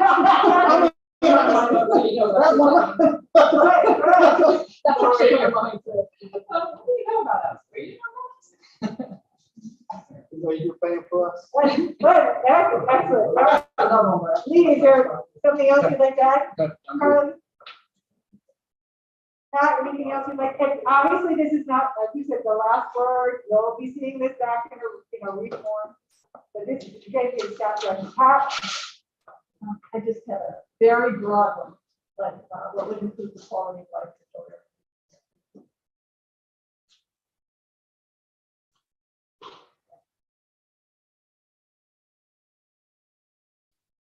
Okay.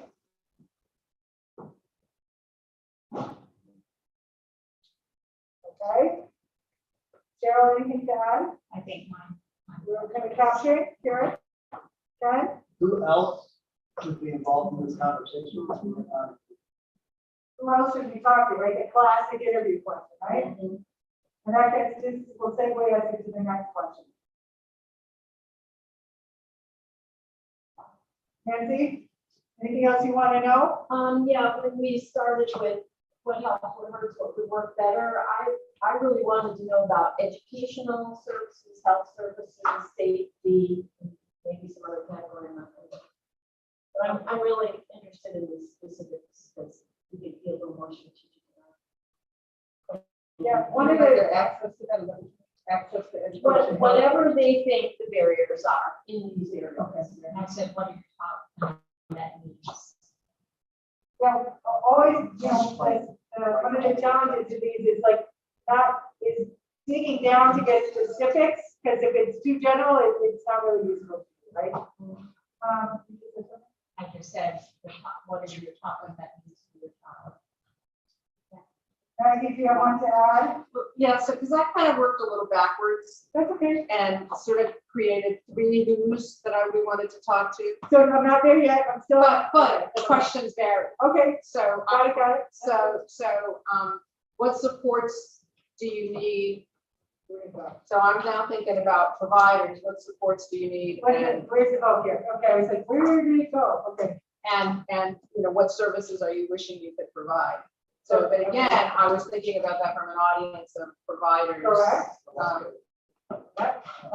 And then I also had then the same kind of thing for other funders and stakeholders. What are their priorities, their key strategies, and their key strategies towards those priorities, so we could try and figure out how we align. Okay, but yeah, that gets, when we were talking about the coordination, et cetera, and this is like other, what's guys, these are for other, not just funders, but. Key partners, other, yeah. Thank you. You? Okay, any other questions, topics, Dina? So I coupled it with, it's asking if you know about us, but also, if you know about us, are you using us? And if not, why? Good. Are you using us CPAC funded provider and if not?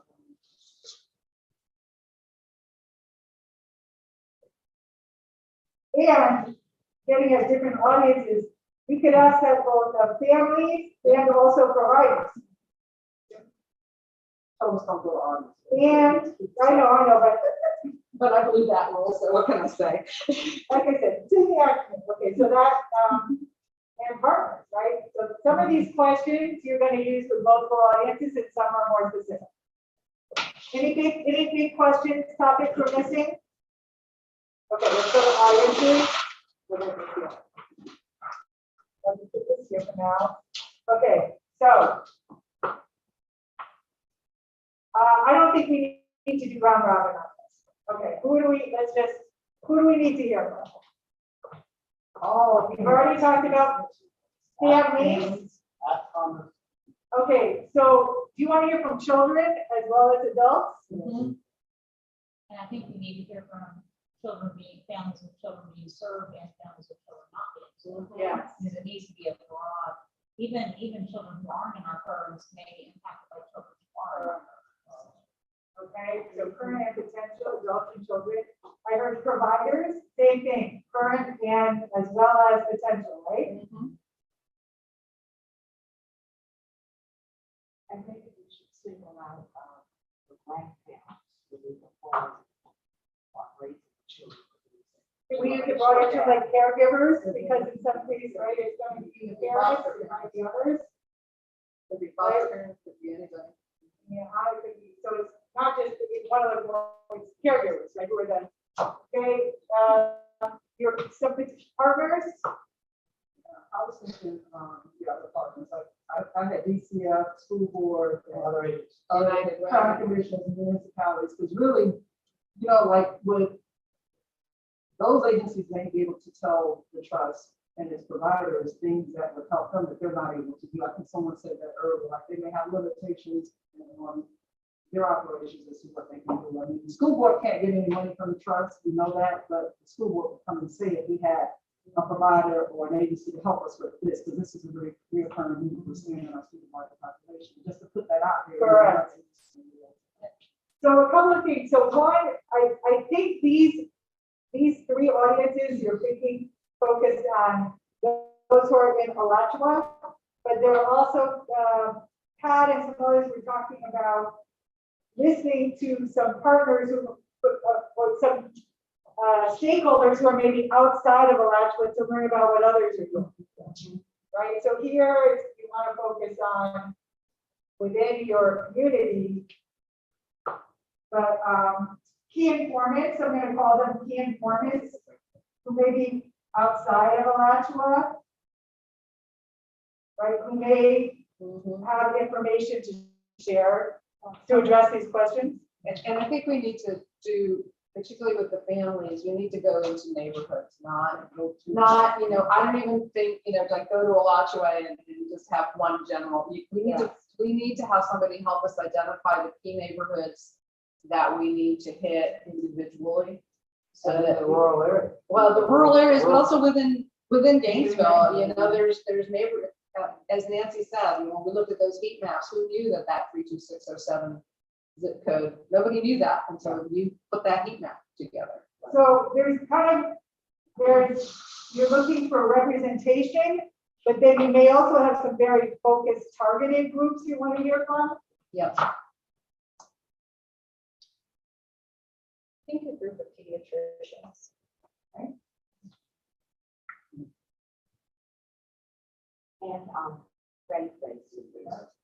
great. What about the other funders that are out there, you know, specifically talking about like United Way and others, just to make sure that we're complementing and not.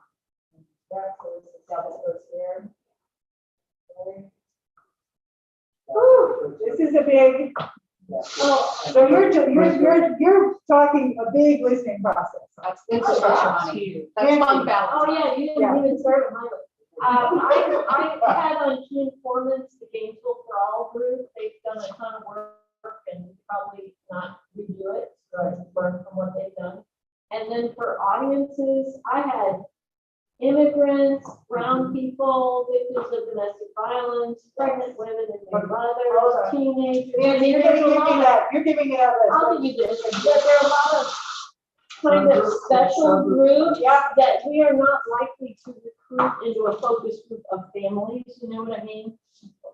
I was sitting here thinking like, oh, Wednesday is juvenile court, and I was like, if somebody could be there with a little short survey to give to the parents and the students that's coming out of juvenile court. That assumes they can read. Can you give me, so these are some of the targeted, well, you're looking representative, right? There's also some very targeted groups. Nancy, could you just put a couple more of those names to me? I just vulnerable population. That's People who are addicted with children, people with. so there's some very targeted. Yeah.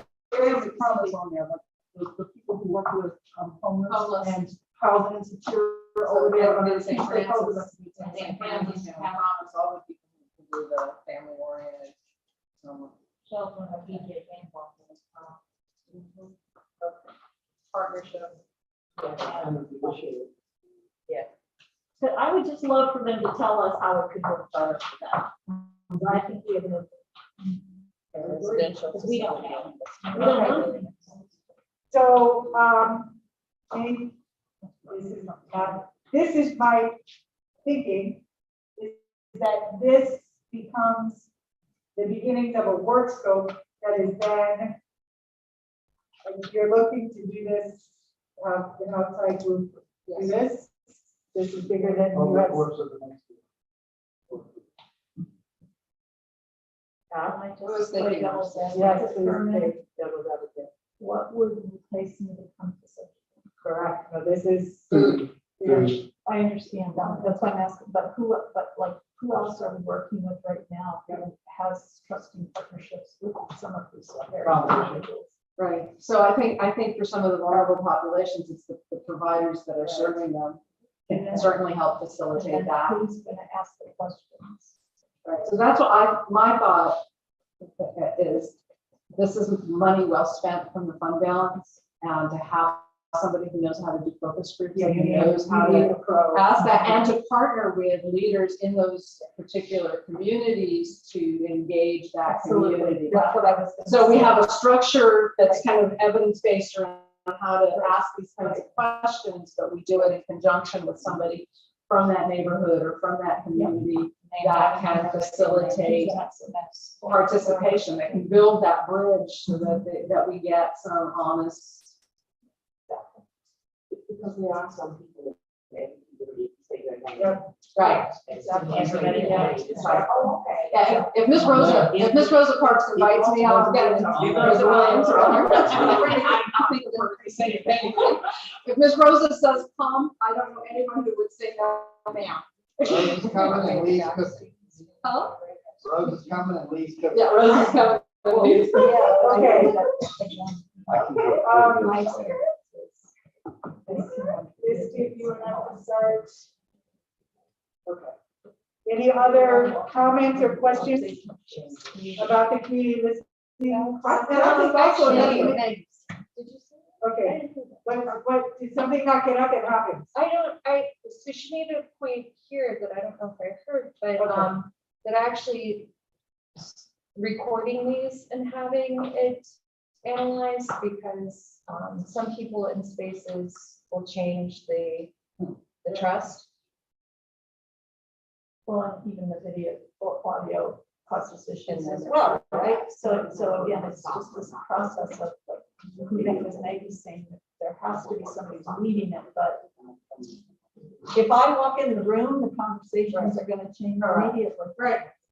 But the whole It's participant somebody that observer they know thing. in the neighborhood who's committed to asking those questions, then you'll get what you. So you'll get Tina some and then honest Nancy, so clearly there's this part, this process has been done before, there are people who know how to do this process. What you're bringing up are the considerations that need to be thought about in who you choose to do the process. Tina and Nancy. I was thinking having also not just like verbal type things. I want a different methodologies. You know, it could be a short survey, 4 or 5 questions, and I know literacy may be an issue, but I think you got to go to people and meet them kind of where they are and push out surveys in different ways. And most folks who do this professionally will use Yeah. multiple methods.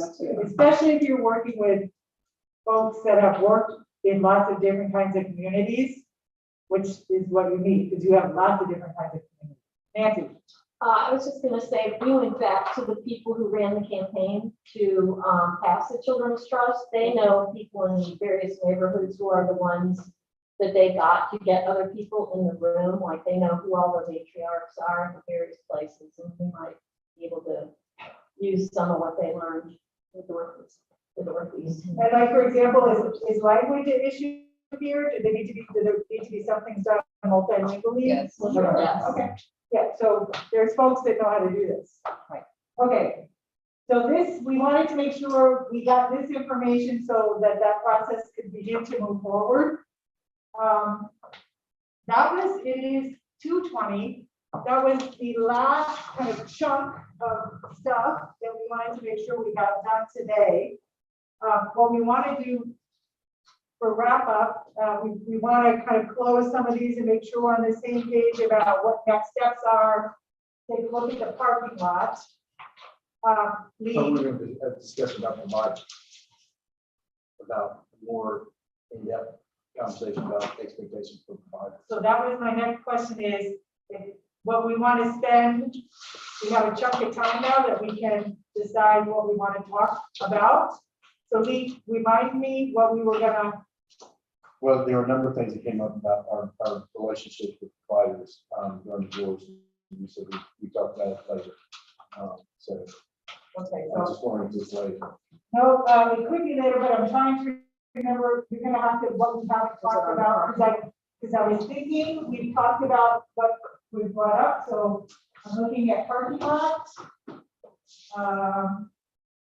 our relationship that with the providers, that they're our voice. Going out into the community, because we're not providing the services. So what are our expectations for the providers, so that they make sure that, if we go forward, either through the evaluation process or what have you, that, and this may be something that just the board talks about, when we're getting into it, but what are our expectations for the providers? In terms of performance, or what they say, or what their role is in our relationship with the community, I guess would be the best way, other than just providing services. Are they ensuring that can we ensure that there's not, that the trust will continue on, or will be built as a result of the relationship through the providers and the people that are receiving the services. so are you saying, should they be advocates for the Children's Trust? Well, not necessarily the advocates, but just. Not Anybody want to chime in, they can. Because they don't necessarily have to advocate, except for the fact that we are able to provide these services thanks to our relationship with the Children's Trust. We wouldn't be able to do it otherwise. Yes. That sort of thing. But I guess it's really on our end. What are our expectations for the providers, so that there's not a breakdown of trust with the community because of whatever they're doing. That one's hard to.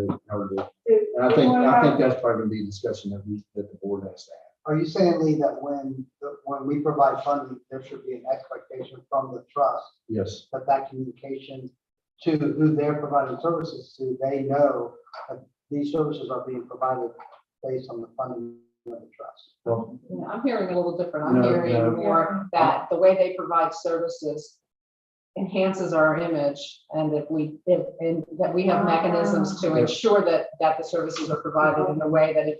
And we're holding them accountable. That we're holding We them want. accountable for the way they interact with those communities in order to represent the values of the trust. yes. Okay. Does that capture it, Lee? Yes. Okay, so it's about the alignment of your contracted providers with your values, your mission, your approaches.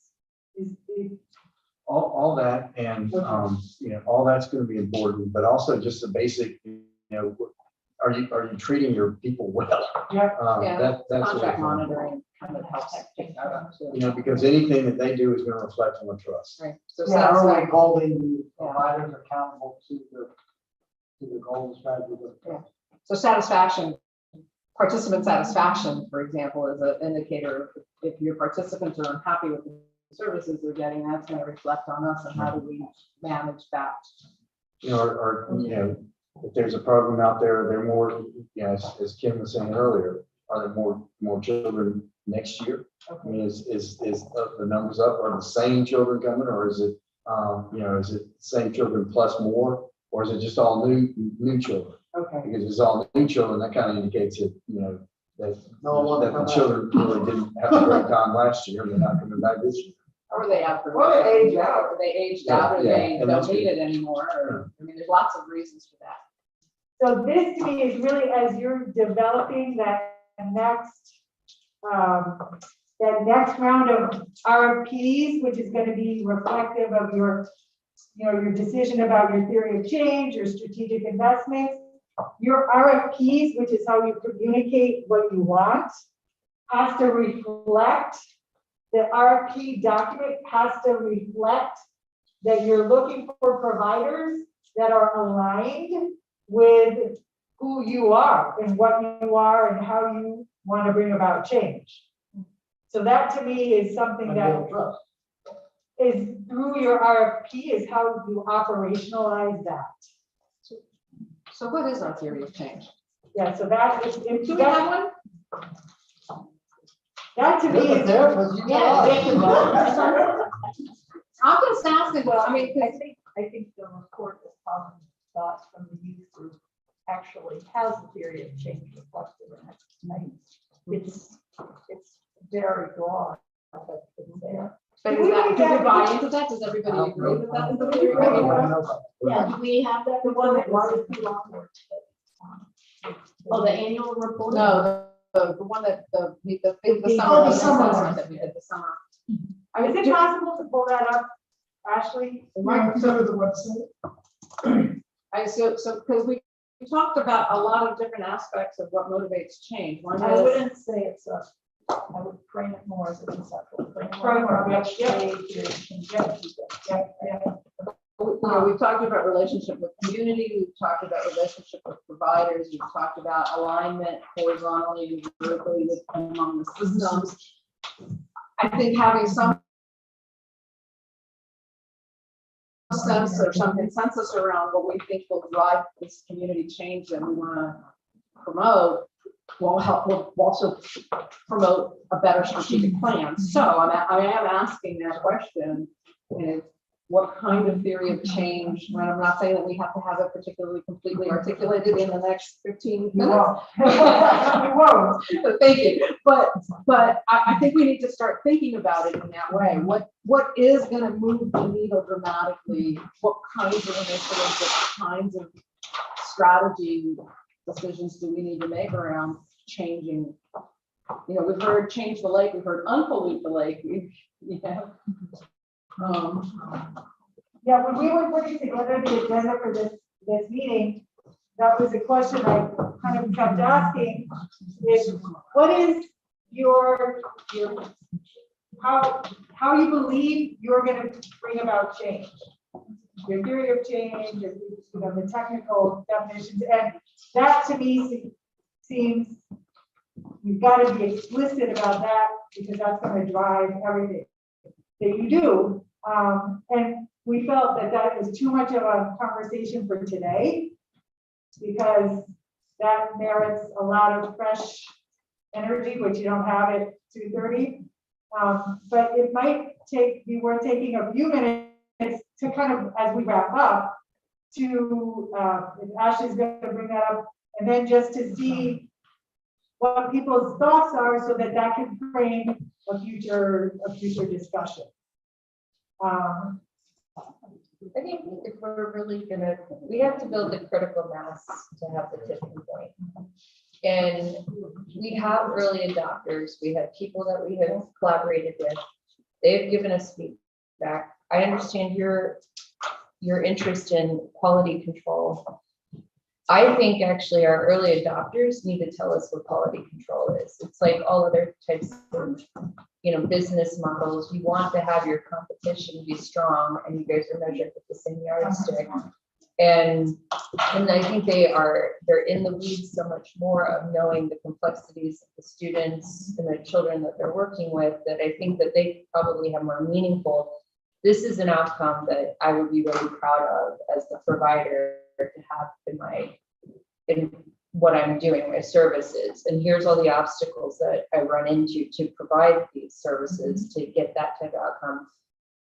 The more we let people build this with us, the more people we have talking about it and legitimizing it and buying into it and valuing it, because we aren't around enough. But we do have providers, and they have relationships that we don't have, and we need them. And I think if they feel that they are part of building the system and not the system is built on them, that would be huge. So, And it goes back to that ownership.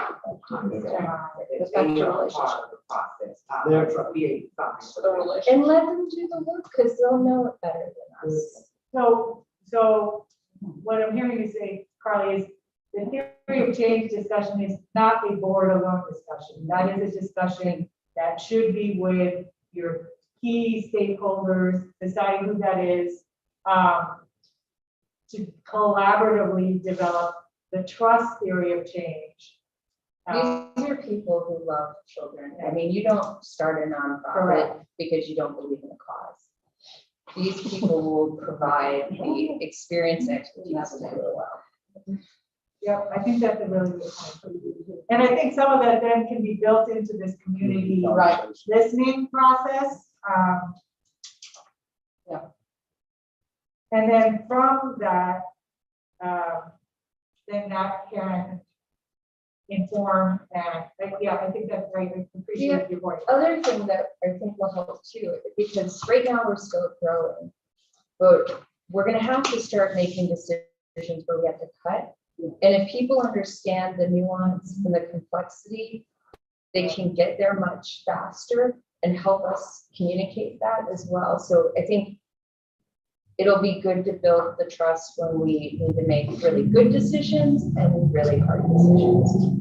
Well, and I think when we decide we need to cut and we decide what to cut, we often don't make the I mean, I know there were plenty of times when I had my budget cut that I was like, could you cut that instead, please?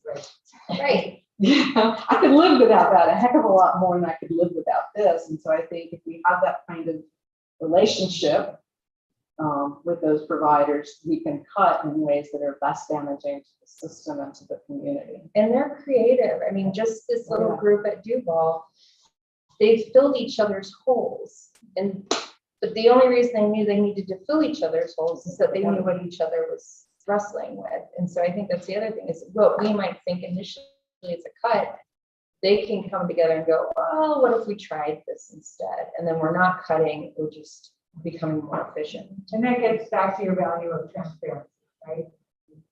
So let's do this. Let's, since I'm not sure everyone is familiar with this, let's take a minute just to, who can speak to this? I will. Okay, to speak to I'm this. just gonna read the boxes, but this was done by the YDRPP. This essentially, the goal is that all kids thrive. And so in the report, that's a really high bar, and it's obviously different for every child, so this recognizes that, but it basically breaks down the mechanics of that into two buckets. One is, around learning and development. So learning is, what you do, the academic enrichment, physical health, all of that bucket, and then the social and emotional side. So you put those together and multiply that with equitable systems, all of the systems, that we think of, and I can't actually read it that far away. Availability, accessibility, affordability, counters, bias, Thank you. And then around that, it recognizes that it takes everybody, so it's not just the children's trust, you have government, universities, nonprofits, things we've heard today, that there's other systems that play a part, parks and recreation, schools, obviously, and others. And that it takes all of those working together to create an environment where children thrive. So if you had to pick a theory of change, that would be, I guess, that would be the closest. Like Dr. Snyder said. Well, mapping on a thing, but what's the theory of change around that's aligned with this conceptual framework? So maybe that's it. I think maybe that's a good place to end content today, is kind of leading with this conceptual frame and knowing that through the community listening process, you're going to be doing some work around that that'll feed into your strategic plan. I think we've done enough heavy thinking today. So I'm going to leave it. If anyone has any comments about the conceptual frame, otherwise I'm going to leave it there, and then we'll move to our closure.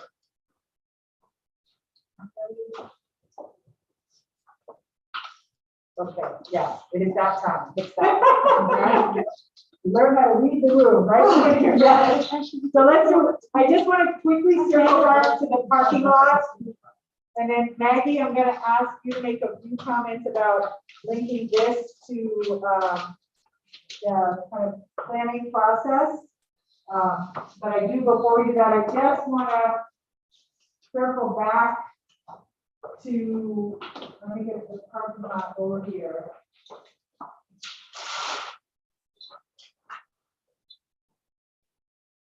Okay, so I think it was Ken that brought up at some point, but not now. We want to be thinking about the millage rate and whether you do a rollback rate, but that's not a conversation for right now. That can be deferred. Yes? Okay. Carly, I think, had asked, what are staffing and other operational costs at other CSCs? That's something that Colin can provide information on. Multi-year funding cycles, I think this should be something that's talked about in your planning process. I know the trend is to go to multi-year, right? How do we measure results? You have a tech committee, my understanding is. So they're going to be addressing that question. What strategies are funded providers using to build trust? Maybe that can go into the community listening.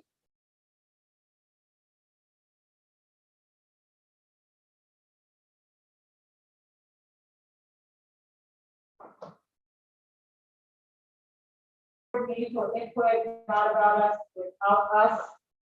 To me, that's something that could come out of your listening process. Okay.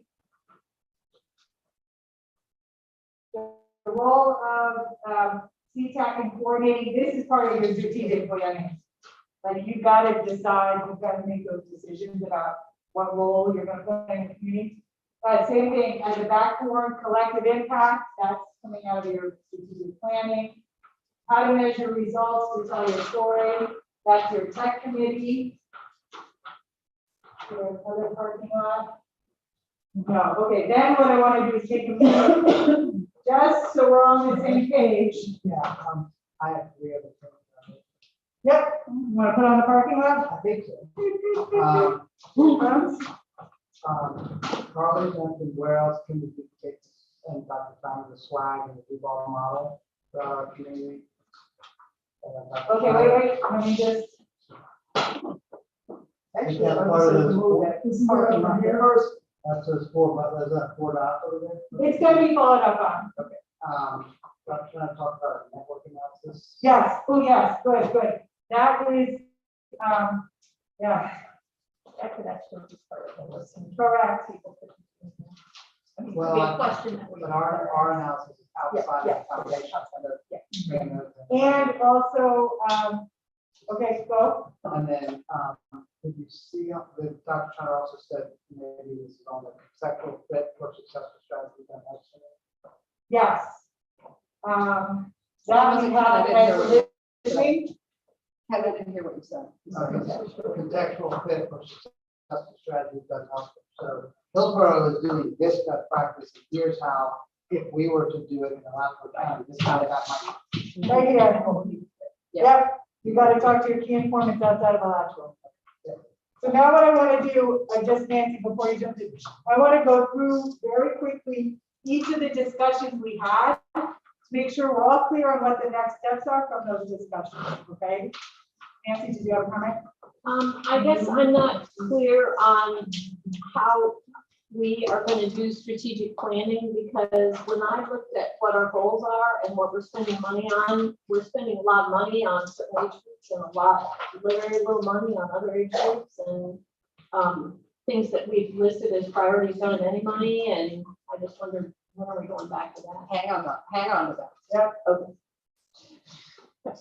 That's my close. Okay. All right. Well, what's important? So we talked about community expectations. What does CTAC need to be able to demonstrate, report to the community in order to earn reauthorization? We've got this here. I'm going to be transcribing this. This is also going to be kind of validated during the listening process, right? To make sure your expectations, your perception of expectations aligns with the community's perception.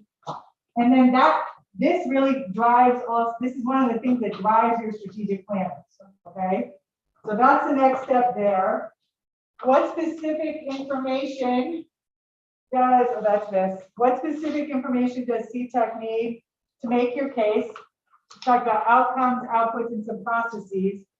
Two things. One, you have that tech committee. This is going to be shared with the tech committee to build upon and utilize. And again, this starts to drive your strategic plan. So that'll be the next step for this, is it's going to the tech. The profile of Alachua County service providers. We talked about network analysis as a next step there. I also, people had asked about, well, what about the for-profits? So there are some for-profits that are potential. So that's the next step, to include them in the profile. That's what I had from that.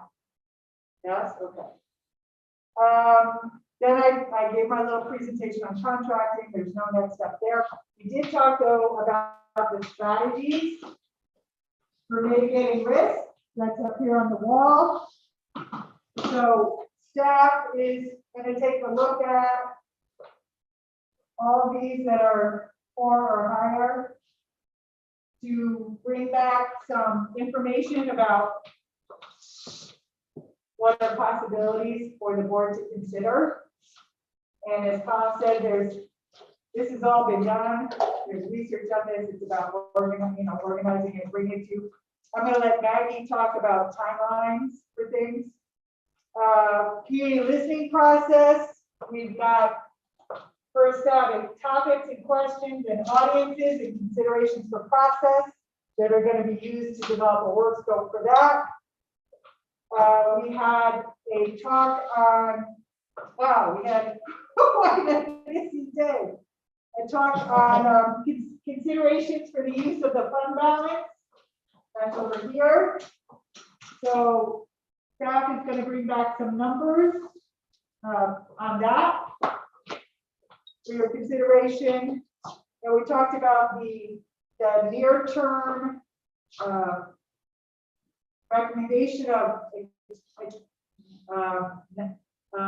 renewing contracts for another year to give you the breathing room to do the strategic planning so that you can incorporate all of this into a strategic investment strategy based on your framework and theory of change.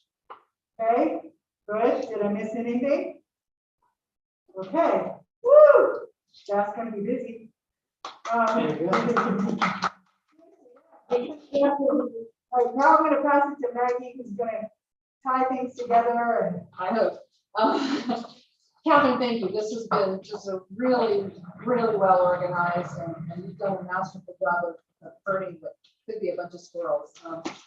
So we really appreciate it.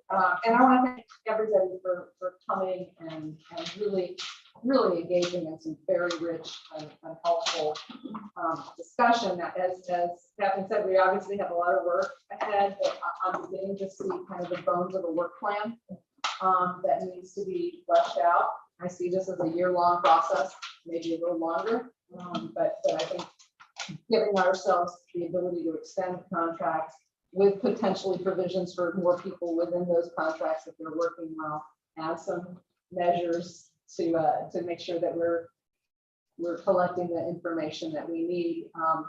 So I think that hopefully by the March meeting, we'll have some of this that needs action by the board brought back so that we can begin to put some of these topics into play. For example, beginning to think about an RFP for somebody to help with the listening and planning tour. We didn't talk about it, but we probably also want to revisit, and after that, some of our priorities and the data to support them. Nancy, to your point, we're not funding some of the areas we identified. We may see some shift in the areas we prioritize when we go out and talk to communities and to our partners, and we'll see how that shakes out. So basically, what I'm going to, I think, ask for next meeting is a steering committee. I want to keep it relatively small because our plan will be to develop the work plan for this, not to carry it out, obviously, but to begin to say what are the bones that we want to do, what's the flow, what's the timeline, what which tasks have to be accomplished when. So if you have a burning desire to be on the steering committee for strategic planning, let me know.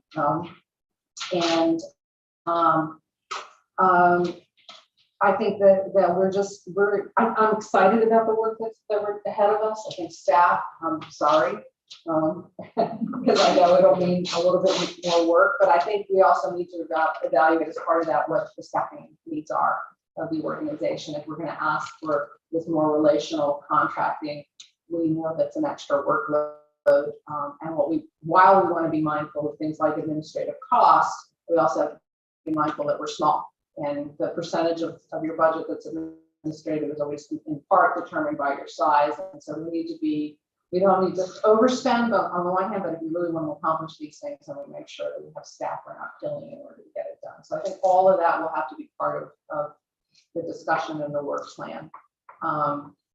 So I think, stay tuned. I think there's lots to do and lots of opportunity. I don't know if that answered. I think it's a 1-year process to get this done and to review and to then come up with what's our theory of change, what are the priorities, what are the strategies to meet those priorities, and then how do you fund that equitably and in what order.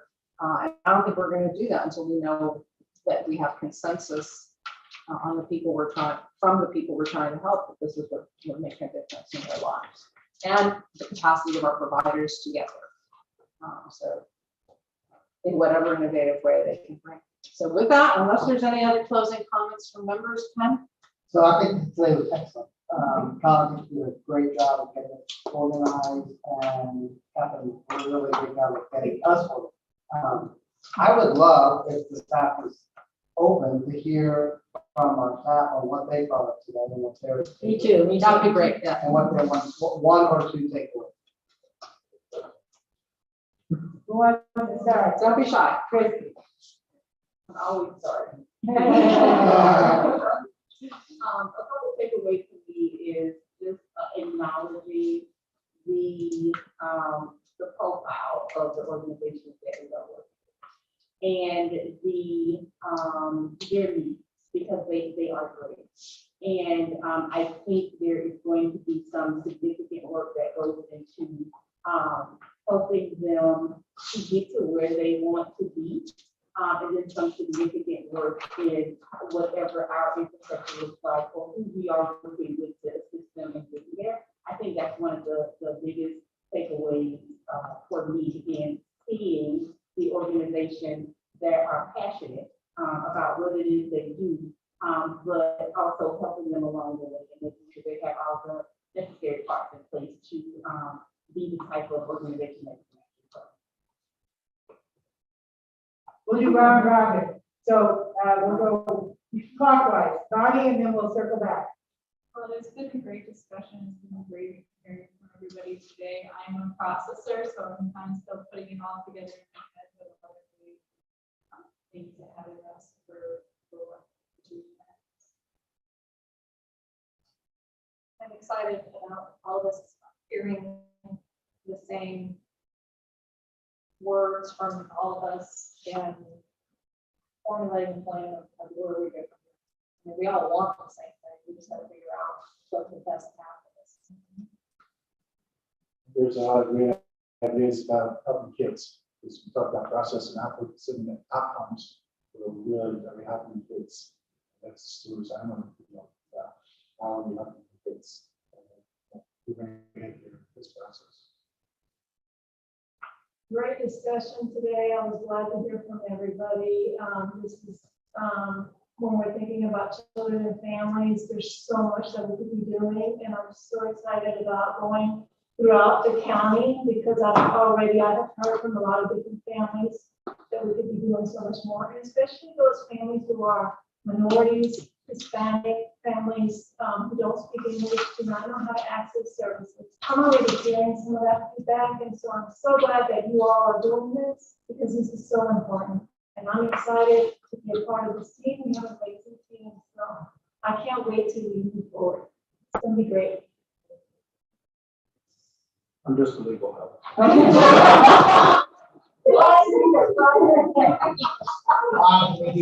Yeah, what you do wrong? I didn't have to tackle anyone. Over here.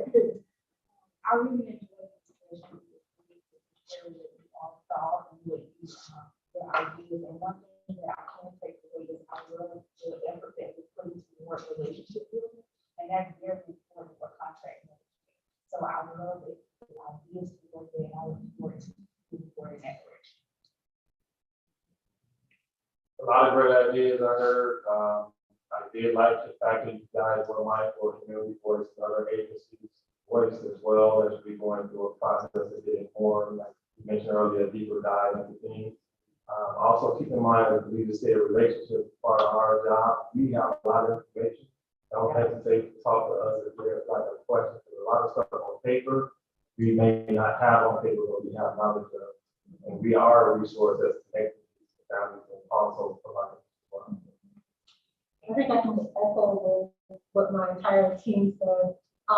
My takeaway, for the most part, is that what the board has talked about today definitely aligns with what we as a team have been discussing and where our heart is. We're talking and working with not just families and family boards beyond that, but also working very closely with those who are doing the work. So it was great to know that we're actually very much aligned and taking the same issue with our next step. So for you, those of you that don't know me, my name is Michelle Watson. I'm the CEO of the Florida Alliance of Children's Sponsors and Trusts. So I run the statewide organization that helps represent not only the CSCs at the statewide level, but also supports technical assistance. So I think what you all are dealing with is a lot of some of the other items that CSCs have gone through. This is not a new process. You guys are going through all of the things that all the CSCs that have come before you have grappled with. And the good news is that once I feel like you really move through that listening tour and get that feedback, it will really help provide a roadmap of how we can tap into other CSC supports that have already been created to address these issues in a meaningful way so that you all can actually hit the ground faster, right? So I think that one of the great things is I think the fact that listening to the community, bringing that back, kind of identifying where the areas you want to look will help us get really targeted in our technical assistance that we can get into your community and pull from all of the CSCs to help support that, whether it be, outcome measurements for programs, right? Marketing materials, et cetera. So thank you for having me and letting me listen today. It was very insightful and how we can be helpful to you all as you are going through these activities. Thank you for joining us. And I can't I'm forget sorry we did Ashley. not introduce you at the beginning. It's But yeah, we can't forget Ashley. Ashley in the back. Well, I was just pleased Actually, I was just pleased to see how engaged you guys were. So that you focused on multiple strategies, because there's not only one strategy that's going to work for anything. And it's nice to have a place to, hit it from all different angles. So it was nice to see you guys all, participate properly. Yeah, and I want to thank my group. They got ready for this. We just had a board meeting, and it's a lot of work to get ready for a board meeting. And then we turned around and put this together. It was fast for us. So Ashley took the lead on physical setup. Everybody contributed. Bonnie put the presentation together in record time. So I think they just did a great job. I'd like to give my